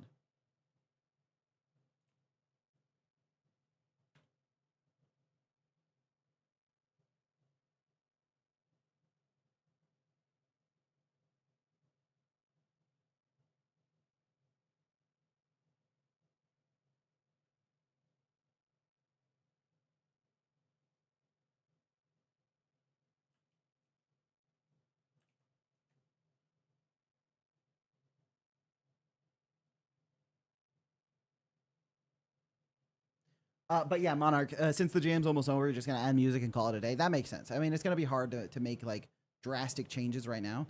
But the other thing I wanted to say before I forget is that having 2 of my choices in my pick 3 option be regular dice with no benefit was very sad.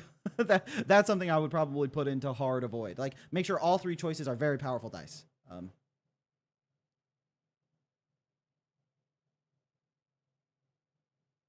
Yeah, the Bracky's Jan ends in like 12 hours, right? Brutal. Yeah, give powerful dice.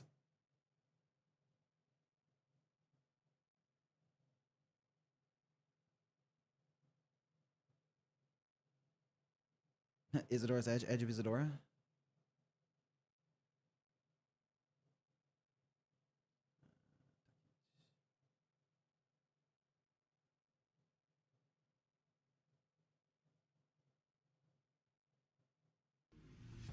All right, let's give some feedback on Rogue Melee.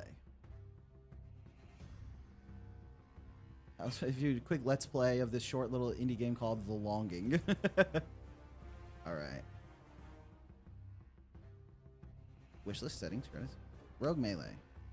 There's a bard. Okay, I haven't unlocked anyone. Let's just play the bard.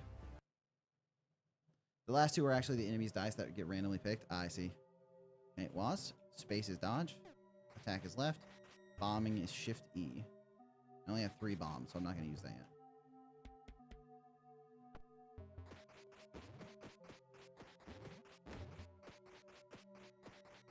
Nice, nice. Yeah, this art style is so cute.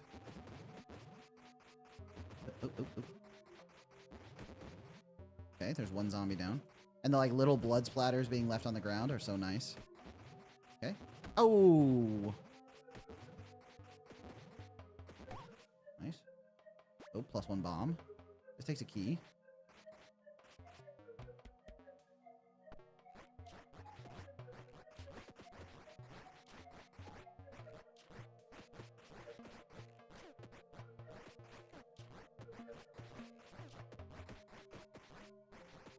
Okay, I'm locked in. Oh, he spawned a little skeleton. That's cute. Nice, nice.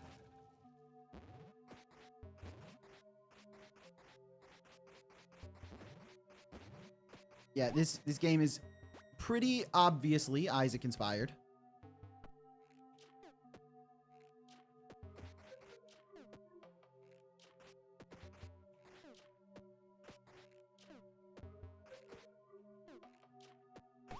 Nice. Got him. Plus a bomb. What's in this gold room? Treasure. That makes sense. Ooh. Feels like a much better weapon, right? This was 4 to 8. Yeah, now 10 to 15. Let's go. This. Deal more damage for a short period after you get a killing blow. Nice. Okay, let's go.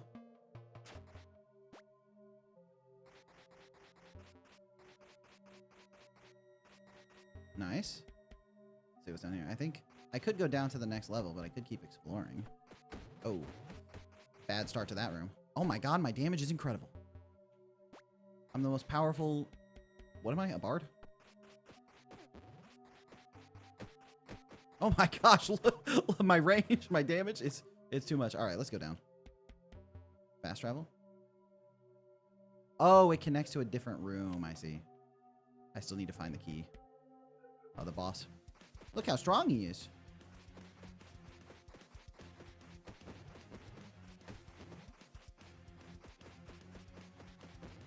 Oh, the fact that the sword turned pink after I got the killing blow to show that I...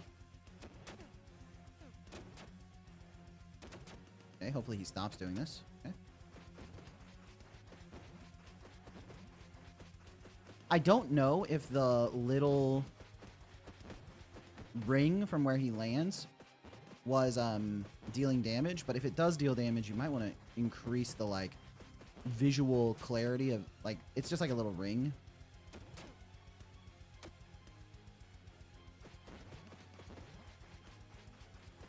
Nice.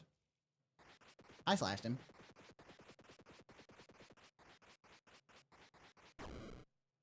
Ooh.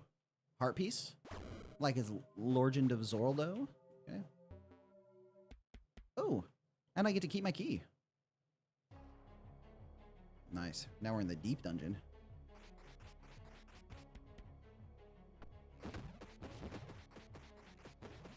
Oh shit, I'm taking so much damage.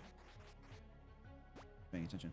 Oh, the sound design's actually really good. I just didn't turn it up for the stream. That's my bad. That's my bad. Okay. Now it's turned up so you can hear the very good sound design. Made me make the ring red. Oh, not a bad idea. Oh, the snakes. The snakes. They're incredible. Okay, but I got a heart. That's my bad. Oh, oops. I did not think that's where my hitbox was. Oh my gosh. The enemies got so serious in the deep dungeon. These are not the same weaklings from the previous floor.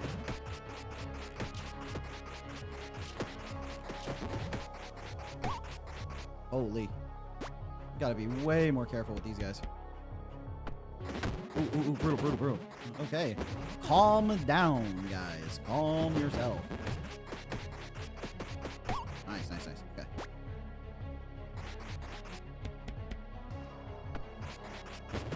Ooh, ooh, ooh, ooh, oh my gosh. Nice, nice. Half a heart back. Nice.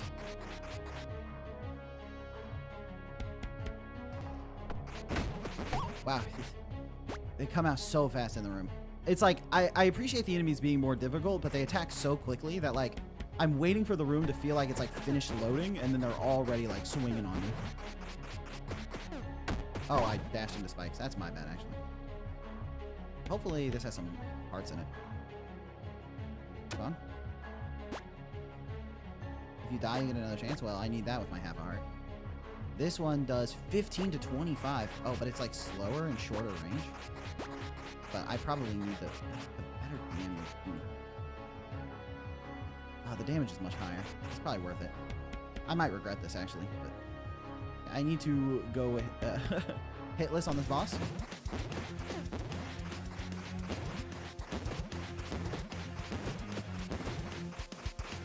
Okay, he did good attack.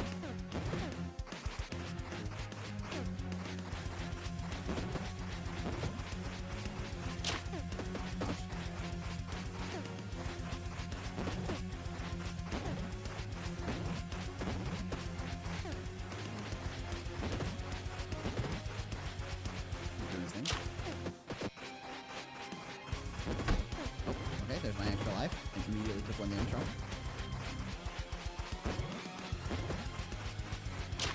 Ooh, I was a little bit slow on my nozzle, I think. Oh, I dashed into the spike and went around. Oh, he got me. He got me. Alright. Close one, close one. Did I unlock anything cool for my next run? No. Okay, time to try out the bombs. Okay, it just leaves a bomb where I was. I see. Ah, I missed my long sword. My rapier. Came back and see some awesome pixel animation. Yeah, right? Boom. Okay, come on. I have to roll through him, I guess. Oh, I'm dead, bro. He's too powerful. Boop. Okay, that's the boss. So I want to go look for, like, treasure so I have, like, a better weapon or something.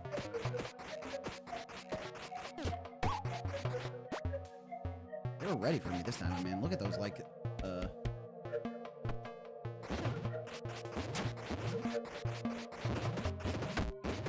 so aggressive, this guy.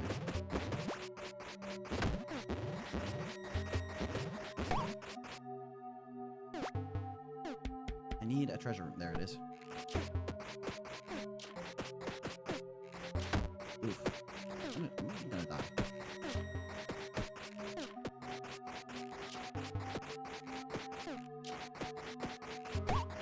Okay, good crit. Alright, I need like a really strong weapon and a heart, maybe. You feel stronger against beasts, okay. Alright. Same upgrade, not good. Drop a heart? Nope. Alright. Time to dead.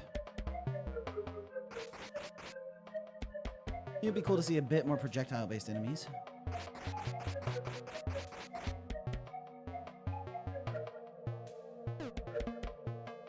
Alright, and we're in. Oh, a different boss.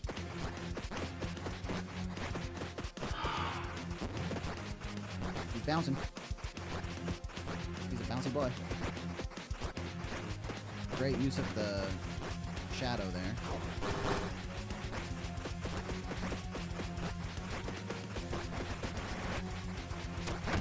Oh. Okay, that white shockwave is dangerous. Makes sense. Oh, that hit me? I thought while he was in the air I could move under him. I suppose I was incorrect. You promised there are other weapons too? I just happened to roll the same one again? I see. Happens.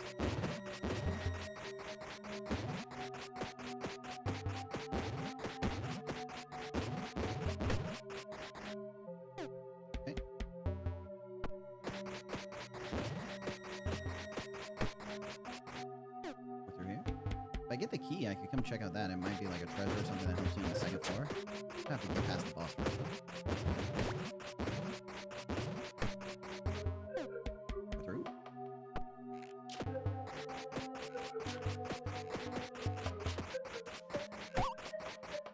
Nice. Through here. Alright. Ooh, okay. Little guys are fast. A little skeleton, very cute. Another bomb. You should probably try using the bombs. These guys are like very aggressive.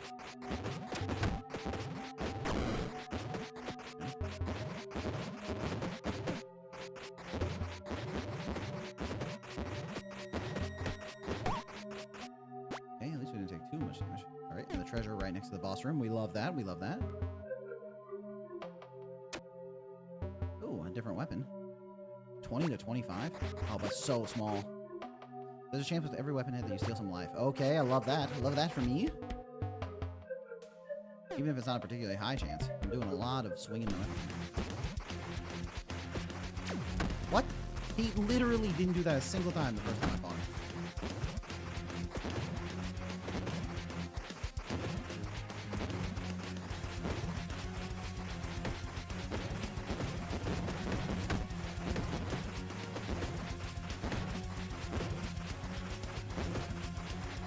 Oh, this weapon sucks, dude.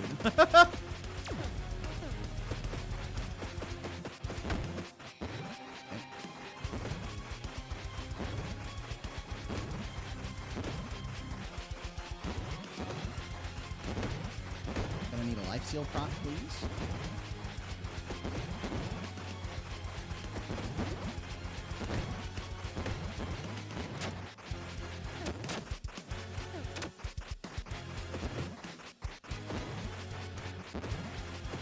Maybe I already got a life seal proc. That's the only reason why. I actually don't know.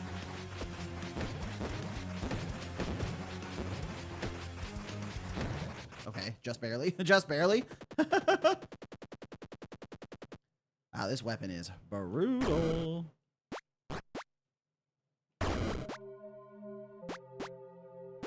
Nice. Okay. Keep it going. Hopefully I find a different weapon.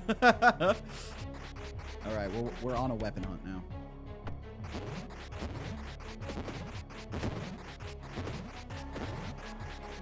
Ow. I want to bomb for this chest, right? That's what these are for. So before I go, I gotta ask, what was your opinion on the UI and animation and stuff in render? It's very late. I don't think I fight for much longer. I think they were totally acceptable for a game jam. I don't think you should worry about that.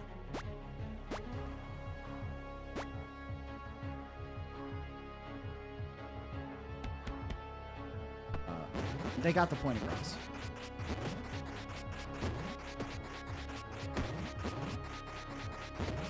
Obviously, someone in chat suggested having like an idle animation, which would help during the times when you're waiting and stuff like that, but...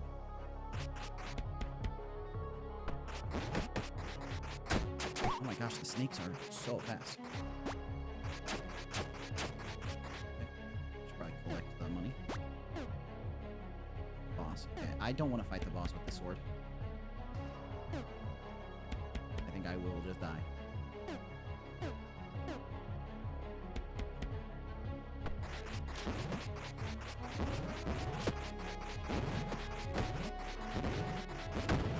Oh my god, the rain. I think I got a life steal proc though.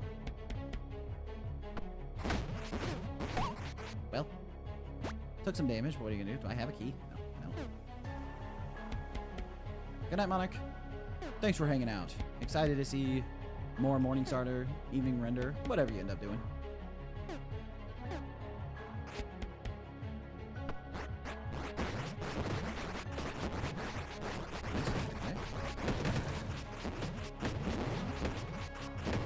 If you really get into the meat grinder with this little knife, it's not bad, but...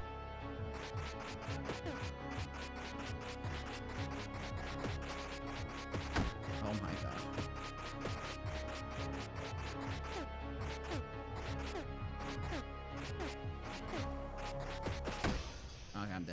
Dude. Ugh, that knife. Ugh. Probably hyper focus on Morningstar after all this. Nice, nice. Excited to see where it goes. I remember you said you were doing like an overhaul to try to avoid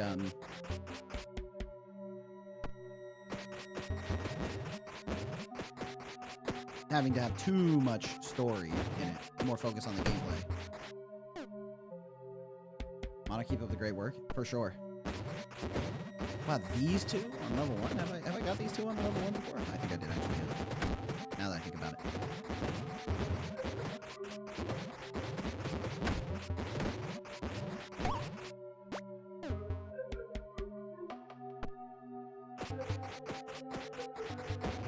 Hey, good luck recovering from the first game, and good night to the rest of you guys. Thank you, thank you.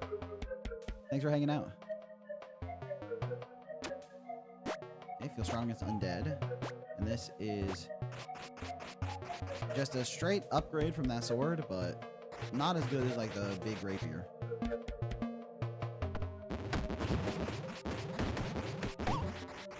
We got through that. To the boss. Like this guy again.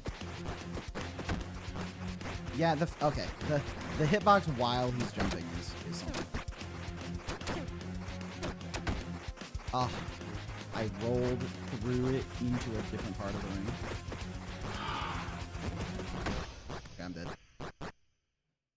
All right, feedback time. I think this game is a little bit too hard at the start. It's like I haven't been able to even get into a particularly interesting run because I keep just dying near the beginning. And my best run was the first one because the rapier was pretty good, and even that was like hanging on by a thread. Sorry about the shitty hitbox. Oh no, don't apologize. It's no problem. I think the hitbox probably just needs to be reworked a little bit because while he's up in the air, it feels like I can go through him. You know. Yeah, the long rapier that I got in the very first run is probably the best weapon I used so far. I think it was my favorite. I kind of regret switching to the battle axe because it was shorter. I don't know if it was slower. It felt slower, but that might have just been because it was shorter. So the rapier was like moving like a longer distance in the same amount of time. So it might have just felt faster. But that weapon was really fun to use. Yeah, very quick and longer range. Yeah, it felt super quick. Yeah, it really was slower. Oh, interesting. It's interesting that it's a slower sword, but it feels faster because of the fact that it's like moving so much distance. Vane Luna, I feel bad because I haven't worked on my main project for my jam game because I'm working on another jam game. Yeah, ain't that the classic? I basically just had to stop doing jams to focus on Isadora's Edge once I decided to like go full into it. Because otherwise it's easy to just continue on the treadmill of like new game. And sometimes it's hard to find the motivation and the discipline to focus on the main game. And so, but it's easy to do a jam game. Like that's like so much easier to shift your focus to that. So. Sometimes when you enter a room, you get bombarded without processing what's the layout of the room and what's the enemy. Yes, true. I completely agree with that.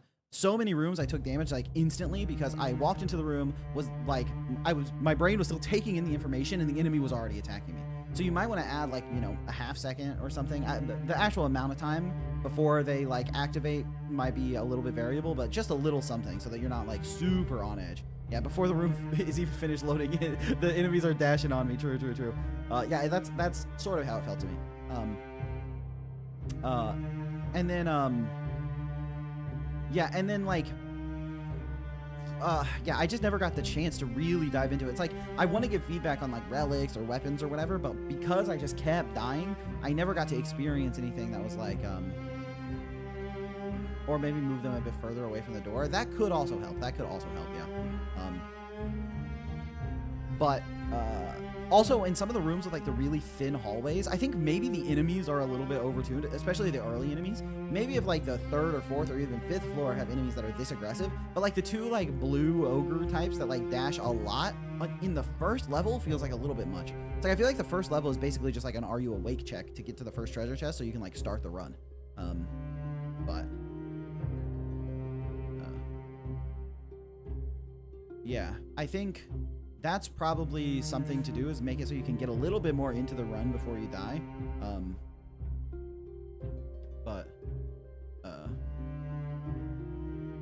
The game's difficulty could be a driving factor for some players too, though. Yeah, it's tough because like sometimes the difficulty of a game makes you want to keep going.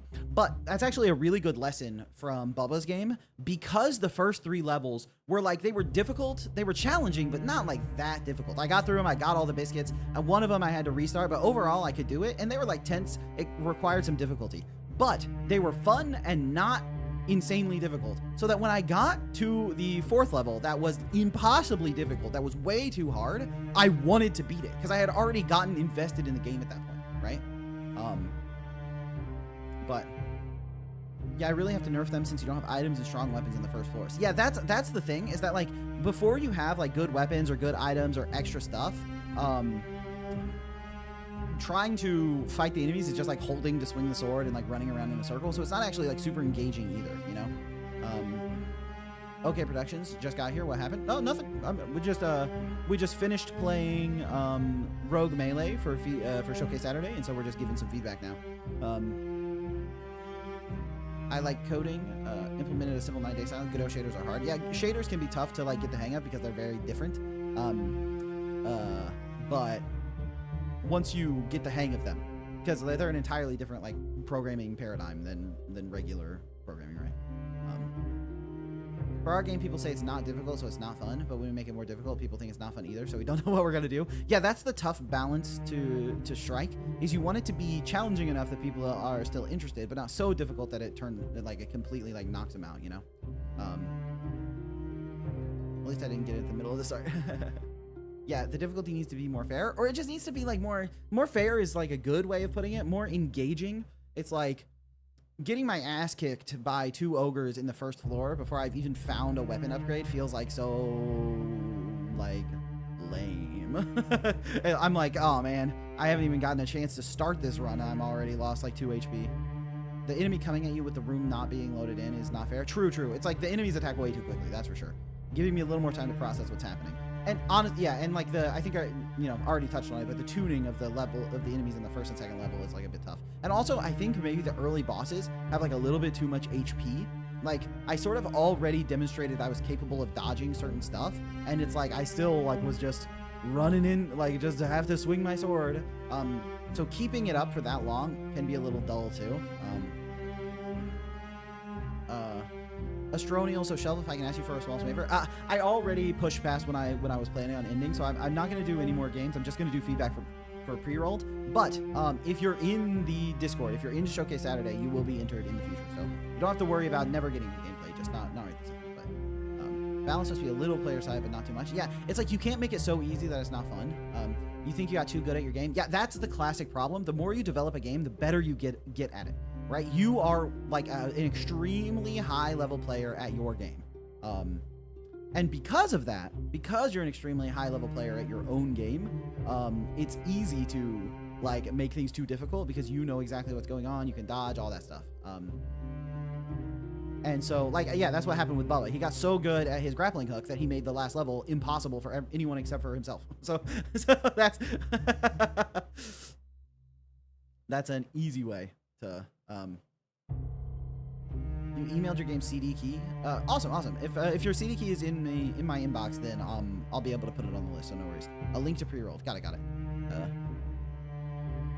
At least he made the last one too hard, not the first. Yeah, I think like if I kept grinding this for a while, I'd probably be able to get deeper. But like it's tough because dying on the first floor or even early on the second floor is like it's so tough to get invested in the run. It's like you want it to be quick for the player to get invested in the run so that it's sad if they lose and they can like send it like deep into the mines or whatever. Yeah, it kills motivation, right? It's like you could probably put like a selection of 3 different weapons in like the starting room, so you get to like pick, do I want to try using this weapon this time or try this weapon this time? Just something to get them a little more invested right from the jump. That might be like too much, but it's leaning into like you spend 5 minutes playing through the first floor and you get like an upgrade, a relic, something, can keep people going. Yeah, but the game, the art, the presentation, incredible. It looks really nice. It's really, really chunky. The combat feels good when you get your hits in. Like there's lots of polish. The fact that like the blood splatters onto the ground and stays there, like that stuff is really cool. So you have like a really great base here. You just need to like work on the balancing a little bit. And the key to making any game really fun is playtesting. So just keep playtesting, sending it to people. watching them play through it, see where they get stuck, see which enemies they struggle with, and where you want to tune the difficulty, which weapons people actually like using, which weapons are strong, all that stuff. Yeah, this is the perfect kind of game to really to cycle on presentation, or to cycle on playtesting, not presentation. Because the core here is really good, and obviously like Binding of Isaac was a huge hit because they really nailed their loop on that sort of, you know, getting engaged in the run, getting new relics, getting new upgrades, all that stuff. So the stream was great background audio on your other monitor while you were balancing your game. Yeah. Not only did your game crush my spirit for a while, it also destroyed my throat. And that's your fault for sure, not my own. I didn't have any input in what I did there. Thanks for the feedback. You appreciate it. Yeah, no problem. And like, if you continue developing it, you can enter it again in the future. Obviously, you said you're almost going to release on Steam, so I don't know how many cycles of playtesting you have left before your release date. But if you make some balancing changes, you want to see another shot at it, you can enter it again. But this playtest with your game dev partner Bits, we should have tested more. Yeah, the more you playtest, the better it is, and that's like why game jam games can end up overtuned in difficulty as well, is because you just don't have time to playtest in most game jams, so you end up with something that's like your first shot at balancing, and because you're the developer, you almost always make it too difficult. It's very rare for a game jam game to be like way too easy, and usually that happens because the developer is trying to avoid making it too hard, so they like lean on like, okay, let's raise up the let's ease off the difficulty because I know I'm good at my game, and then you end up with a game that's way too easy. So it's really hard to balance, but nice. Okay, and then finally, before we close out here, we want to give some feedback to our wonderful friends Jack and Christoph.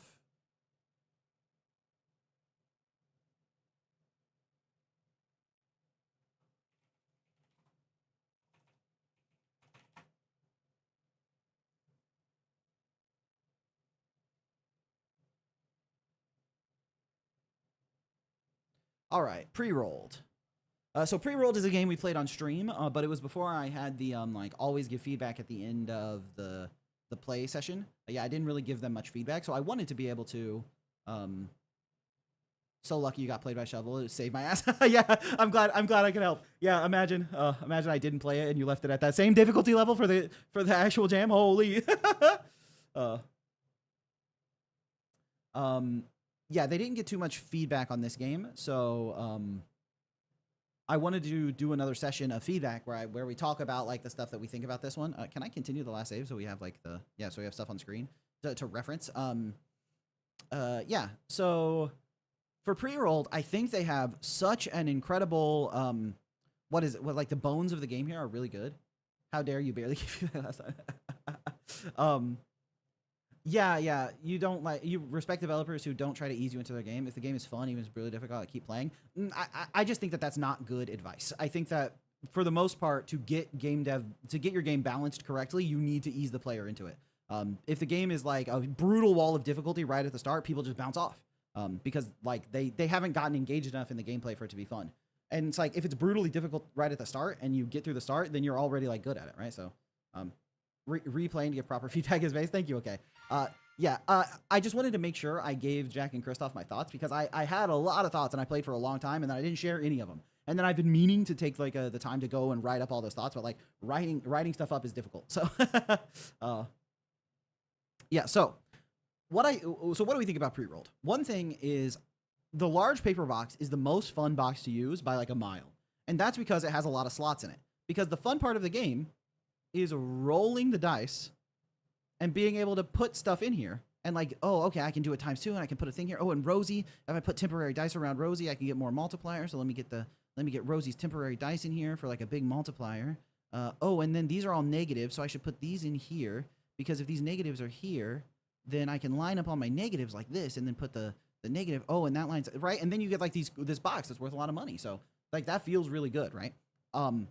And you want to put the dice in. This is way more fun than if you weren't doing it, right? If you were just like, okay, I put all my stuff in, so let me just like load up, right? I can show you what I mean exactly.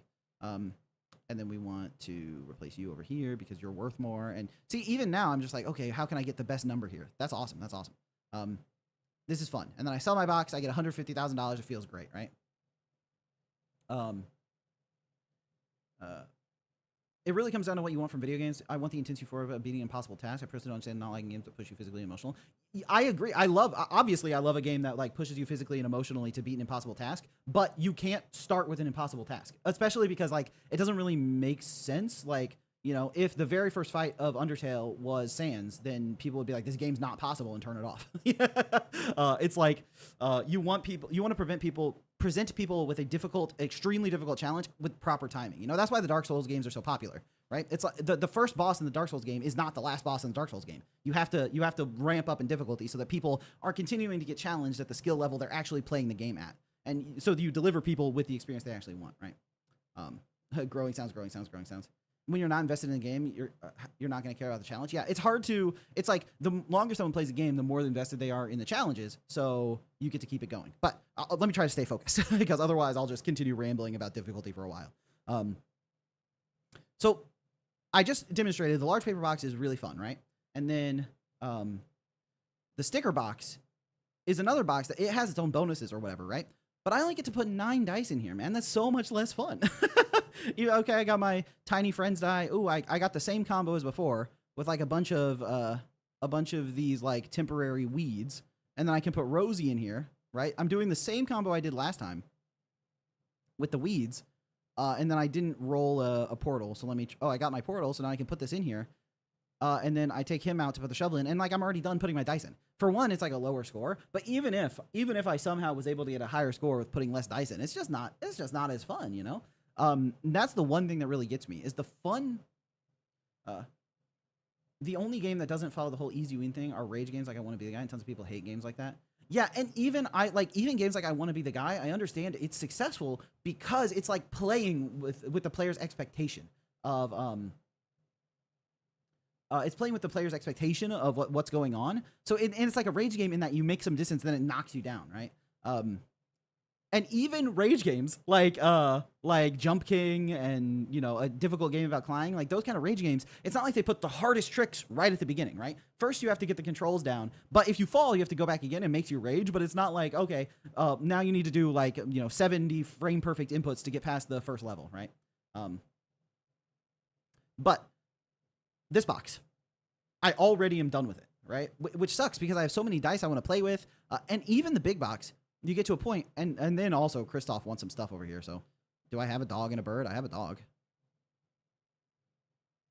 Do I have a bird? No. I could sticker a bird onto this. So now I get my bonus, right? And so I think that that's definitely like a big. I want all my temp dice like this, and then you go here, and then you go like this. Okay. That's a big issue with the smaller boxes, is that I don't get to play with my dice. And the game is all about selling these cool boxes of dice. So the small boxes, like, the fact that so many of the boxes stay as a 3x3 grid, I feel like is sort of like missing out on a lot of the fun of the game. It's about trying to hit these cool combos, and I don't get to do that in the small box, which is why I always want to use the big box. And it's not just because the big box has the biggest number. It's also because I get to do the most playing the game there. Oh, Rogue Melee. It's 1:25 a.m. for me now. Thank you again for playing my game. Stream was fun. Good night. Thank you, Rogue Melee. I appreciate that.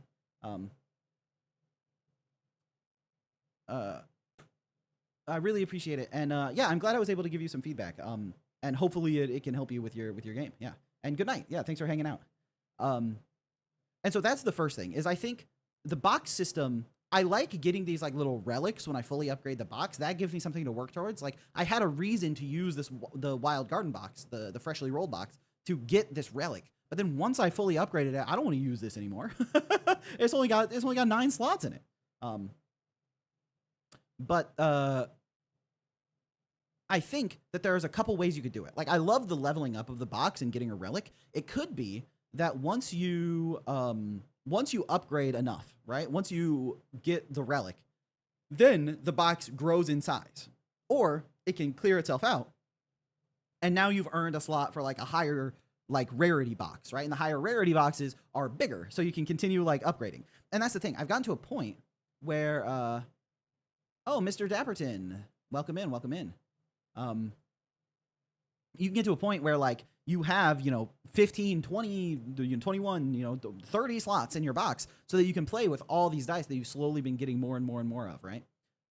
Maybe fix this by changing the dimensions and the shapes of the box. Yes, great point, Internal Screaming. That's another thing I wanted to talk about, is there's tons of fun ideas you could do for boxes that you have that have like different dimensions.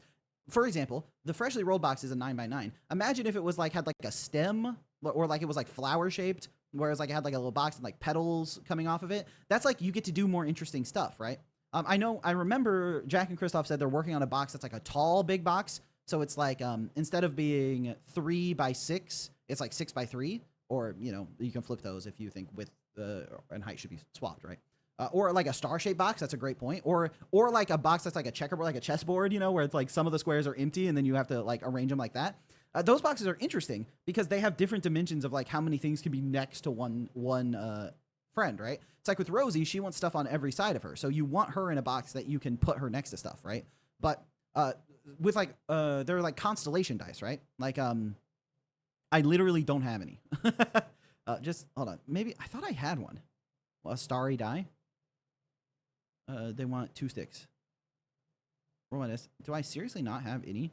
Yeah, there's like it's true. There's no reason to take like constellation dice right now for the most part.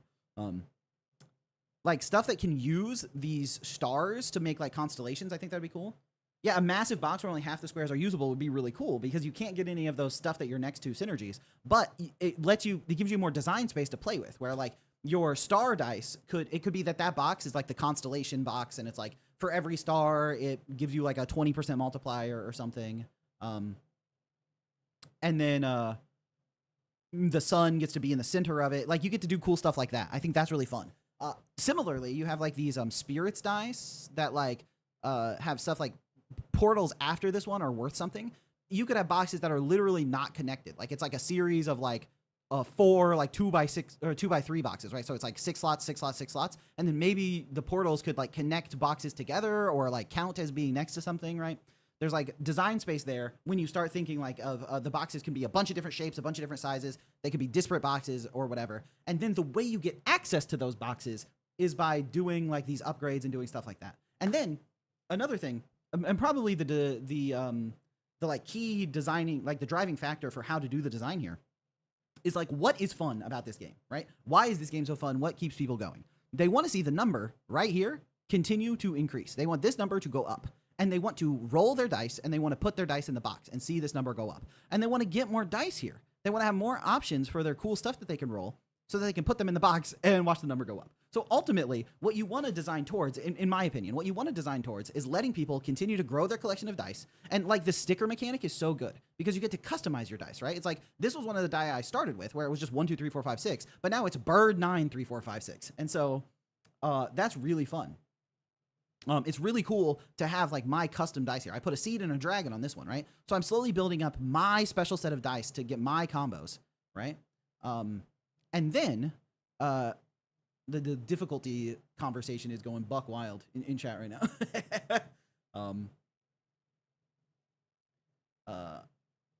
But yeah, I'm not gonna get sidetracked into difficulty discussion because I think we already talked about it enough.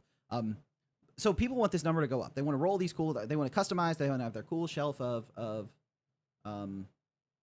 this pre-roll feedback is crazy good. Thank you, 591ML. I'm trying to stay focused. I have ADHD, so when I see chat moving, I want to respond to it, and I have to like pull my brain back to the feedback. So, yeah. So you want that to be fun, right? And so you want the player to be able to do that.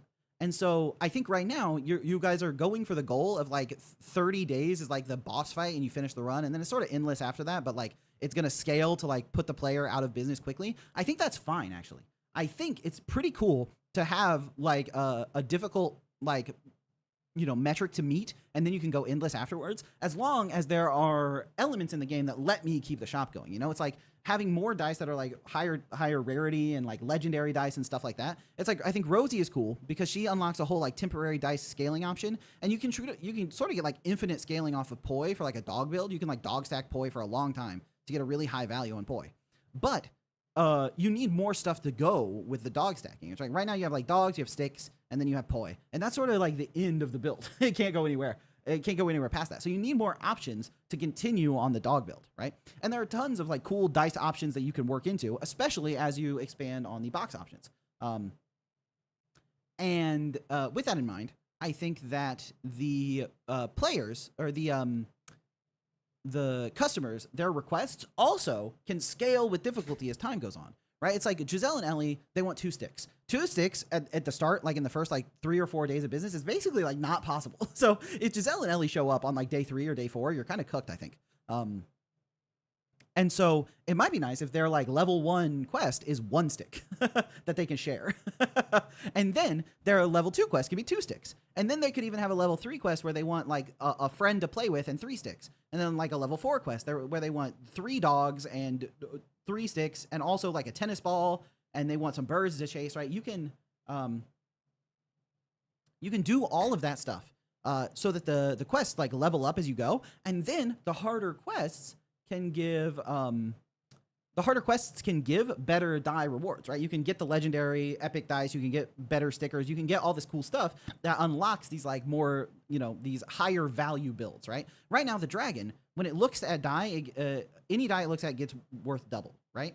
Imagine, you're doing like a dragon build where you have like a knight, and it's like if the knight is behind the dragon, all dice in the box are like ×3 or whatever. That's obviously very powerful.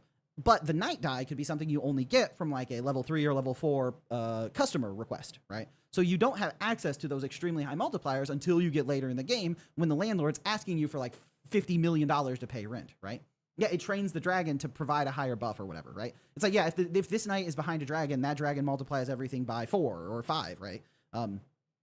Or it could be that the knight, it's like for every dragon next to this knight, you get like a certain amount in this. So then you're like putting dragons around the knights. And then you have like a legendary die that's like the king. And it's like the king causes every knight to be worth a certain amount of money or whatever, right? You can do all sorts of cool stuff with that to continue to allow this scaling. And then you want stuff that can work in like multiple different builds, right? So that's specifically like dragon stacking, but that's because dragons are super generic. Dragons work in every build. So any dragon support can be slotted into other builds, especially if you're starting to get bigger boxes, right?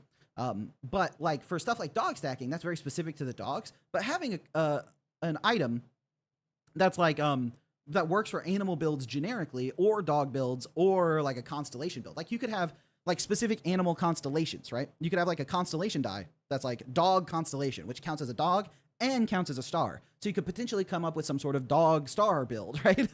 Or you could have like, bird constellations and stuff like that. And then you can have like chimeras that count as like multiple animals and stuff that scales with how many animals you have. And then dragons count as animals too, so they work in that animal build, right? So those, you want those kind of like synergistic die that work together in a lot of situations, and then obviously stickers that represent those faces that you can throw on them. And then stickers are cool too because you can give the like legendary sticker face to at an earlier level, right? So if the die that has the knight on it is a like epic, like a level 4 quest die, right? It only comes from quests that are like level 4 or higher. Then you can give a knight face at like level 3 or higher because that isn't the access to the whole die. It's just letting you customize one of your previous die with like a powerful effect, right?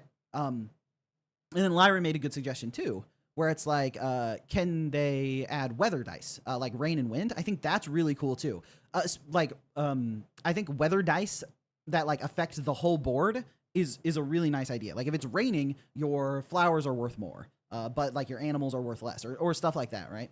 And there's so many different types of dice and types of effects that you can use. And you already have like animals, dots, gardens, numericals, stars, spirits, and sticker. I think that all works really well already. You can continue to add more categories, or you can like, rain gives you overgrown garden, right? It's like, in my mind, the ready to use dice, like this kind of like big box with like a lot of spots in it, is sort of like a garden type situation, right? Because you're building like a big meadow of flowers with all your fruits and stuff like spread around in it. Right, that's what I'm imagining I would use a big box for, like representing a big garden. But it works. It's the best for everything, and it's also the most fun to use. So it's like those are the kind of things that I think you want to really index on, is like giving the player access to making these huge boxes. Like I think people like Lusk without RNG manipulation is the kind of player you want to cater towards, because there are people who are really enjoying your game, right? People who are playing over and over again, trying to get all the cool dice they can get and really indexing on getting these huge numbers. Like I was doing it, Lily's doing it, Insandio was doing it, Lusk was doing it, And so those types of players who will play your game over and over and over again to try to get as far as they can and get these like sick builds, those are the players you want to cater the game to. Those are the players that like will keep your game going, and I think are the kind of design decisions that are the most fun. So that's sort of, I think that's like my main feedback is really think about what you want the game to be for, like what you want to build, like what you want to make your design decisions about. And yeah, and then from there, once you've made those decisions and you have those systems in place, then it's all about just pumping out different content. Like what are the different, dice you have, the different faces, the different strategies. But those are like, you know, the creative part of it. Those are like fun to do. And there's like a million great ideas for how to do that, right? Even just like talking in chat right now, people are like, oh, weather dice and night dice. You can have like blooming effects and all kinds of stuff like that. So that would be my main feedback. And then also making sure that there are lots of different powerful builds. I think you're already aware of this, so it's not like super useful feedback, but right now the like weed stacking build is like the best one by a mile. And nothing else comes even close to that in terms of like performance with multiplications. Like you can get a multiplier for your temporary dice really, really high. And I think that's just because of a limited amount of options and there aren't that many like high scaling. The potential in this game is fucking wild, dude. Big Bubba is 100% on.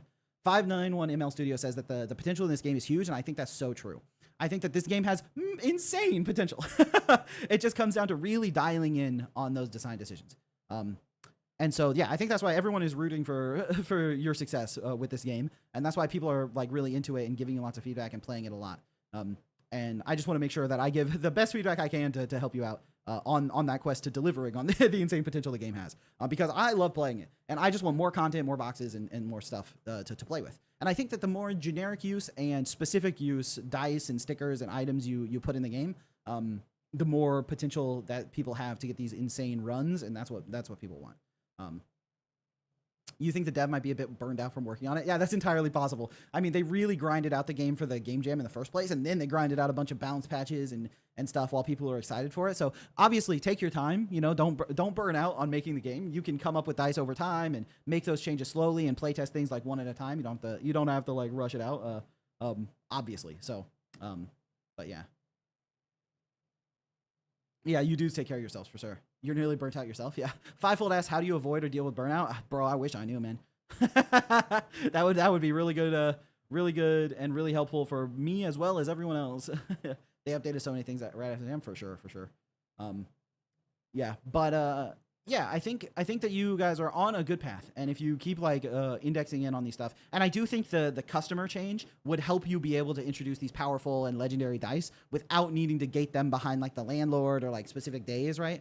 And then also it helps with the problem of like getting customers that are giving like really annoying requests early on, or the fact that in the late game it doesn't feel worth it to even do the customer request because I already have so many dice. But if doing the difficult customer request gives me access to legendary dice, then I want to do it for sure. Then I'm balancing the customer requests that are a high level with trying to get my cool dice with also trying to meet the landlord's request, and then the game loop is really, really, you know, satisfying, really engaging. So yeah, customer scaling for sure. But yeah, I think that that's the main feedback I wanted to give. And if I remember anything else that I really wanted to say, I'll either type it up or do another session of it on stream. Especially because I know you guys are working on a patch, so maybe I'll do more pre-rolled in the future on a showcase Saturday.